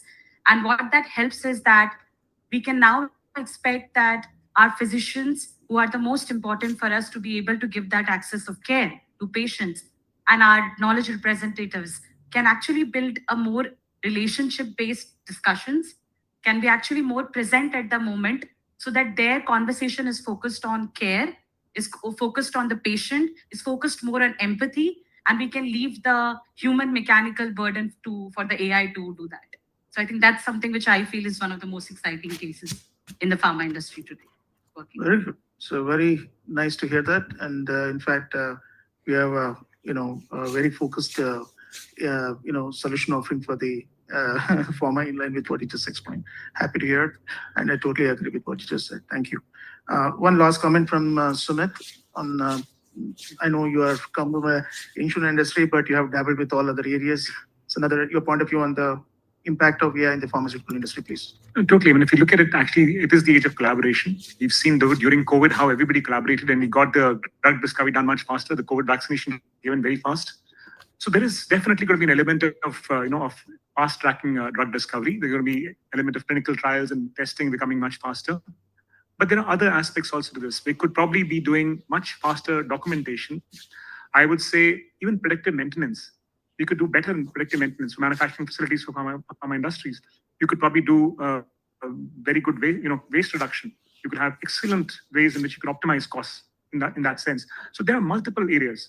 As I said, we just need to combine process with people and optimization, cost efficiency, process efficiency. Okay, great. All right. So moving on to another interesting questions, which is fundamental as we all discussed, the importance of data. So the question is data interoperability remains a major challenge across hospitals, labs, insurers, and government systems. How can India build a more integrated digital health ecosystem with these constraints? I would like to bring Abhay to start with. I think we already have a physical example for it. That's what I think we are discussing, like when we show this product. Interoperability, normally when we talk about, if we look at from a perspective of just a data exchange, I would say just a hub shop then. Because it is more about tracking the entire patient journey. So in this case, as we said, we required an integrated system. An integrated system will only work when we reach out to the last mile, right? So when we work through this product, the Health ATM, so the whole point is how we can, first of all, capture the patient vitals. That is the first step for any patient journey, right? Understanding before even any medical condition happen to a customer, happen to a patient, before that, can we catch those symptoms? So system like this will be the first point of contact between a patient and a doctor, I would say. Then on top of it, we have to bring these things, because if all this system works in silos, it is of no use. It has to come together, right? So with this, we are capturing vitals, then telemedicine, connecting doctor and patient via video call, diagnosis, when we say for laboratories, this system can work as a point of, as a collection centers where high-end tests like CBC, LFT can also be done. The blood collection can be happen through this systems, and the system should talk with the diagnostic labs. So when the result comes, so system automatically captures those data and provide a single point of single view to a patient. On top of this, if a patient wants to go to a hospital, if a doctor say, basis on this, we require a hospitalization, the system recommend those things. So all the system, whether it's hospital, diagnostic lab, pharmacy stores, if doctor recommend any medications, so pharmacy stores, it should automatically go to a pharmacy store and pharmacy can deliver those medicine to a patient. So everything has to work together in tandem. That is where I think we can have a connected system. And once we have this data, obviously, our system works with ABHA. So likewise, we have whether the system, one is that we are working on it through integrated system, and government is also doing its own task. The way they are trying to bring ABA into the picture, that's the whole point. How we can get data from the hospitals, diagnostics, pharma, so that when a patient walks in to any hospital, they don't have to carry any documents. All these documents will be connected to their ABA ID. So that's the whole point. So along with interoperability, we need to have a connected system which reach to the last mile. Thank you. So the data mapped to the patient journey has to move in horizontally, cutting across all the relevant related systems, so that the ecosystem becomes more holistic. Okay. Thank you, Ravi. Thank you, Abhay. Sorry. I would like to bring Dr. Manisha for your comments on this question, please. Very rightly put forth by him. So, I think I'm audible. Yeah. So I feel that this interoperability connectivity, it is happening at multiple level, but it is happening at an individual level. Every organization is working. India is very rich into the corporate setup. Also in healthcare, it is growing leaps and bounces every day. Multiple hospitals are coming in, and everybody is trying to maintain and secure the data of their own organization. But it is happening that a patient visiting their organization becomes their property. We are not working for the benefit of an individual as an overall. Okay. So I think India has a great opportunity, especially under the able leadership of our PM Modi ji. I'm sure it will happen soon, that it should develop it as a public infrastructure. We should able to develop. So all this interconnectivity, it has to flow through a single system. Okay. It's like each and every hospital, laboratories, insurance sectors, every creditors, every small clinics, wherever the patient's touch base points are, all the data has to flow through at one place, so that we have the right set of data, where the policies and platforms, whatever is government is creating, it doesn't remain on paper. They'll able to implement, because then they'll get a rightful data and how many diseases are flowing right now in India. The preventable measures can be planned very well. And while doing this, the government has to be built a very ethically driven system, so that it has to build trust. Yes. You rightly said that trust is very important. Yes. And without trust, it cannot happen. Every data has to be built in so much of a trust. Right now, every individual with so much of technology getting developed, we do not even share a password with anyone. Yes. Forget about your individual personalized data, which is having in the entire healthcare into it. So that accessibility should be there, but the data has to be stored and it has to be useful for the people's development. Then definitely the entire community. So it is a responsibility of each one of us. Entire community has to be together to drive it, so that the technology can be utilized in the right way for our own development. Okay. So it is not the enhancement of the life that you are extending only the span of a life, but it has to be driven with a compassion, with the humanity for what our Bhagavad Gita and our India has been built on. The seva has to be formed. Yes. And our Hippocratic oath has to be remembered by every healthcare worker. No, fantastic point. In fact, I had this experience when I was talking to a hospital. First, they said, "So where does the data sit in the cloud? Are you sharing with any pharmacy company?" I said, "Absolutely not." So that once you become a custodian the custodian of the patient data, the trust becomes important. And also the importance of centralization versus silos certainly becomes very fundamental in terms of delivering that patient-friendly ecosystem from the digital health perspective. Great point. Thank you for sharing. I would like to bring Troy for your last comment on this. Similar thoughts here. What I visualize is with interoperability, India needs to develop an application like our UPI. The way we are using UPI today, multiple banks, multiple financial institutions connected, but the user has flexibility to interact, send, receive, and all that complex transactions. The same way, we need to have a unified health interface probably, where the patient can interact with multiple, let's say, laboratories or hospitals, clinics, and all that in a free manner. So I don't support also centralizing the data at one place and then access. Let the data be there where it is, with the lab or with the hospital or with the clinic or wherever it is, be it Ayurvedic or be it the normal hospitals. And any healthcare institution, right, the data would be there, develop that application, which will follow all the standards our panelists explained, and then the data can be mobilized from one place to another with the patient's approval. So that is what I think would be the right way to go on. So I totally agree. I think ABBA is headed that way. But the ABBA ID was created for the same reason. But unfortunately, one way, I think everybody's doing it the other way. Once the care is done, the data is not going back and sitting on the cloud. But I'm sure, I think that there is a step in the right direction, but definitely, I'm sure it'll evolve in the coming days. Thanks for sharing, right? I can just add one bit there, not taking too much of time. At least in one of the states that we operate in, what the government has done is, if you're not sharing these, let's say you are a hospital that applies for Ayushman reimbursement, if you're not sharing these patient records on ABBA, you don't get reimbursed. So you're pretty much penalized and forced to use the system, which is okay in a particular way, because the patient data has to be available on a digital public infrastructure, and only then this interoperability will be a reality. Agreed. So in fact, government is also incentivizing. So I was sitting with a couple of NHA people a couple of months back, and they have the scheme. If you create an ABBA ID of a patient and sync the data, government give you X amount of money for every transactions.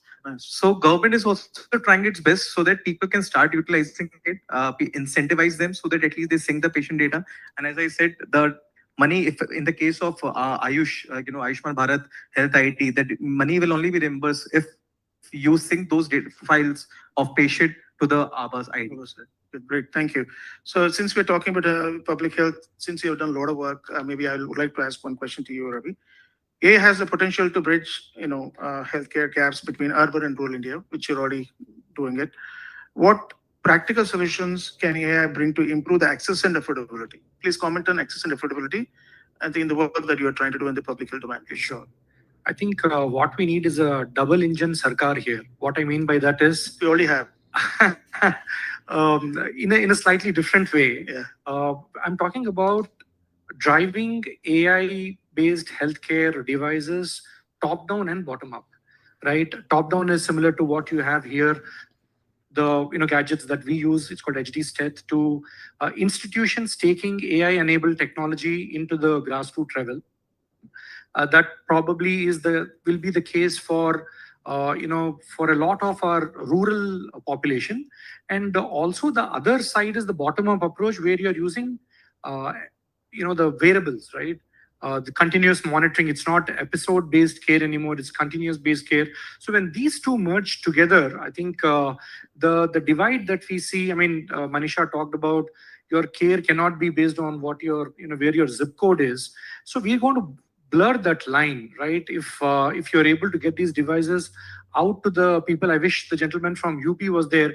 I would have strongly recommended, apart from the laptops that were given, give wearable devices to all these people, because that's where the data is going to flow in huge volumes. That's where your LLMs can actually have real meaningful data from the country for the people of the country. No, he told me he's going to buy 1,000 machines. So your concern is already lovely. Congratulations on that. Thank you. So yeah. Okay, thank you, Ravi. I think we have last round, and I would call this as a rapid round, 30 seconds each for all the panelists. And the question goes like this: for healthcare leaders today, what is the single most important strategic decisions they must make to future-proof your organizations? I'll start with Ravi, please. Sure. I think it has to be, if I think about it, it's interoperability. Whether you have within the hospital also, even if you're having different softwares, being able to publish in ABBA, interoperability, I would say, is probably the single most important thing that you need to invest on. Even if you're investing on individual AI tools, they all need to talk together. I think that's critical. Otherwise, this longitudinal health record, we're moving from the individual episodic health to longitudinal health record. I think that's not going to happen without interoperability. Interoperability is the key. Yeah. So, Abhay? So I would say collaboration is the key. Obviously, interoperability is also part of it. Today, people earlier which have apprehensions of not sharing this data, considering of their own reasons. Today, if anyone want work in silos, they will not. I would say they will become Nokia. So today, if you won't adopt AI won't collaborate with people. Like we work with all the device manufacturers. We work together. We use multiple multimodal AI systems. So it's not like we want to develop our own models. We want to develop our own devices. The time is not there. You know, you have to work. You have to run very fast. You have to collaboration is the key. Else you become nuclear. So bring in the collaboration with the ecosystem players. Okay, good point. Sumit? Yeah, I would say collaboration is the key. And I think the innovation today is in collaboration, not so much in technology. Technology is already up there. What we need is to move from hospital-centric systems to health-centric ecosystems. That is what will create a huge difference in the outcomes that we can see for patients. And we need it across the countries, across the world. Very good. Thank you. I totally agree with this. Dr. Manisha?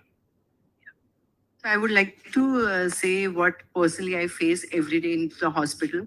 Our KJ Hospital has been awarded 3 times consecutively for serving the highest number of the MJPJY and Ayushman Bharat scheme. Congratulations. Still, I find the huge challenges when the patient come to us. They are not aware about what all the hospitals are tied up. So the government is focusing basically on the major hospitals. So the digitalization should take place really at a primary ground level. We are surrounded with a lot of slums areas, a lot of primary healthcare centers, ASHA workers, the smaller clinics, If we make them digitally empowered, we'll get a huge data and the interoperability, what he rightly said, it has to flow. The data has to flow really so that the patient can get a better care and we can serve them much more better, even what we are doing now. Okay. So importance of access to the patient data very early in the cycle. Okay. Thank you. Manisha? I think I'm just going to be adding probably to what my co-panelists say, right? I do believe the problem or the challenge with AI is not just the technology. It's going to be the adoption of this AI as a technology. And that, as I think my co-panelist said, that's based on trust. It would need all the ecosystem players to probably come together. And I'll just end by saying like one phrase. It's just only, I think, day before yesterday, my house help actually first came up to me and said that, Didi, school mein cervical cancer ki vaccine laga rahe hain. Like you're having a cervical cancer vaccine being put. Should I get my daughter vaccinated? So it took like from US to us to actually get a cervical cancer vaccine about 20 years or so. And that wouldn't have been possible, as I think all my co-panelists said, that you need policymakers, you need physicians, you need us to make vaccines. We also need people at providers to actually get that to it, right? So it has to be an ecosystem play, a collaboration game, and then that's only going to make sure that India becomes a reality to making sure there is health and access to medicines for everyone. Brilliant point. The entire ecosystem players has to work in tandem to deliver the results. Okay, the last comment from Troy. Yeah, I have similar thoughts here, like adoption, Manisha said, right? So training is another part of that game, because even today, when we implement solutions like hospital management system, even doctors hesitate to use it because they don't want to type and all that, right? So they want to write something and on behalf of them, somebody has to translate it. So same applies to AI also. People have to be trained, and in healthcare industry, training healthcare people on AI is more difficult than training AI for GCC people or technology people, BFSI people, right? They can learn quickly, but healthcare might need some more time to learn. Absolutely. So I think that is one part. And another part is, in order to make your organization future-proof, you need to identify where you want to implement AI to leverage maximum benefit. Okay. It's not necessary that you implement AI everywhere, right? For example, in a hospital, I think maximum time the healthcare people sometimes spend is addressing the compliance part, the insurance part, right? Different insurance companies have different, processing policies also, right? So sometimes I have seen nurses also get engaged with that, because some insurer says they will not approve, let's say, OT consumables, they will not approve, right? So all those rules have to be reviewed by a healthcare professional, right? Yes. So if we can train our AI model to do that task, I think we can free up healthcare people to give care to patients than spending more time with the process. Okay, great. So Thank that you. would be my recommendation. Yeah. So you talked about the importance of skilling. So I think so that is one of the important core offerings of our Regenesis. We start with skilling because we make people AI literate first, so that they can appreciate what AI can bring to their organizations. I think we completely align on that. Thank you for sharing. And I wanted to check with the team. Do we have any questions for the audience or one last question, if I may? Anybody? Abhijit. One question? Abhijit. Before we wrap up this discussion? We finished on time or before time? Yes, I think I've been getting Well paid. done. Hi. Hi, good afternoon. Yes, My please. name is Abhijit. I work with a lot of businesses and technology leaders in East Africa. So I have a question. Is this the data? Is it the currency for AI in healthcare? Especially in Africa. Absolutely. Who wants to take up that question? Yes, go ahead, Samit. I totally agree. I think data is the new currency, also for healthcare, for sure. I can tell you, I worked in Kenya. I was doing, we were doing projects in Nigeria, multiple other countries during COVID. And one of the things we realized was that what works in India does not work in Kenya. What works in Europe does not work in, let's say, Africa. Very different. So you have to contextualize the data. Data is very critical. Need to make sure quality of data is properly given attention to. And then we leverage it effectively. I was working in Max Hospital at some point. Because we were able to get a single view of the customer, we were able to get 30% EBITDA for Max Hospitals. Even today, it's 30%. There's single systems, electronic health record systems, single hospital payment systems, versus others who probably have 10 systems for the same hospital chain. So data is the key. You will need data everywhere in each country, but contextualize it to that geography. Okay, great. I think we need to wrap up, I've been told. So thank you very much, all the panelists, for your time today. It was wonderful. And we'll learn a big round of applause to all the panelists. Thank you, everyone. Thank you. Please be seated. This was a conversation that was as thought-provoking as it was deeply human. Thank you, Manoj, and to each of our panelists for bringing both vision and responsibility to the discussion. I'd like to now invite His Highness, Prince Baldan, to come and felicitate the panel of speakers.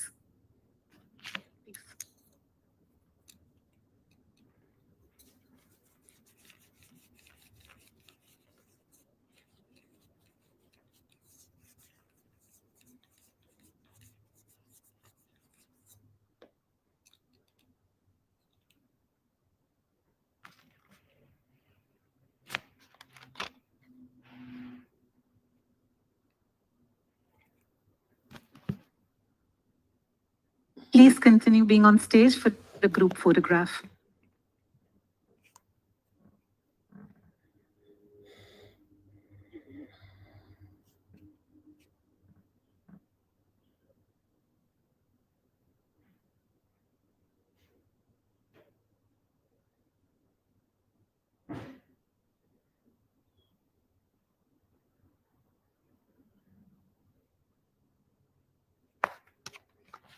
Thank you.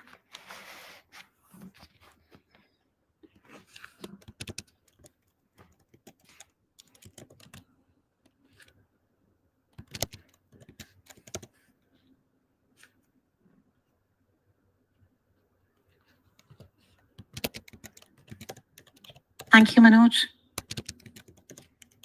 We now move to the fourth panel, Competing in the Age of AI, Strategy, Scale, and Speed. Ladies and gentlemen, we arrive at the fourth and perhaps most consequential panel of today's forum. We have spoken of vision, we have spoken of possibility, now we speak of the battlefield. The AI era is not approaching, it is here. And it is already separating those who will lead the next decade of industry from those who will spend catching up. Three forces will determine which side of history your organization stands on: strategy, scale, speed. For the titans of IT, ITES, and manufacturing, these are no longer strategic priorities. They are existential imperatives. Across boardrooms and factory floors, across service centers and supply chains, AI is rewriting the very rules by which industries compete. The organizations that move with clarity, conviction, and urgency will not merely survive this transformation, they will author it. Those that hesitate will inherit the consequences of that hesitation. Regenesis is privileged to work alongside over 1,000 corporate clients spanning more than 40 industries worldwide. And across every sector, one truth presents itself with remarkable consistency. The distance between AI ambition and AI execution is not a technology problem. It is a leadership problem, a capability problem, a courage problem. This panel exists to address that gap directly, practically, and without compromise. It's now my great honor to introduce the moderator of this distinguished session, a leader of rare distinction, one who has spent his career at the intersection of AI strategy, enterprise, transformation, and organizational capability. We welcome Mr. Shiv Kumar Pal, Associate Director, Regenesis School of AI. Welcome, Shiv Kumar. Mr. Shiv Pal brings along with him deep expertise, but a kind of hard-won perspective that only comes from years on the front lines of transformation. He has guided organizations through the complexity of technology-led change, help leaders build future-ready capabilities, and consistently bridge the gap between what AI promises and what AI delivers. Ladies and gentlemen, please join me in extending a warm and distinguished welcome to Mr. Shiv Kumar Pal as he leads what promises to be a defining conversation of this forum. The floor, Shiv Pal, is yours. Thanks, Shamita, for the introduction.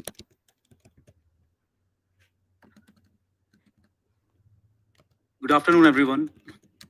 It's great to be here with you all today. Over the past few years, artificial intelligence is now being moved from just experimenting technology to something what we call the core driver of business transformation across industries.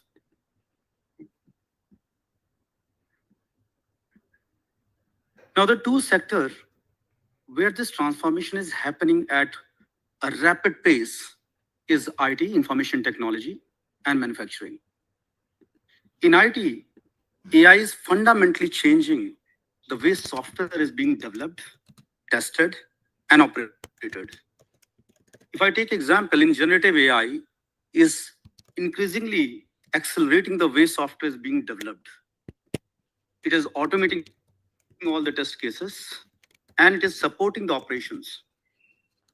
At the same time, manufacturing has its own AI transformation. AI is integrated with IoT, digital twins, to create next generation of smart factories. Now, today we are going to explore all these transformation with industry leaders. So without any delay, let's welcome our leaders. I'd like to invite Mr. S. Swaminathan, who is CEO of Contramind Labs. Mr. Swaminathan.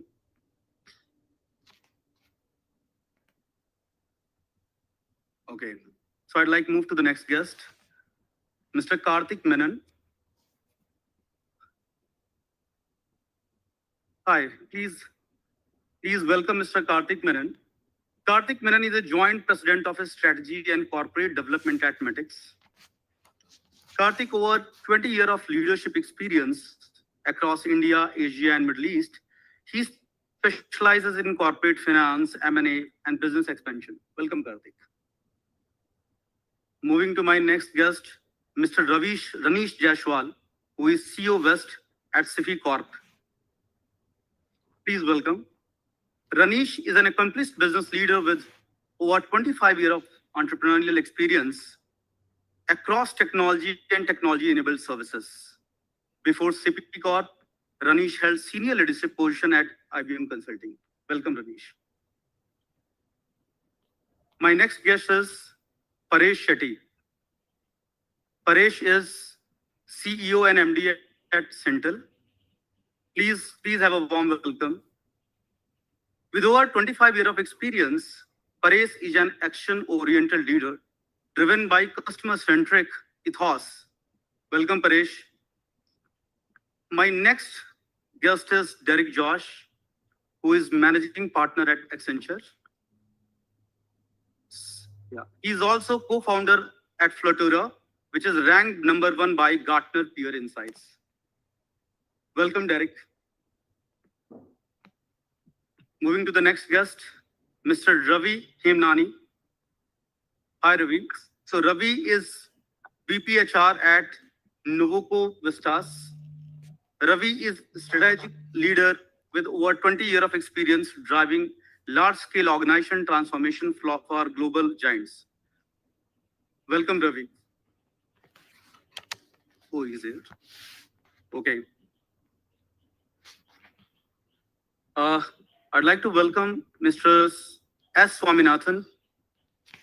Mr. Swaminathan is founder and partner of Contramind Lab, based out of Mumbai, India. Swami is board member, mentor, advisor, and angel investor in startup firms across technology. Welcome, Swami.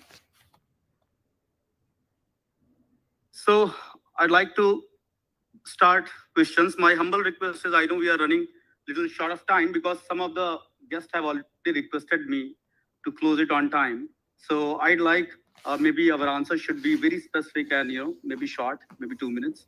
So yeah, let's start with this. So I'd like to start, Mr.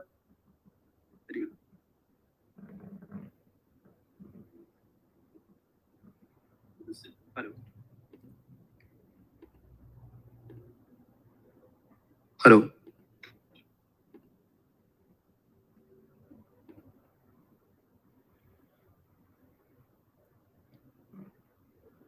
So first, warm welcome to all of you. So I'd like to start with Mr. Swaminathan itself. So many companies are investing in AI, but only few are creating real differentiation in IT. Where do you see AI creating the strongest competitive advantage today? So when I look at most companies that I've kind of looked at, I think first the ones that are successful solve for the business problem first, and then they look at technology. If you start with technology and then look at the business problem, then you don't get the benefit. So I think where I've seen the maximum impact is when you really go back and say, what's the business problem I'm trying to solve? And once you start looking at that, then I see that there's maximum impact. So I think that's the most critical thing. Don't start with technology, start with the business problem. Quite insightful. So I'd like to move to Mr. Karthik. So in industries like manufacturing, competition is often driven by efficiency and scale. How is AI changing the rule of competition? Well, honestly, from where I see it, the rules of competition are the same because you're still searching for cost and unit cost and efficiency and energy, and especially with these everyday new geopolitical crises we get.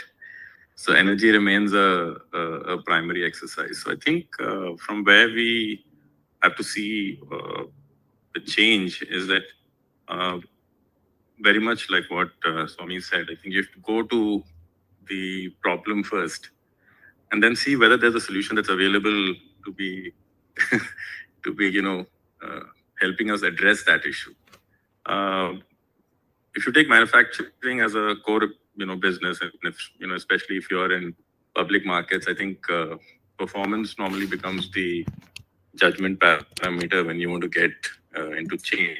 Change for change's sake is not at all valuable, and I've seen it in different circumstances, some of which I can't share here. But I think change itself is not necessary if you're able to manage what your environment is. And if environments get disturbed, and then all you have to do is to improve your response times and probably outthink or outsmart how you build redundancy in the system. So I think AI in that sense, I think for me personally, one of the largest examples is how Tata Steel has kind of done a great job, right? So if you look at what we do and what they do, we're very similar. They're very commodity industry. We're in urea.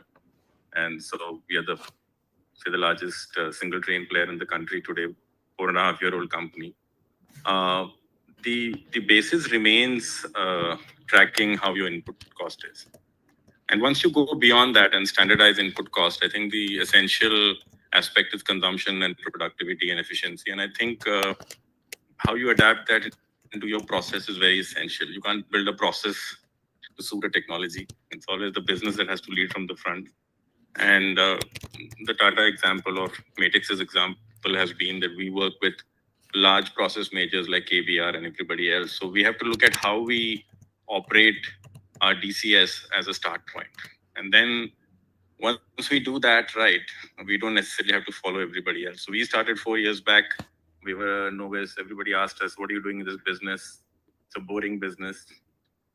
Today, with God's grace and hard work, a 8,000 crore company that didn't exist 4 years back in a space that's completely government regulated. So I think the changing environment has to be led by performance, which the unit factors remain the same.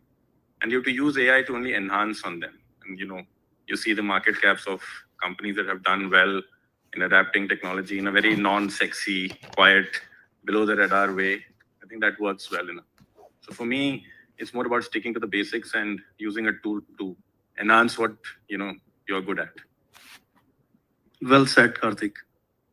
So I'd like to move to Ranish. Ranish, scaling AI isn't a strategic problem. It's also an infrastructure problem. AI workforce require massive computing power and data infrastructure.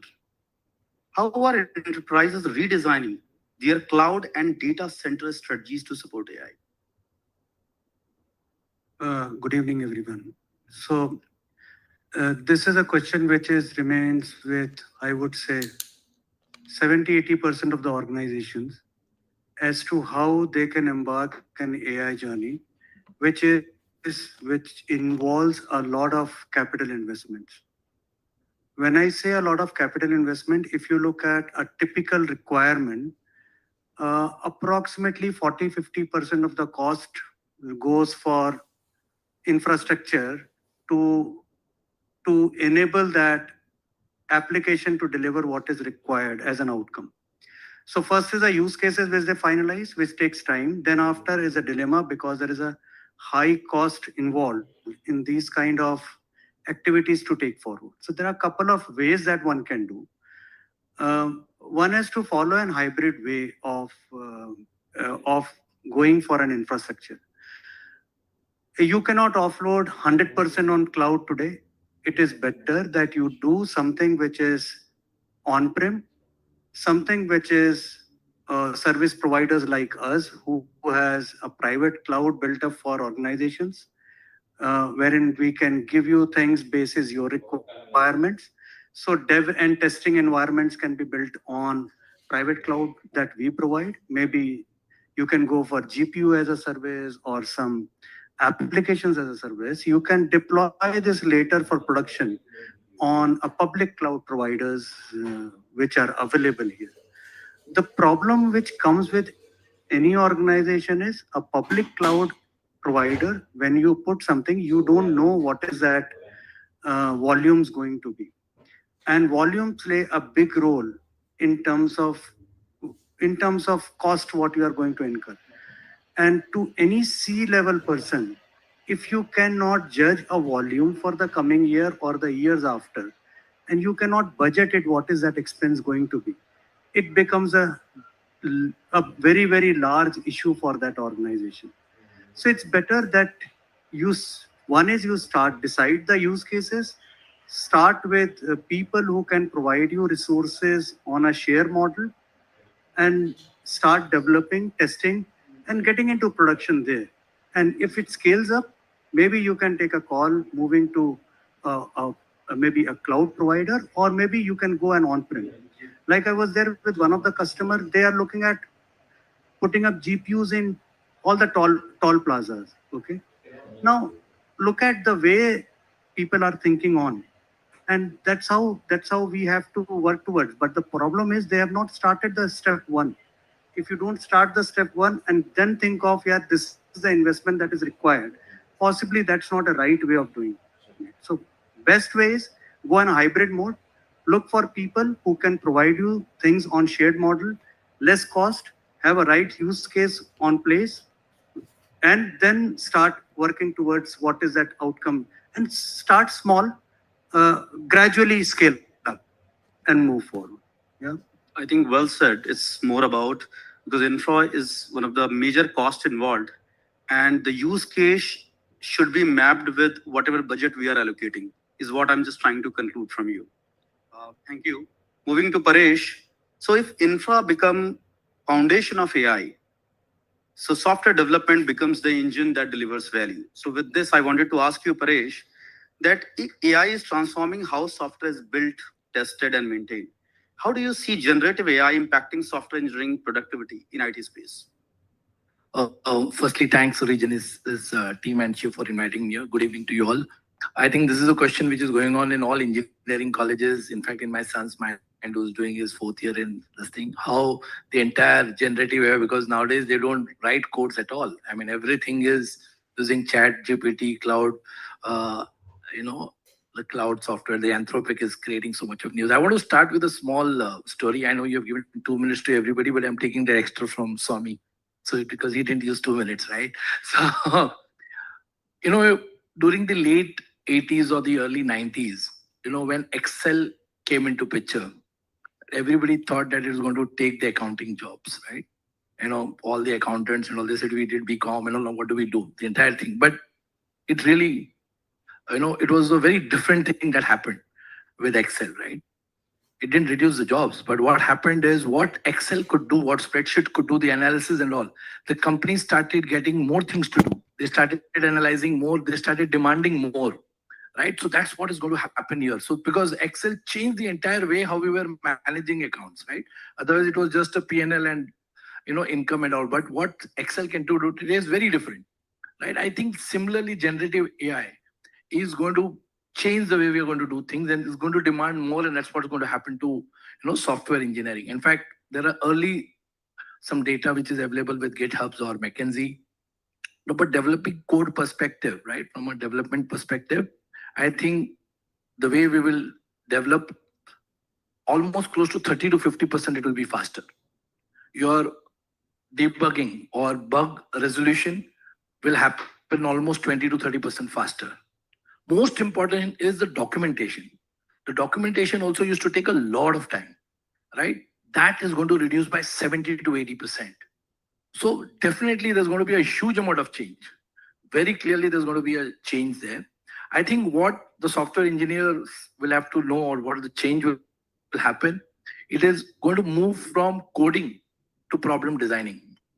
All the software engineers and all, they used to write code syntax. They used to not know also what problem they are solving. What is the bigger picture? Because there's thousands of engineers, they're doing different amount of things, and that's the app that you're trying to develop.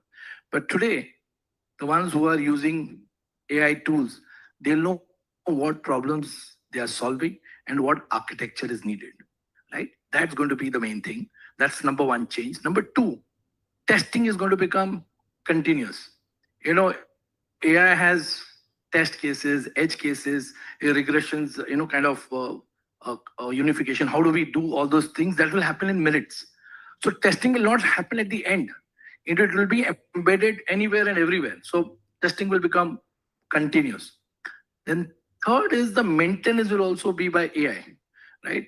Currently, what happens is, in the legacy system, there's a hidden cost of maintenance. You need services teams to do the maintenance part on the app, on the infra, all this stuff. But this will all, your legacy code will be refactored, your document, mapping dependencies, all will become faster.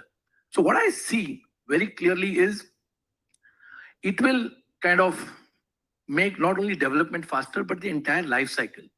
Probably ideas, prototypes, and also in the production stage, it will make it very fast. There are productivity gains, but this productivity gains will not reduce demand. It will increase ambition. That's what I feel AI will do. Thanks, Paresh, for bringing such a critical perspective because I think those who are, from IT background, everyone would completely agree with Paresh that documentation was a heavy lift work which earlier team has to do. And because of the generative AI, this problem has been solved very well. Paresh, so I'm moving to Derek. So Derek, across industries, many organizations have AI pilots, but struggle to scale them. What are the biggest barriers you see in manufacturing environments? I'll probably take an example. Good evening to all of you. To bring this alive. So this was a consumer product company we were working with. They're operational in 7 countries.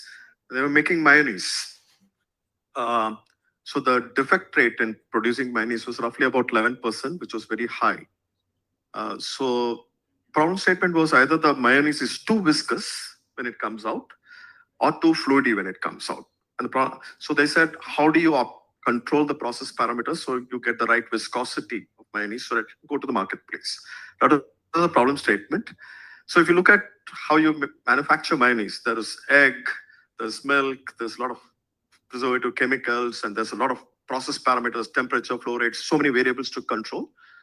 And there are operators manually controlling those set points.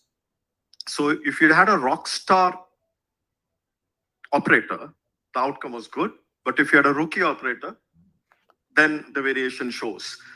So we built essentially a model which essentially looks at how the rock star operator makes his operator moves. It learned his operator moves, and then it will make a recommendation to the rookies. So that was what we did in a nutshell.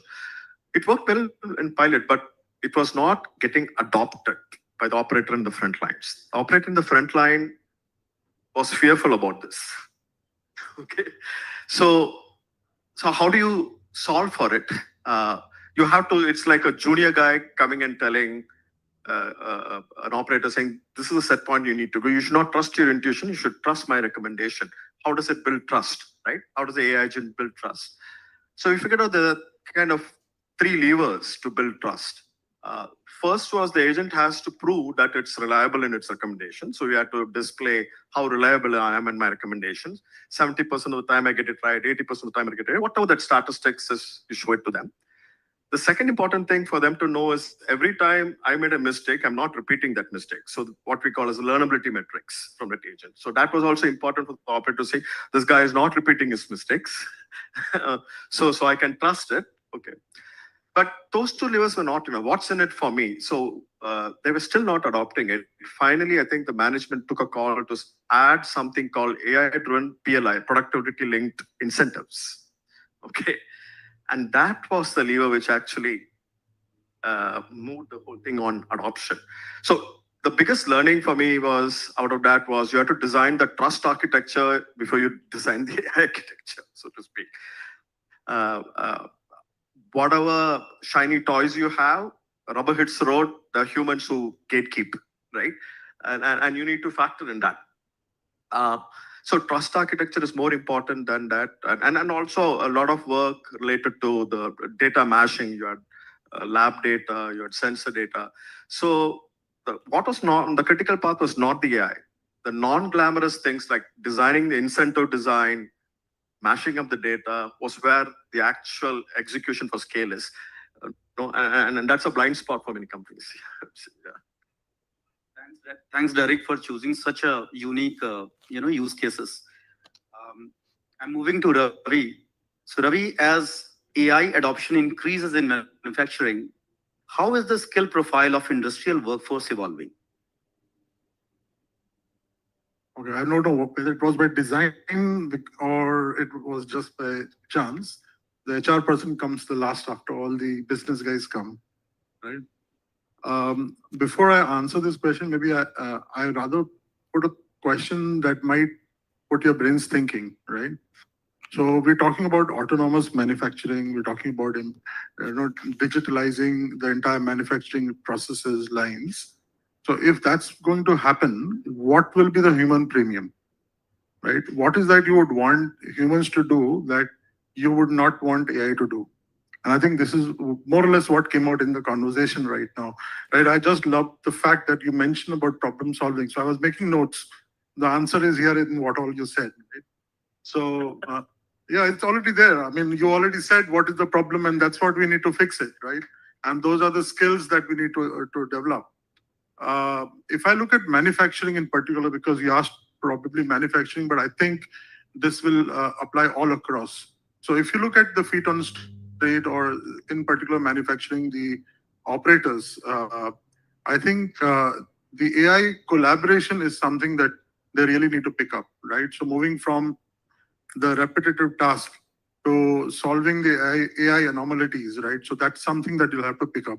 So I don't know how many of you really experience going to a digital factory where it is completely autonomous factory, where you transform 500 operators to maybe 20, 25 operators. So I've been lucky to work for organization who actually used to do that. So that was my previous organization.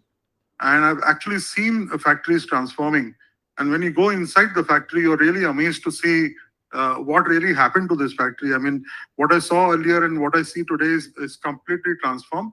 The productivity has gone skyrocketed. Your product mix is much more better. The quality is better, as we we're just talking about that. And therefore, the job of the operator who is operating those machines there is no longer to work on those machines, but to work on the software and manage the AI a little more better, right? But if you look one step up, it is more about, for example, if I talk about the seniors, the plant managers, it's about how do they collaborate, or rather how to orchestrate the data. How do they generate insights and make sense and take decisions, right? And that was the point that came very strong.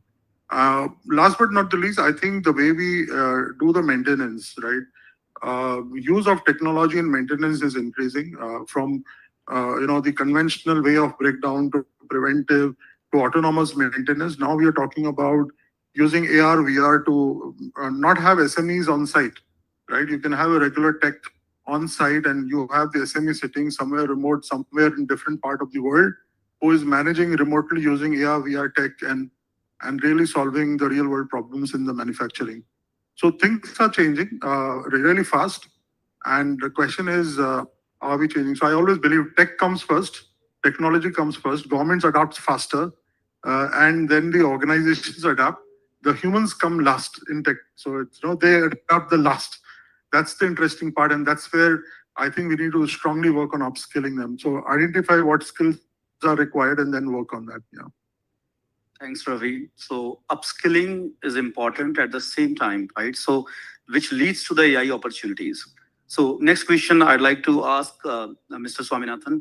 How can organization identify the right AI opportunities in complex environments like factories? See, I think one of the challenges that I see in complex environments is, at least my experience has told me that for every $1 of technology spent, you need to spend $3 on change management. Okay. Very true. And literally that's not budgeted. I think that's the fundamental point. Leave the complex environment, leave the technology. And literally you just think that you see a software demo, you think the agent will come and change everything. And then you think that it's going to all happen automatically. And suddenly you realize that change management seems to be a hard part of the budget that you have not even factored for. So I think in a complex environment, you need to look at all the stakeholders who are going to be affected. Okay, I think we are living in an interesting era where you're going to have economic growth with jobless growth, right? So which means that I'm going to be the first person to actually not do this, right? So therefore, how do you really make me do that work? Because if I believe I'm not going to be needed, I'm the first guy who's going to be the gatekeeper and block it, right? So clearly that's really one challenge I see. Therefore, identify your stakeholders. The second one that I see is most technology providers really underestimate what is the KPI that's being measured across functions. Okay, so if I'm a manufacturing guy, I can give you productivity, but if the sales guy does not sell, okay, what is the use of productivity, right? So which means that are you having what I call as connected KPIs, right? Which is actually rarely discussed. So I can produce whatever I want, but if I really don't connect the KPIs to manufacturing, to sales, to production, to inventory, then it just does not work. And are these connected KPIs? And very rarely I see cross-functional KPIs in companies. The KPIs still remain the same, right? So I just need to reduce cost if I'm in procurement. I need to give more productivity if I was a manufacturing guy. Okay, but the key point is, if you really want to make AI really, really valuable and actually make a difference, I think managing your stakeholders, looking at how these stakeholders are, cross incentivized, okay, to actually deliver for the outcome. And most of the time I find that actually, you can connect machines. It's very difficult to connect human beings, right? So therefore the guy, I come into meetings and then I realize that these guys have never met once. Okay, and then you're talking about outcomes and success. So Collaboration. And collaboration, right? So I think the most important thing is to stakeholders, connected KPIs, and how do you build collaboration? And mostly what I find is this seems to be the challenge, and that's why identify your business problem, look at how you really look at looking at these points, and then ensure that there is a cross-connected KPIs. If you don't solve this, it's not going to succeed. Thank you for bringing that important perspective. So by far, I think after hearing you all, we have established a fact that AI is going to bring a lot of value to the table, whether it's manufacturing or IT. The question comes up, I would like to move to Karthik, that what a strategic shift a company make to move from traditional digital transformation to true led transformation? I think you're asking a very serious question. Yeah. I was enjoying all the HR talk and kind of, seeing whether I can catch a quick nap by the time these guys finish up. HR and, this incentivizing and all this is like so old that, I thought by AI time, this will all get over. But looks like it's all, end of the day, everything comes back to what's in my pocket. Or like what Derek said, what's in it for me seems the standard answer. So I think digital transformation is the question. I think, from where I look at it, I think, and with the permission of the moderator to be a bit frank, this whole digital transformation thing is overrated, right? It is always down to getting the job done. And so I don't see between AI and digital transformation where you're going to be sprinkling everything with 2 alphabets and trying to make a change. It doesn't happen that way. So for me, I think Swami said it right. I think you have to get a buy-in first. And the larger problem always remains whether digital transformation or AI is, you can't just sprinkle something on top and say that this is AI, this will work. It's very custom. And for me, at least, not as experienced as the guys here, but I've found that, this one shoe fits all type thing doesn't work, whether it was digital transformation or this. So for me, the difference is going to be that you will have to just demolish the silos that people exist in, because this whole thing will work only on the data that you have and how well you can use it to make better decisions.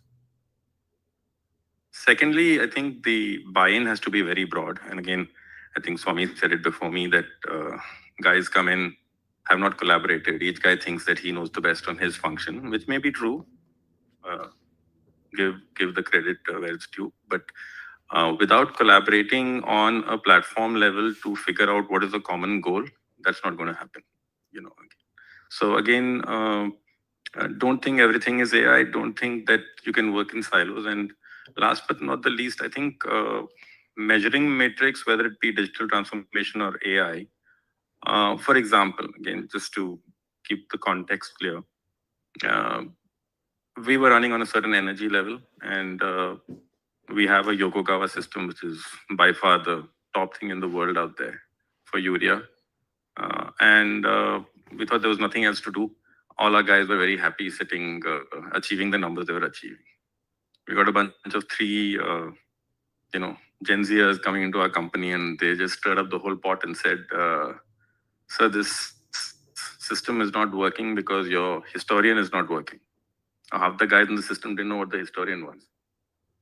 Right? So they started, okay, so going back to basics to educate the system, we said, okay, let's look at the historian like what you thought was the Oracle database.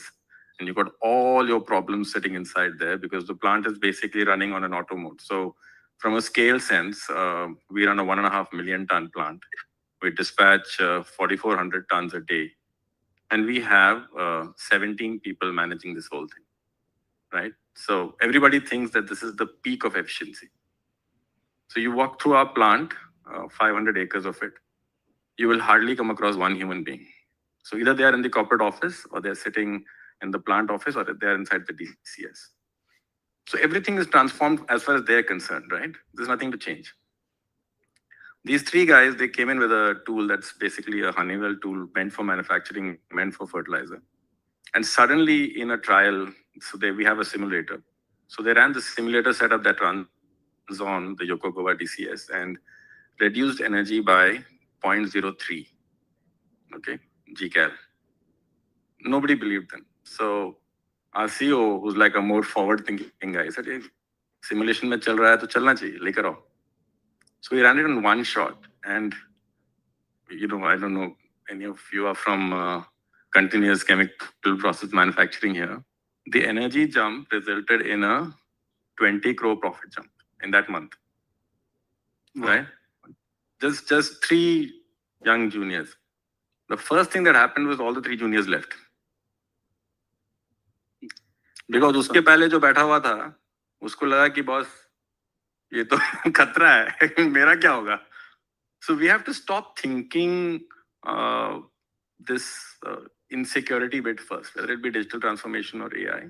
And I don't want to digress from your point. I think either of them work when there is people buying. And I don't think, honestly, I can get a robot to go touch an ammonia plant because the dangers of that are very, very different from a car mechanic or a Tesla driving itself and running over 20 people. When this thing goes off, a minimum of 1 square kilometer disappears.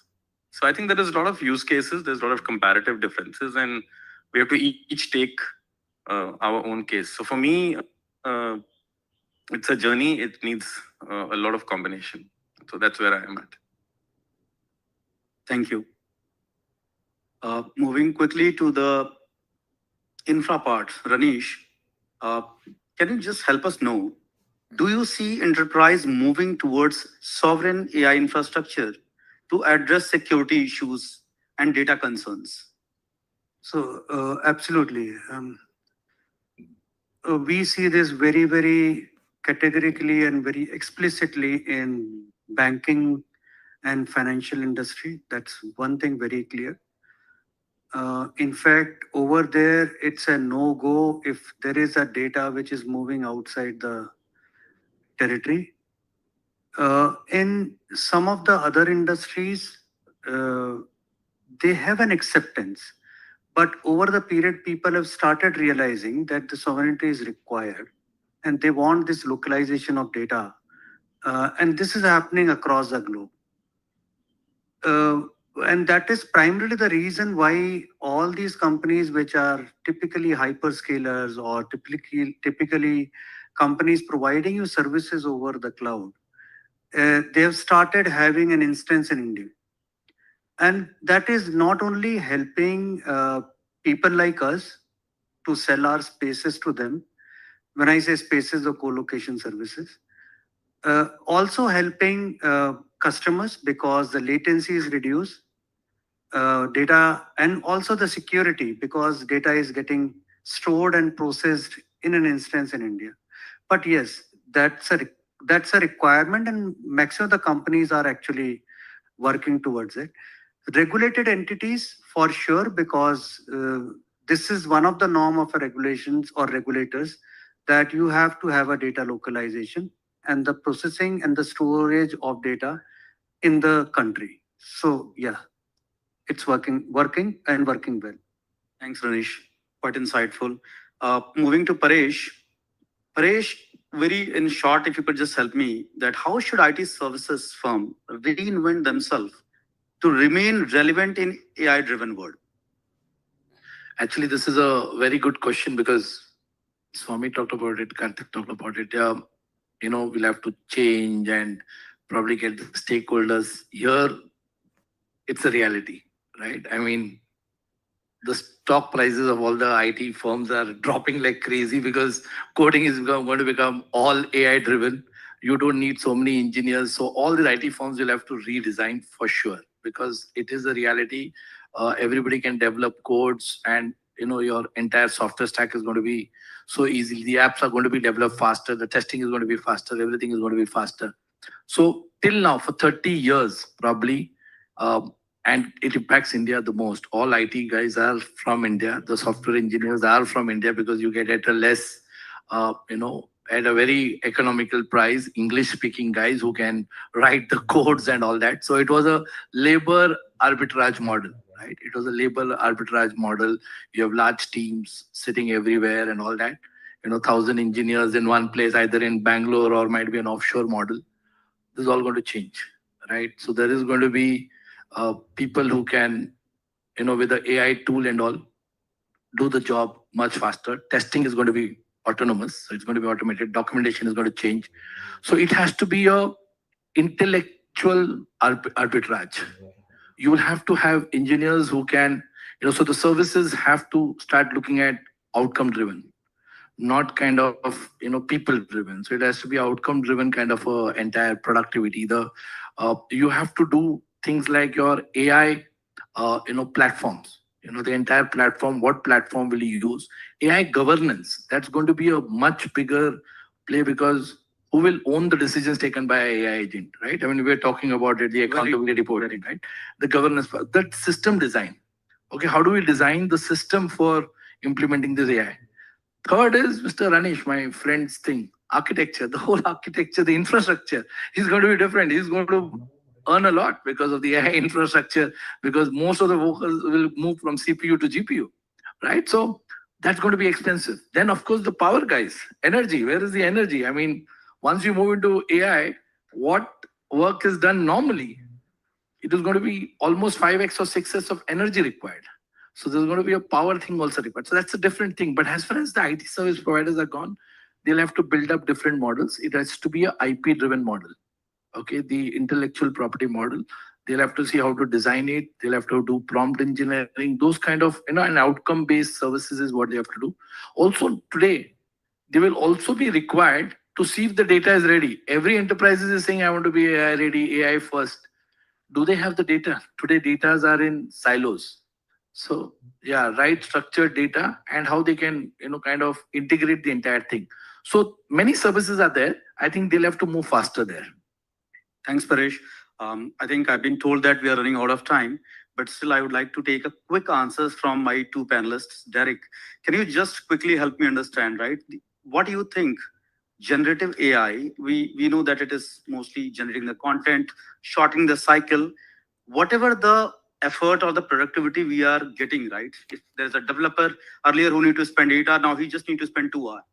What do you think, how should we balance the remaining effort with whatever we are saving from the generative AI or AI technologies?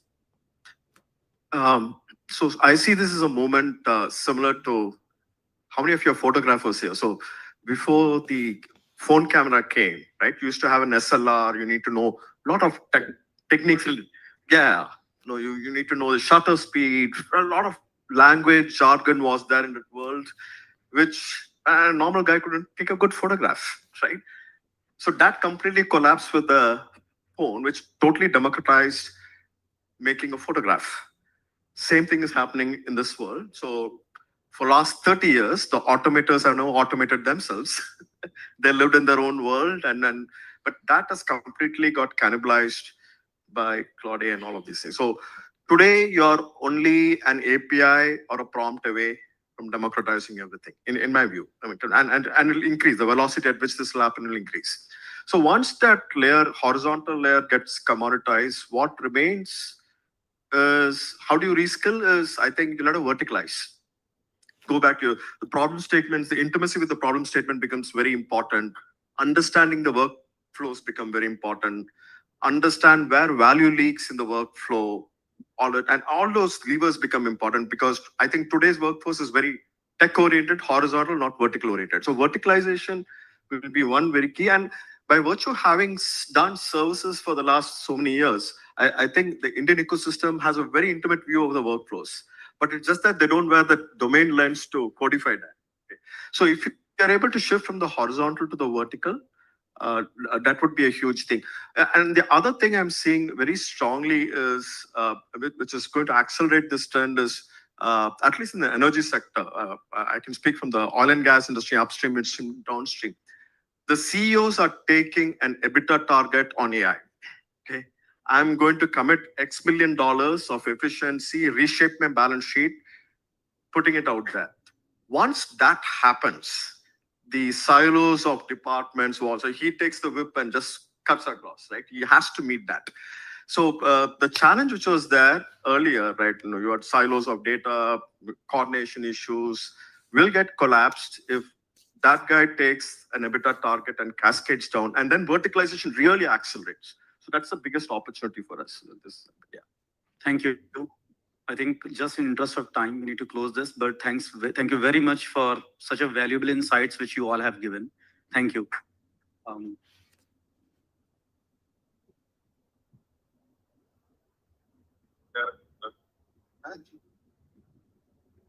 Thank you, Shiv. And thank you to our esteemed panelists. Please wait on the stage. I'd like to of Regenesis South Africa to hand over the gifts. Thank you.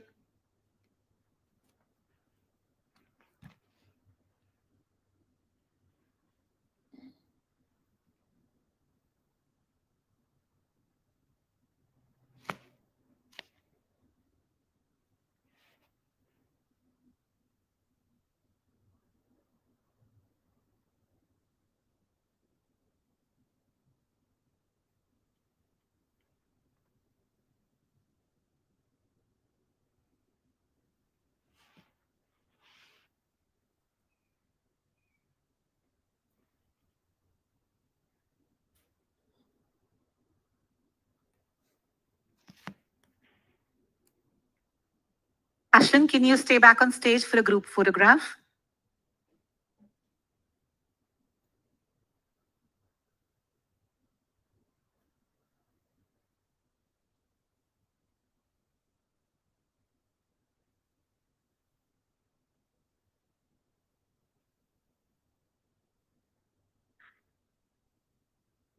Okay, we are in the home stretch now, and what a day it has been. One more exceptional panel ahead, and I promise it will be absolutely worth staying fully awake for it. But first, tea, coffee, and a few minutes to breathe. Step out, refresh, and come back ready for the final chapter of today's summit. We reconvene at 4:40 p.m. Thank you.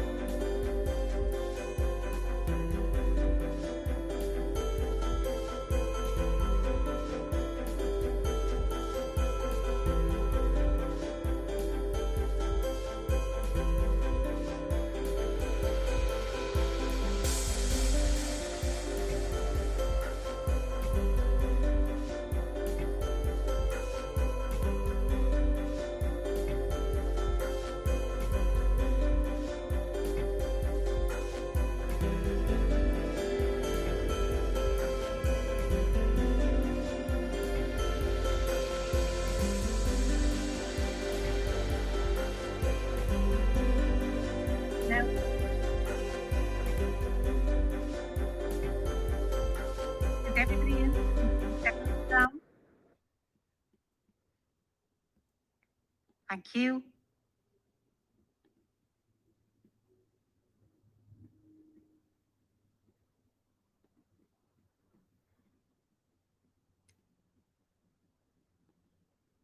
Okay, can we settle down, please?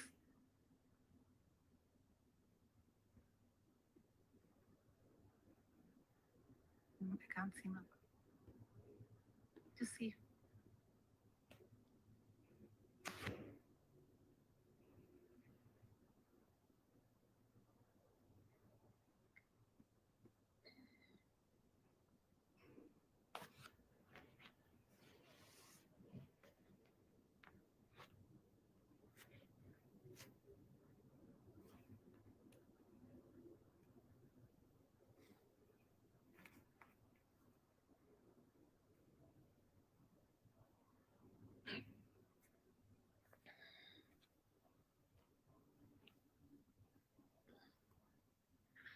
We will be starting now. Can everyone please come in?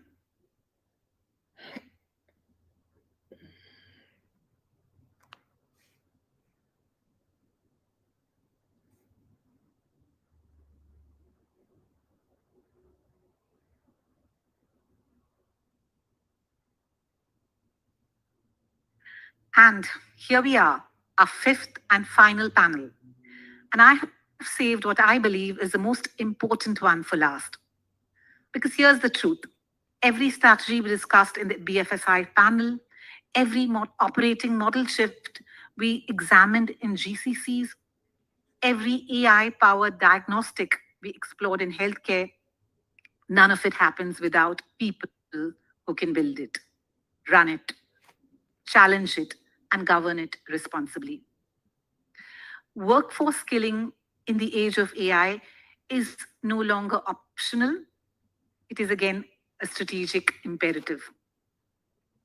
As AI reshapes industries from BFSI and healthcare to manufacturing and IT, organizations must move beyond traditional training models.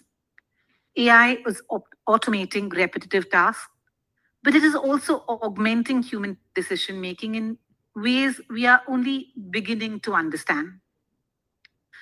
This shift demands new competencies, data literacy, AI fluency, critical thinking, prompt engineering, cybersecurity awareness, and ethical AI governance. The workforce of tomorrow will not compete with AI, it will collaborate with it. At Regenesis, with 10,000 learners and alumni, 1,000 plus corporate clients across 40 plus industries, workforce transformation is not a side room conversation. It is our core purpose. And that's why this panel carries special meaning for everyone in this room. Moderating the session is Ms. Avni Bhatnagar, Director of Learning and Development, Regenesis School of AI. Avni Bhatnagar is a seasoned capability development leader with over 2 decades of experience in learning, organizational development, leadership transformation. She has worked across industries, including retail, telecom, IT, ITES, pharma, and manufacturing, designing large-scale programs that strengthen leadership capability, communication excellence, and business performance. Known for her experiential facilitation style and strategic approach to learning, Avni has helped leaders and teams build the skills needed to navigate change, influence stakeholders, and drive impact in rapidly evolving environments.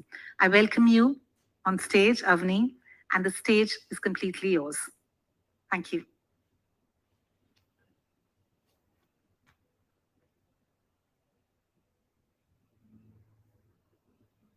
Thank you, Shamita.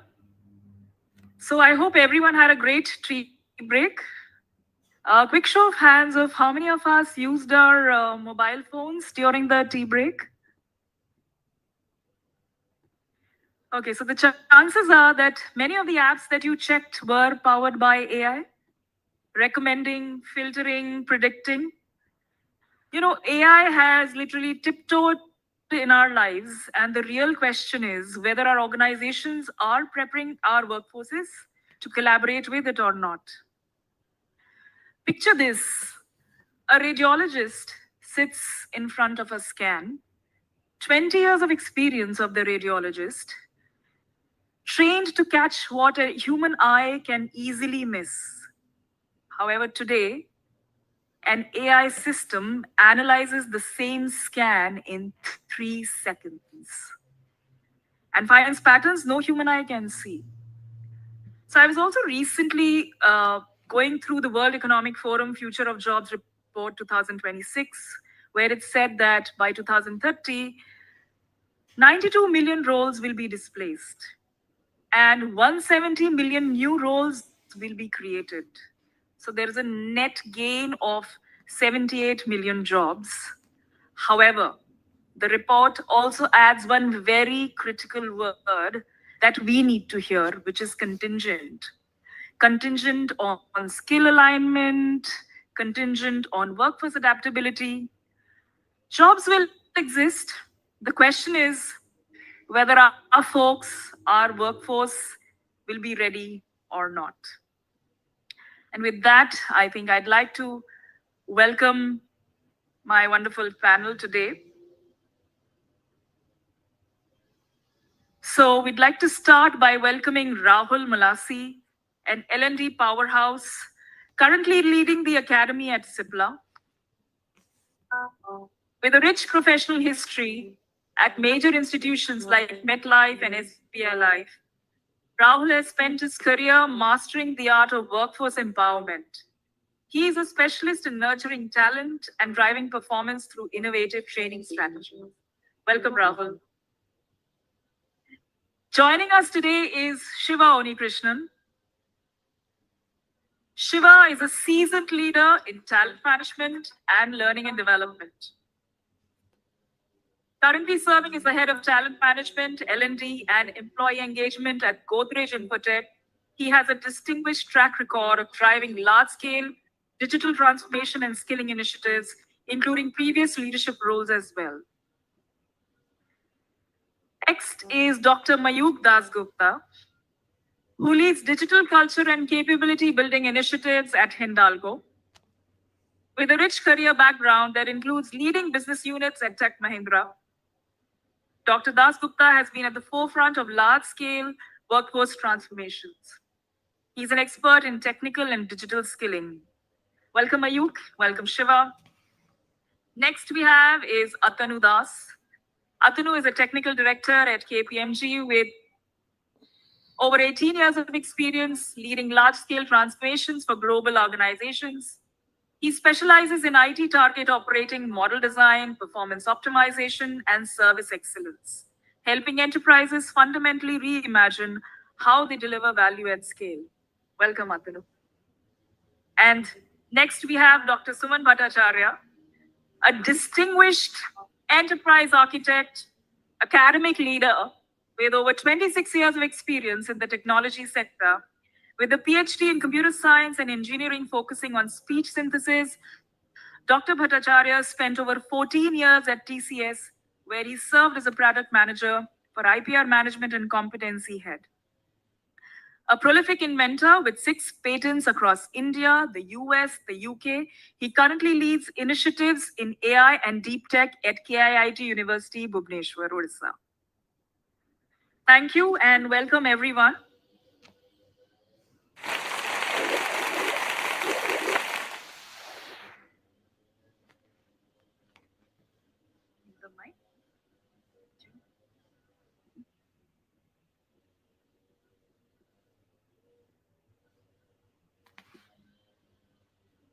So welcome once again. We shall get started with our questions here. So Rahul, I'd like to, start by asking you that in pharma, the stakes are like life and death.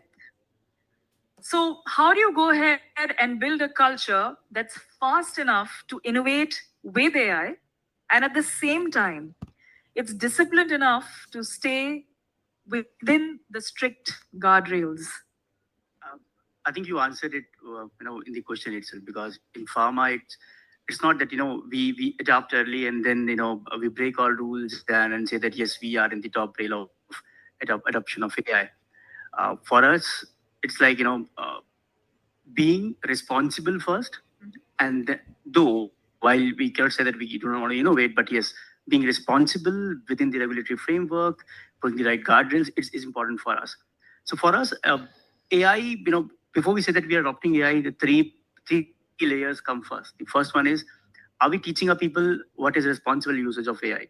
Where to use, where not to use? Before giving them tools or how to use AI, the first responsibility for us is to teach them how to use, where not to use the AI. Say for example, faking the data, making the data in the maybe while analyzing the clinical informations or creating marketing communication background and all those stuff. The second is the guardrails and the regulatory framework, because every though Cipla is a multinational company operating in different geographies, and every government, every place have their own regulations and guardrails which we have to follow, because we have to follow the law of land. So it's important for us as an organization to even if we are implementing an AI initiative, put those right guardrails, put those right guidelines, so that the input and the output which is coming to our people is secure, is safe, and within the framework of law. Third one, which is now the fast way of doing it, while doing all the backgrounders of how we keep it as safe as possible, is how we teach our people to use it in our daily life. It starts from maybe the R&D, how they can actually use, because how you teach people AI depends upon the role they are. We need journalists when it comes to our marketing, sales, operations, business. We need journalists who know how to use AI as. If we go deeper into the system where we have our R&D experts, our scientists, and all this stuff, we want them to be expert in specific use case of using AI in their domain itself. So how fast we are enabling building a culture. Let me give an example. We started not with the buying tools, giving tools to people. We started with I think somebody said here that the CXOs are putting AI into their budgeting. So we started with bringing that awareness of AI, that how AI is going to impact pharmaceutical from a leadership team. It's a top-down approach. While our CXOs, our leadership team understood that what is AI and how it's going to impact the system, they start asking right questions. Right question in terms of, say, if I today go and say that, okay, I want to bring AI into marketing, or maybe into sales, or maybe into research and development. So the fundamental question is, what do you want to change? How it's going to impact not just the revenue system, but how it's going to impact patient, customer, regulatory, as well as to the organization. And this brings the cycle of, then we think about, okay, what to train, how to train, what to bring, not to bring. So the fundamental is do the fundamental correct. Thank you, Rahul. I think that's a very, very interesting insight there. I will come back to you. Shiva, I'd like to, ask you that IT services is in a fairly unique spot, right? You are selling AI transformation to clients, navigating it yourself. So how do you prepare your workforce for a future, where all the core tasks are already being automated through AI? I think it coincides with my earlier last week's board meeting, where I think picking up from the last session, we are given a mandate already in terms of manpower optimization. How many roles are going to be redundant? How many skills are going to be redeveloped or re-enhanced? I think with an example, since I belong to the IT services company, Godrej, we are into IT service solutions for external customers, but internally we cater to Godrej enterprises as well as Godrej employees across the group.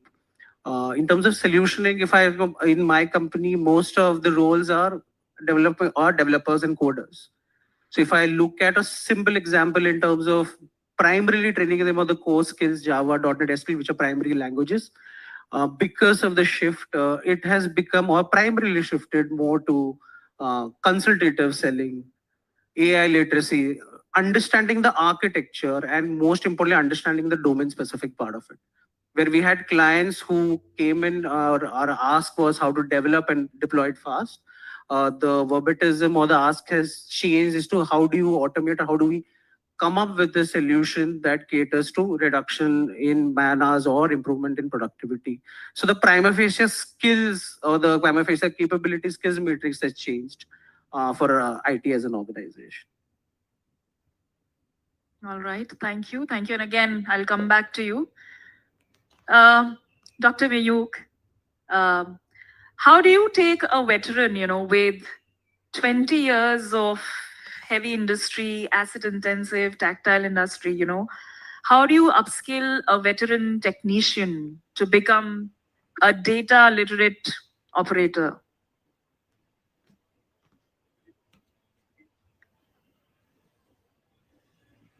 It's a good question, Avni. We are a 100 years old organization.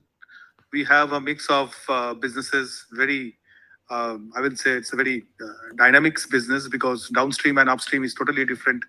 The company has entered into new businesses altogether, which is more into personal mobility, EV, and so many other businesses. And then there is another business which is growing at almost 100% EBITDA, which is this alumina business. So with that and with so much of workforce, of course, if I look at the geographical contours, if I look at a place like, say, Renukut, which is almost 85 years now, we have workmen, which is the second generation, who started as a son of the soil, and today we have second generation. And we also have the bright engineers coming in from the colleges, GETs, diploma engineers. So it's a good case to have in point. But what I can say is that I think the root cause or the genesis of all AI is the data. So last couple of years, Hindalco has invested heavily in getting the data corrected because most of the meetings we used to find that the data is not available. Whenever someone is to start building a model, a predictive model or a prescriptive model, the question came in that I don't have data. I have data only for 6 months or might be 1 year, but you have data for so many years, so many decades. So the first skill what we try to do is that build the data fundamentals clear. So whether it is an operator or whether it's a young engineer, GET, the data science or the data background is there. So one example I will give you. Uh, Today, with all the platforms in place, we have data management platforms, which is like Aviva Pi is one of them.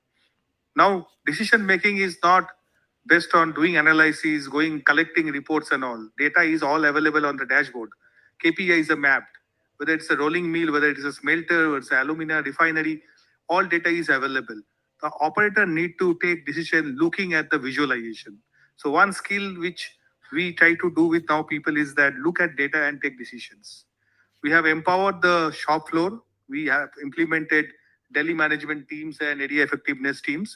And we have given budget to the area effectiveness teams where we have a process engineer, we have operators, we have even people from quality as well as maintenance. And we say, okay, if you have a problem which you can find with the data and you do a YY or a RCA, take your decision. Don't wait for the department head to come and tell you that this lubrication oil needs to be changed. So that's the way it is. And we are not selling this as a, or we are not telling that, okay, this is going to be a paranoia for you. You have been very comfortable doing things. I had the last panel excited, interestingly talking about change management. That exactly is what is currently happening. So we are saying this is a companion. Okay. The tab with which you are moving around the shop floor in the pot line, this is helping you to take decisions. So adopt it so that it's a friend of yours, it's a companion of yours. So it's not supplementing it, it is complementing. So that's the message we are sending to the shop floor. And other thing which is, of course, it's a part of change management. So building new behaviors and practices. I think how you can adopt in a world of digital, being comfortable and not getting into a too much of learning. It's ways of doing things. So changing ways of doing things, making people aware that this is the way of work. Next 5 years, if you have to be in this company, this is the way you have to do. And this is going to benefit you. And they are now coming back saying themselves that, yes, I need to get trained. I need to learn the platform. I need to know this, this particular device or the gizmos. I think that's the way we are doing. So we are not force fitting it. We are showing the solution in place and encouraging people to come and adopt. I think that's the way we are doing it. We're going slow but steady. Thank you, Dr. Mayuk. And I think you're very right when you say, one of the panelists mentioned that for every $1 of AI to be implemented, there is a $3 of change management that has to be done. And building onto that, Atanu, I would like to, ask you that what is the biggest gap between what companies say they are doing on workforce AI skilling and what is actually happening on the ground? Good evening, everyone, first of all. And that's a very valid question. And coming from an industry which is into consulting, helping customers in the same way, I think there is a lot of alignment I built with this question. Now, is AI learning important, AI workforce important? The answer is yes. But just doing prompt engineering or Gen AI certification, is that enough? The answer is no. Now, where I think the industry is missing it out is the specificity. The workforce has to be developed, the AI's capabilities have to be developed at par with the persona or the role that they portray in the organization. For example, if I'm talking about a business analyst, the agentic application for the business analyst who is developing a requirement, creating a backlog, I think the IT guys who are in the room might understand that, is a very different application as compared to a person who is sitting in procurement and evaluating vendors, or a HR who is recruiting people, or focusing on L&D. So I think we need to come back to the specificity in terms of what that role demands in terms of AI, and possibly again re-venture into the learning program that they need to get.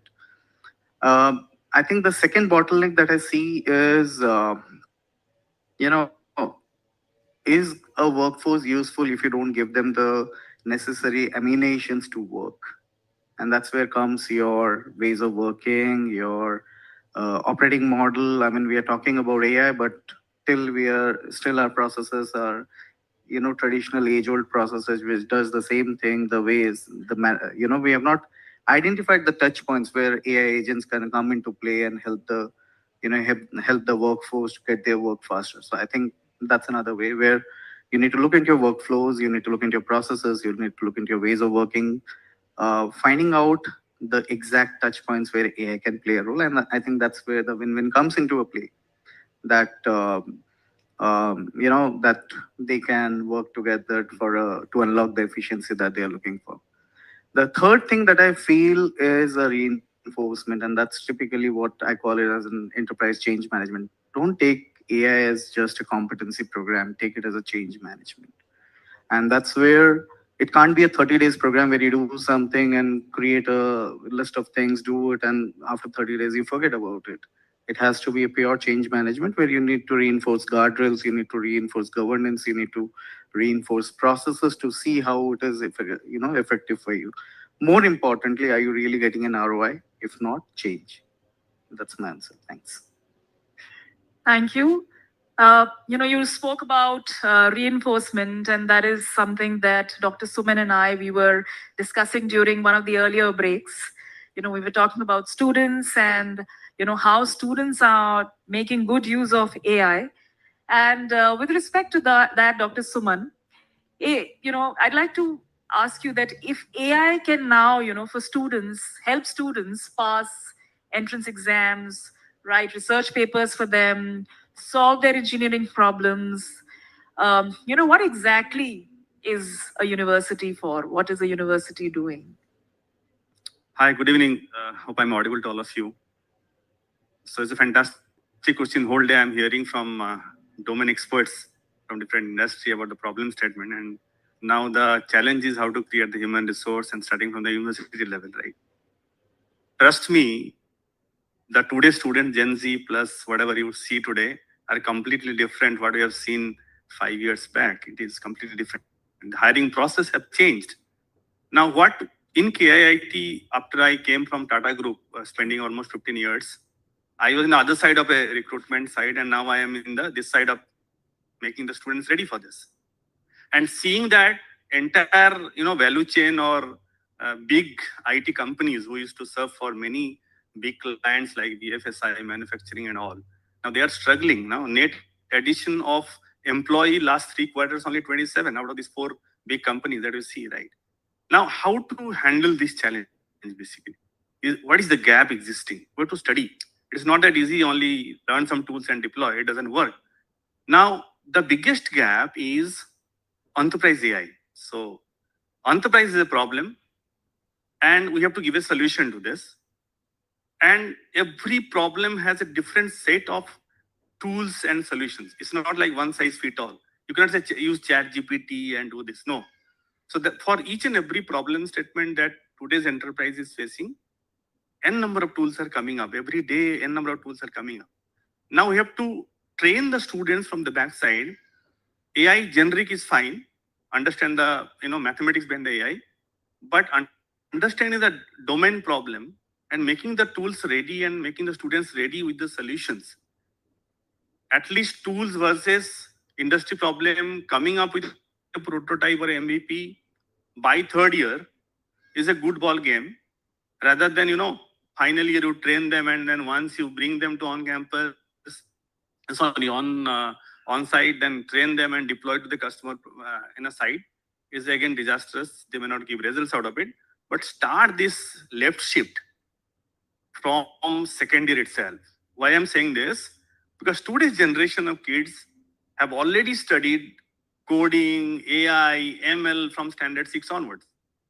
So if you look at 5 years back engineering, in the first year engineering, mathematics, physics, chemistry, 2nd year, data structure, something like that, then little bit of fundamental of engineering, then 3rd year, some domain paper, and finally the internship, right? So that model we have to, completely change and complete your coding or analytical skill set in first year itself.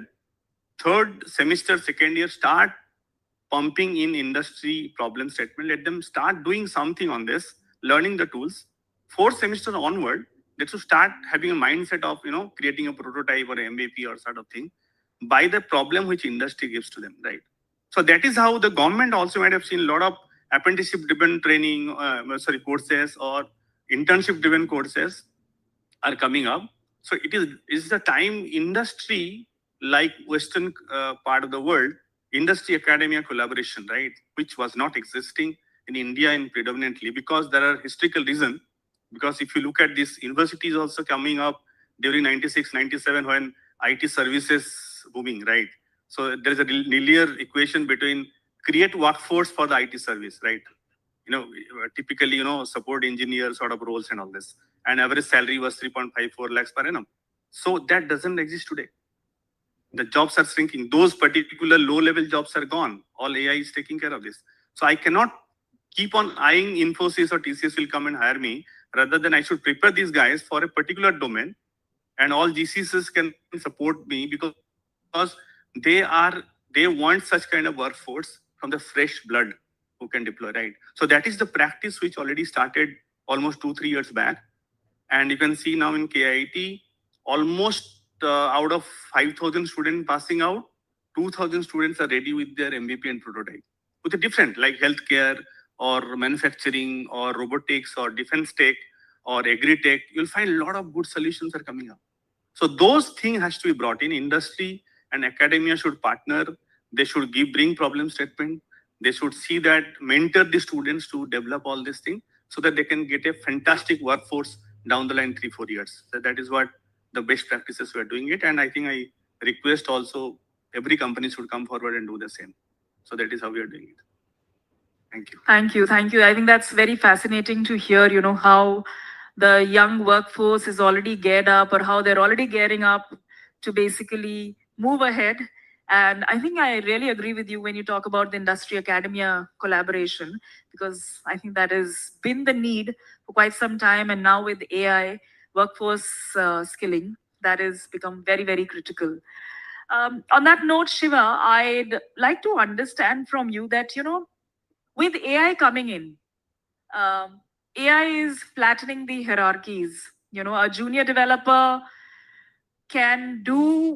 right now can do what a senior developer could do, let's say 2 years ago. So are you doubling down on the technical depth, or you are pivoting to human judgment? Okay, I'll answer it with an example. So in the current ecosystem, in case of Godrej Infotech, we have many roles in the organization which are structured around coding. A developer moves to a senior developer, to a quality analyst, to a solution architect. This is a linear structure. I think what worked for us, I'll tell you what worked and what did not work as well. I'll start with what worked for us is we have to change the linear structure where an employee can fast track or move levels. How can we do this? Is we add a proficiency assessment tool setup, which evaluates a profile or a role or an individual on two aspects. One is if he is able to learn the technology or the generative or the agentic AI component, is he able to deploy it in real-time environment using a sandbox tool? We have our own open labs, which allows a role or employees applying for the role to have a sandbox environment and deploy in real-time environment. And the second most important thing that I think we were earlier concentrating only in the first phase part of it. But second, we also concentrated on improving the domain specific part of it. See, because if our solutions involve selling it to a BFSI client, I need the structure, I need the proficiency level to also have understanding of the regulatory and compliance framework. Then only the role can act as a solution architect. If he lacks in any of the aspects, he won't be able to. Similarly for other domains as well.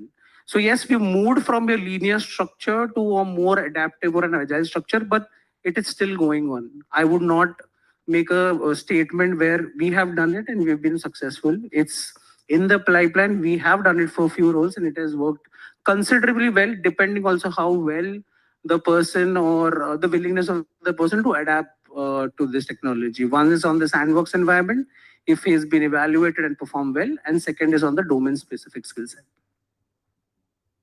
Sure, sure. Thank you, Shiva. Rahul, you have scientists at the innovation frontier, and then you have certain teams on your manufacturing floor.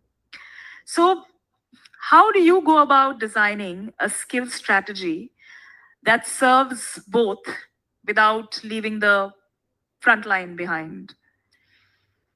So I think the Atanu answered this question that you need to be very specific while you build any skill solution. Like scientists might need very deep, dense knowledge stuff. You might not want to train them on how to do those stuff, but you might want to create a role or a position which actually help them or in taking the right decisions in terms of technology usage and stuff. Like data scientist was not a position which was there in pharma quite long, especially in Indian pharma stuff. So we're more of innovating, doing some you can say data scientist was not very rich position in our case, but now it has become like one of the important position. You may call it an SFE role, you may call it in a regulatory framework where you have to submit data to the people. You also call it when you have to do the R&D for new drug, new formulation, all those stuff. So you need to be very aware of that what roles are evolving and then think of maybe doing that skill stuff in here. When it comes to the marketing, the workforce, the field force for us, it's very simple for us, to be honest. It is about how you actually help use AI in reducing the overall increasing the productivity and reducing the wastage time stuff. So we are focusing more on how it can be leveraged in terms of making content faster, making summarization faster, making document faster, and the next leg which says how do I take decisions? Can the data in the backend, I can use my AI stuff to get right insights from the data. It's not about now creating dashboard. It's about how the insights from the dashboard can come along. So can AI help me in that? Can I as a marketer use it?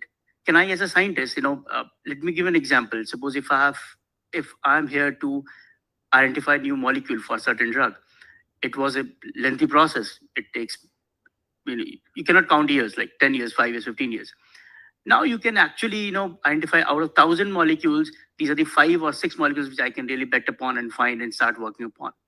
So can my scientists today use those systems? Can I create an ecosystem, not just, ecosystem where they can actually, I can help those scientists in while identifying the right drug, identifying the right technology, which can help them use this technology. Example of the device which we are actually, looking in front of us. So we as pharma were primarily focused on this is doctor, this is drug, how this helps. Now we are pivoting to, okay, this is doctor, this is diagnostic machine, how you can use it. We are building those machines so that our doctors can take decisions which are fast. Like results should not take 3 days, 2 days, maybe a full 1 day to actually come to the conclusion on the on what the disease is. So can I skill my people upon how to use it, how to detail it, how to tell benefit of this to the doctor so that they can use it. Yeah. So the skills is awareness, making them journalists, and in some cases make them specialists out of it. It's very simple, like how you used to take decision on let me go very back, the primitive age, where if you have to predict that will it rain, not rain, you look at the soil, you see some stars, you see the sparrow is going left or right, and you take decision, okay, rain hoga is back in yoga. Then came the satellites, then came the and all those stuff.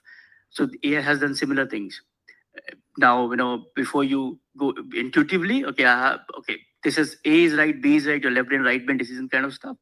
But now it's more of getting information from the data within seconds. Okay, what does this say? What is the pattern? How does forecasting look? And you take decision instantly. So I think that bridge of using AI, intelligent use of AI, is something which we should focus upon. Sure. Thank you, Rahul. Dr. Mayuk,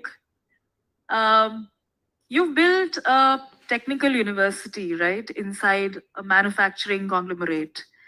What do you think is one of the biggest advantages of in-house skilling that can help our workforce in this age of AI? Yeah, so of course, the technical skilling is the essence of our business. We exist because we have the technical competencies. Because we make metals, and metal, the quality and the purity, the metallurgy is the essence of our success. So we started off our in-house skilling, which is the Hindalco Technical University, around 11 years back. Okay. And the idea was that while we are doing a lot of behavioral stuff with our managers, the people who are coming from the colleges, they don't learn aluminum. In the colleges, Indian curriculum is majorly with iron and steel. And only one second year they have a BAS process, which is for the, the refinery process. So we have to do it in-house because we tried with some universities to give the curriculum and develop it, but it did not work much because the capability building was a question. Today, in the Indian context, we have an Indian Institute of Metals, which is a amalgamation of a couple of metals companies which has created this. And with some of the IITs, we have developed curriculums which is aligned. So what we do is that when we created this university, the idea was, of course, technical skill building. But over a period of time, with the sensors and actuators coming in the plants, every plant, if I say that more than 1,500 sensors are there, and data is flowing. So that altogether calls for a new level of skill. So while we have people coming and we are teaching them how to do refinery and how to run a smelter, we have to teach them also how to look at data differently. How to look at data which is coming now in nanoseconds, looking at the graphs, looking at the decisions, and take decisions on their own. So that's the challenge. So that building that competency or that capability took some time. And today it has been embedded in all the programs. So today, if you ask me that, okay, tell me what is the current uptime or what is the current, KPIs in my plant in somewhere in Aditya, in Sambalpur, I know that, it can come on my mobile device itself. So the business heads and the operations heads, they track their KPIs through these particular devices because it is on the cloud. So that's the capability we are now building in the people. Of course, it has gone much, but AI predominantly we are using in our manufacturing, especially to manage the KPIs and keep uptime and unplanned shutdowns and all, because we do a lot of predictive maintenance, preventive maintenance. We do a lot of work with AI and data, because I think all the machines, all the OEMs, wherever we are now, everything is linked to the cloud. So OT security as well as aligning this with AI is our, I will say, the secret sauce in today's business. And if you ask me precisely for the Walkman, it is more making their life easy. So the pitch is not that, you use AI because we are doing AI and digital transformation. The why we are saying that is that you use AI because this is going to help you get your work done easier. Today, managers, we pitch in saying if you are using Gen AI capabilities with the co-pilot we have with all the licenses now, can it save at least 1 or 2 hours of your productive time? Can a 100-page SOP be summarized into a Odia language or some Kannada language and you can use it easily with your operators? That's a pitch. And I think that works. When the moment people start finding that, yes, this is benefiting me and my community and the team, they will immediately adopt it. And we don't see that level of resistance even at the Walkman level also. Because I think in today's world, one good thing in India is that, of course, we're the second largest to adopt AI in the world. So that people understand. And so I think we are slowly moving towards an AI-driven economy. Yep. Thank you. Sure. Thank you. Thank you, Dr. Mayuk. And in the interest of time, I do have a question for you and Dr. Suman. But, if we could have some brief answers, as as it is said, brevity is the soul of wit. So I'd like to ask you that, for a consultant, knowledge is power. Now, how do you convince a senior consulting partner who is sharing his or her knowledge that when they share their knowledge with an AI model, it is scaling their value rather than diminishing it? Avni, I think what you have said is right. I mean, if you see the consulting firms, they work on a knowledge economy, which means the consultant who's on the ground, ideally, the service that he's providing or she is providing, or the product that we are supporting for, is something of value that we are delivering to our customers. Now, it's very important to understand that, it's not just our experiences uh, or the education or the learning that we have is getting us the value, but it's more to do with the type of decision we make on the ground, the trade-offs that we can do with the business owners. I think that's what creates a value for us, and that's what we get paid for. Now, from a completely, if I have to put everything together, how will it be helpful for a senior partner to get to get aligned to this, or what is I see? I mean, all of them are aligned. The reason is very simple. Today, when we do a journey, our journey involves a lot of insights that we create for our customers, which needs a lot of data crunching, which needs a lot of research, which needs a lot of looking into data from different sources.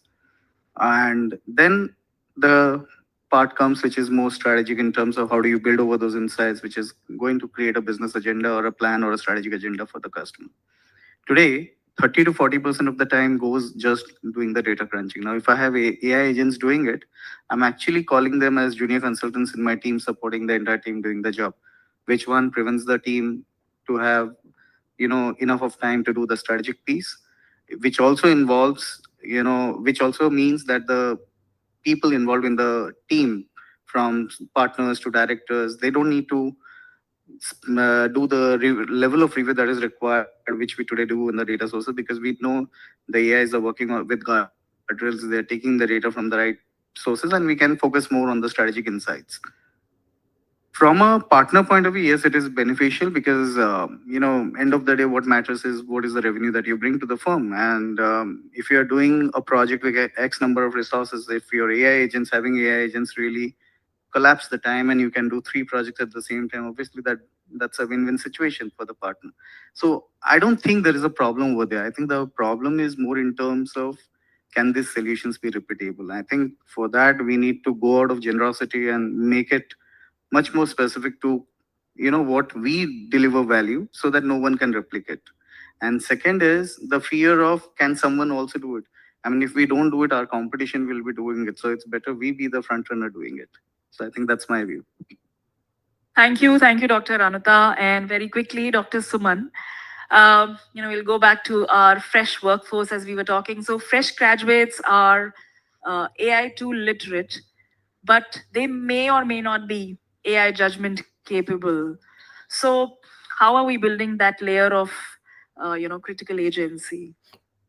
No, whether it's a fresh or experienced, doesn't matter. AI is, today's context is highly biased, when it comes to output, because AI works on the data, already previous data, and previous data may not be, as he pointed out a few minutes back, it is 6 months, 1 year old data, may not be the right data to actually give a prediction or maybe give a final conclusion to this, right? So the problem is, I'm telling you, big companies have R&D budget. They can have in-house scientists and all. Small startups or maybe grown-up companies, they do not have the bandwidth to have a typical R&D setup, So then for those companies, what I request them, why don't you give the problem statement which you think there's no NDA is signed with the client, then you can bring it to the campus, give it to the student, because students are day in and day out creating the models, various ML models, they're doing it right. So once they get a concrete problem statement, they start focusing on that. So allow them to work on your data, on the model they're developing, come out with a prototype, and you guys see that this is the right solution can be taken to the market. Maybe right. So those startups can be a feeder to the big companies like APMG or Hindalco, right? So that kind of equation, if you can bring in, like big companies have bandwidth of R&D, but may not have bandwidth of fresh mind to generate the ML model. Startups do have such thing, but they do not have data, or they do not have the R&D setup. So they have to depend on the university, right? So the university can create such thing. So there is a lot of collaboration between big startups and the university. And a university like KIT, like where we already have a setup of almost 20 GPUs, we're spending around 20 crores. We've got a high performing computing lab. So definitely small startup can also take a rental model. In the morning, somebody discussed the GPUs that we do have it, give the data, let student develop the algorithm for this. And if it fits into the customer requirement, then go ahead with it. So give internship, then give a job to the students, and everybody's in a win-win situation for this. So that culture has to come. Otherwise, big companies, they will do their own way. Startups also, they will figuring out what to do and what not to do. And then college students, again, they learn so many things right in the CV, but again, while applying for a job, they are also confused which company should I go. But in this process, they know that, yes, I am ready for a healthcare. I'm ready for a manufacturing. I'm ready for, your defense tech or agri tech. And they actually pursue their career in this. So that is how the collaboration model has to be built. Then it is a successful thing that I believe in this. Thank you. Sure. Thank you. Thank you, Dr. Suman. And thank you so much to each of our panelists for your wonderful insights and your thoughts. Thank you so much.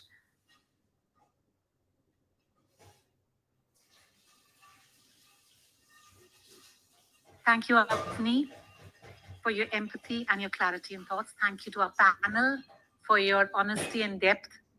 And now I call upon Rajat Sharma, Chief Operating Officer of Regenesis India, to come to the dais and give away a token of our appreciation. Come.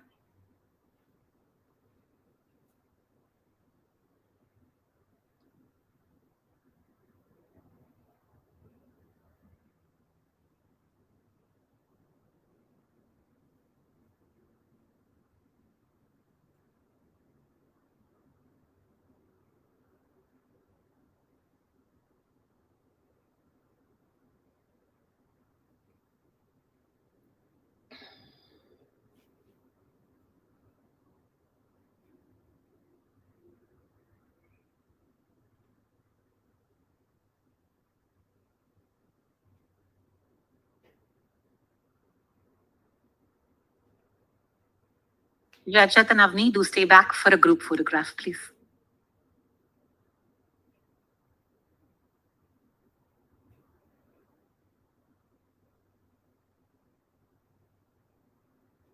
Close.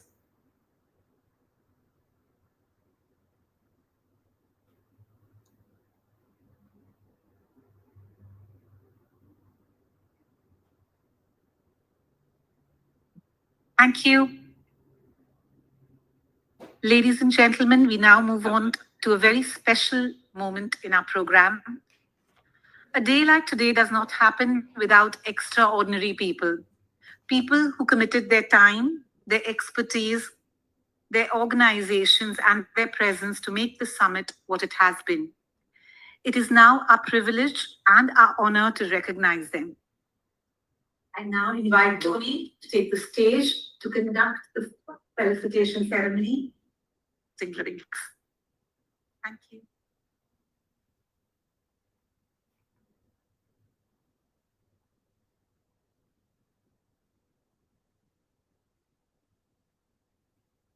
Thank you, Shamita. Good evening, everyone. I know it's been a long day for all of us.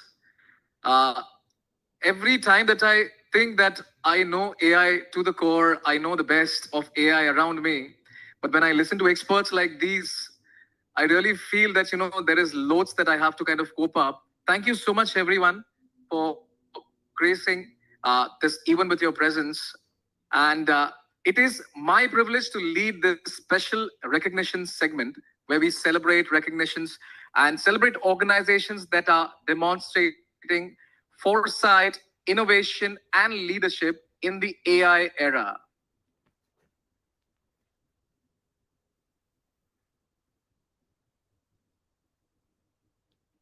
Request our presenters to kindly join us on stage as we begin.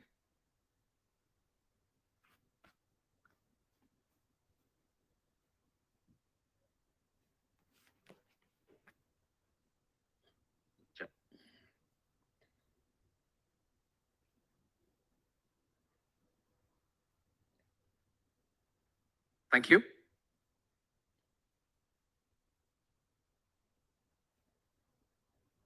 So as we begin with this, we would like to invite and recognize Hindalco Industries for AI Transformation Champion, Manufacturing Intelligence at Scale. May I request the representative from Hindalco Industries to kindly join us on the stage. A warm round of applause for Hindalco Industries, please. May I also request Dr. Marco Sarvancha to kindly represent this felicitation.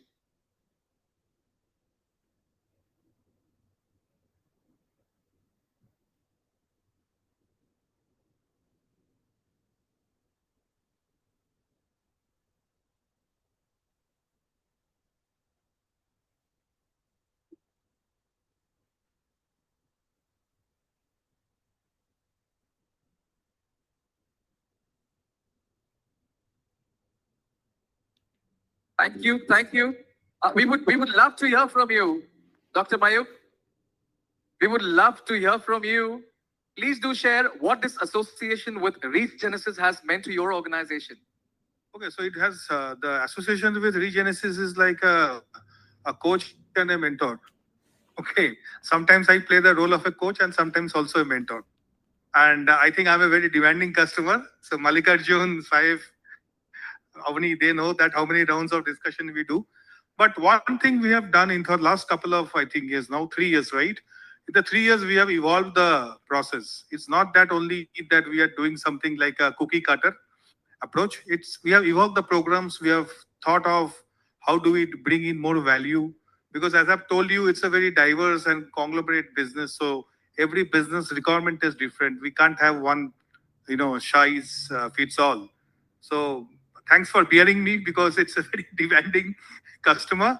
But yes, so I think I appreciate every time Regenesis has come back with a solution. We have challenged them to think out of box. They have thought and they have come back.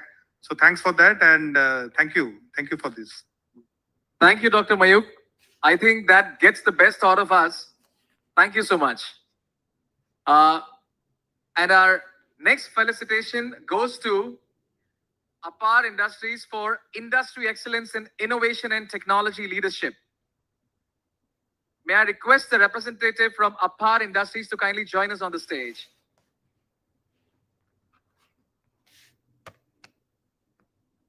May I also request Ms. Shamita Shetty to kindly present this felicitation.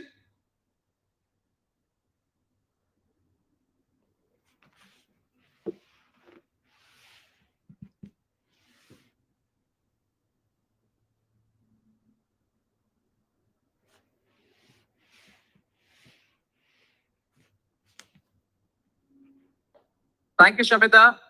Kirti, we would like to take a moment from you and would want to hear, how was the association has been with the Regenesis team. Yeah, thank you so much, first of all, for this evening, this award. Thank you so much. And I would only say that we kept experimenting, and every time something new, better, and very good has come up. Really very nice feedbacks, and we really enjoy each and every program or event or association which we have with Regenesis. And it is not only about training, but it is about everything. So I found end-to-end help from Regenesis in all ways and means. And thank you so much for this partnership. Thank you. Thank you, Kirti, and this is really motivating for us. Next, I would like to invite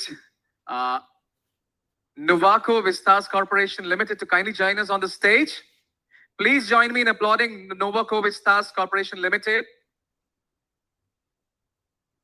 Mr. Ravi, can I request Mr. Viju Joy to kindly present this felicitation?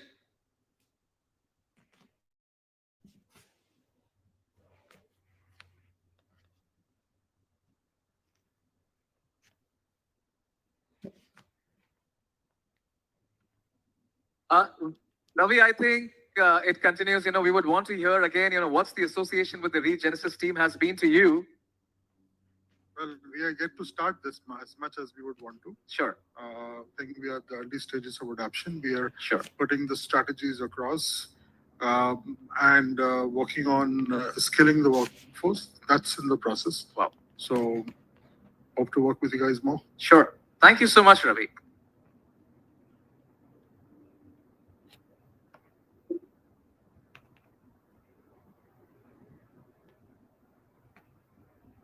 So, ladies and gentlemen, now I would like to invite the representative from CIPLA to kind of join me on the stage, Saad and the team. May I request Dr. Penny Law to kindly present this felicitation?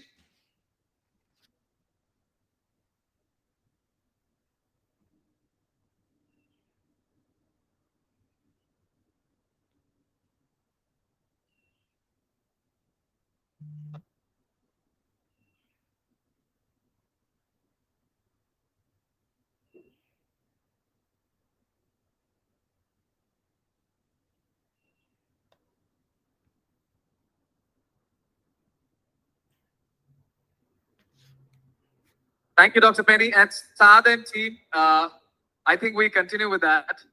We would want to hear from you a few words, for the association that we've had. So, how's it been with the Regenesis team for you? I think so far it has been a very pleasant journey, dwelling onto the facts that now we are looking into AI fluencies and, moving ahead with the ecosystem. So it has been a terrific experience for us and we would like to continue this momentum. Wow. Thank you. Thank you, Saad. So congratulations once again. Can we have all the participants kind of come to the stage for a group photo if we can? A quick one.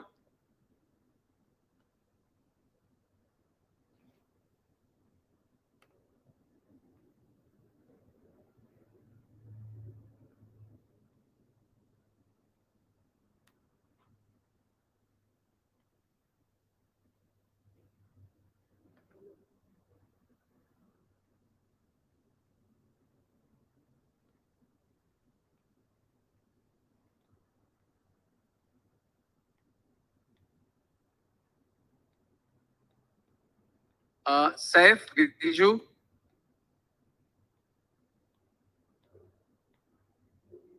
Mehul, Abhishek.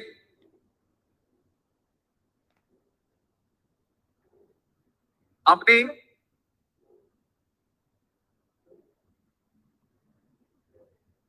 Palli. A quick one. All of you have been part of this, and I think this really calls for the moment. Celebrate.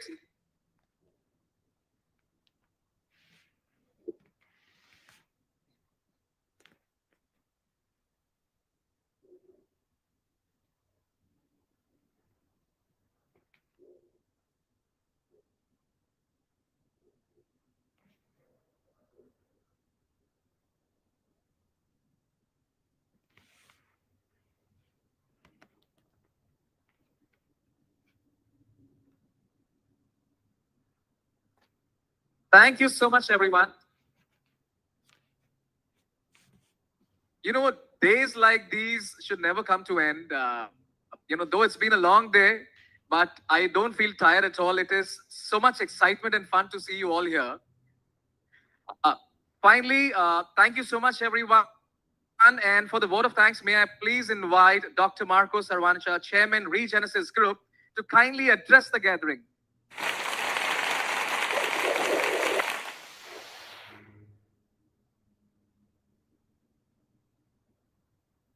Thank you, Tony. Thank you all to all panelists. Thank you for your time. Thank you to all clients for entrusting Regenesis with your people. Thank you to all Regenesis staff for organizing this event. I know it was organized in a very short period of time. As I said in the beginning this morning, purpose of this event is to create a platform for learning. I have learned today a lot, listening to all different experts, panelists from different sectors. Second reason was to create networking platform for developing relationships and doing business together, and for supporting each other. Yeah, we had a lot of great, successful people, a lot of companies representing hundreds of thousands and probably millions of people. So it was very, very inspiring. So thank you for giving your time. Some of you have traveled from far away, Prince, from all the way from Sikkim. Really deeply appreciated your presence. I hope you're going to do great things together in Sikkim and make Sikkim AI role model for India. Just to remind you all again of the purpose of what we're trying to do here. Purpose of School of AI and Regenesis is to awaken potential, to develop conscious leaders, to develop better world, to use AI and technology as a competitive advantage for all individuals, for companies, for India, and for the world. So I want to thank you for being part of this beautiful dream of making world a better place. And together we can make big difference and big impact. So we're going to continue with these events. Next month we have a launch of School of AI. We'll have this type of events every second every week. We're going to cover all different sectors of the economy. We'll also take these events to different parts of India. So I think we're going to have events now in Bangalore and Delhi and all major states of India. So from my side again, thank you so much. Thank you for being part of this dream. I wish you all the best, and I wish you all blessings. God bless all of you. Thank you. Yeah. And I have a special now. Now, considering this is the end of the event, I have a special item which was not planned. Something I discovered last week. We did strategy session and team building, and I discovered we had two very special, talented people within Regenesis, singing talent, and I would like to ask both of them to come and sing something for us. So Tony, not only you are a great event organizer, I discovered that you are a great singer. When in his younger days, he was a rock star. He had his own band, and he sings amazingly beautifully. And second lady is Madhvi, classical Indian singer. So I thought you may like to close this event really with a nice song and celebratory type of vibration. Okay. So Tony, I will ask you to sing first to break the ice, and then Madhvi will do that after you. Okay. Thank you.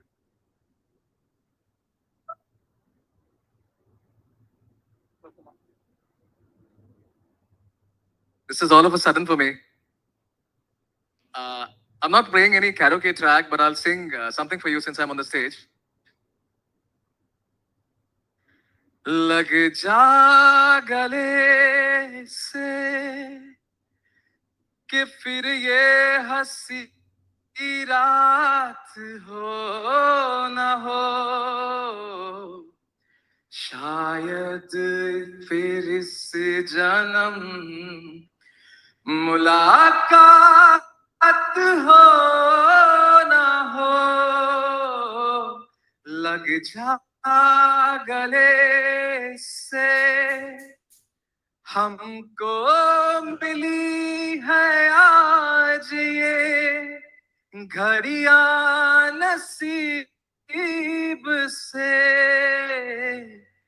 जी भर के देख लीजिए हमको करीब से, फिर आपके नसीब में ये मुलाकात हो न हो, शायद फिर इस जन्म मुलाकात हो न हो, लग जा गले से. Thank you. This is all of a sudden.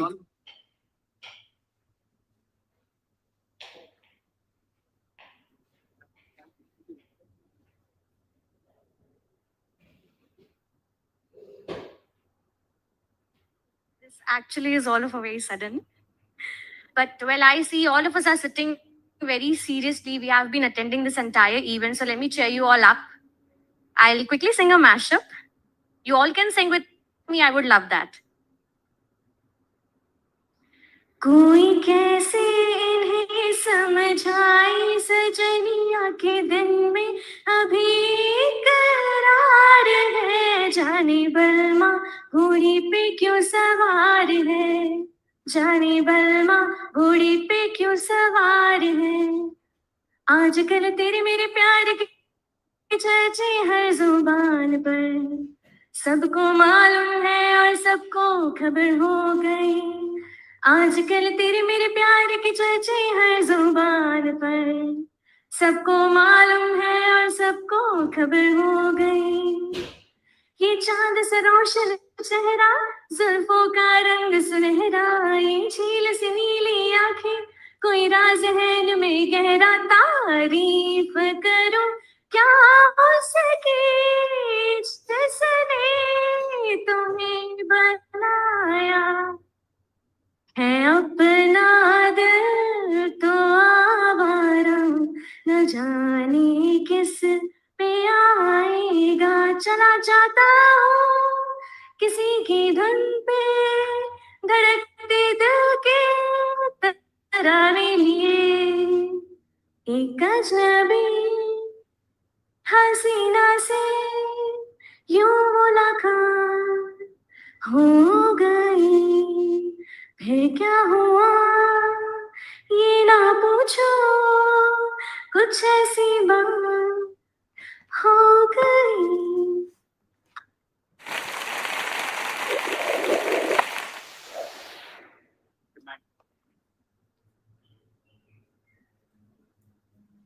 Thank you so much, Madhvi. Ladies and gentlemen, as we bring this event to a close, it has been a wonderful day with all of you here. And, thank you so much for being part of this. Thank you so much for being part of the Viksit Bharat Summit, the AI for Viksit Bharat Summit. I really appreciate for you all to kind of finding time, coming on a Monday and making this happen for us. Thank you so much again. And now we open for cocktails and dinner. Can we have a group photograph, everyone kind of coming together?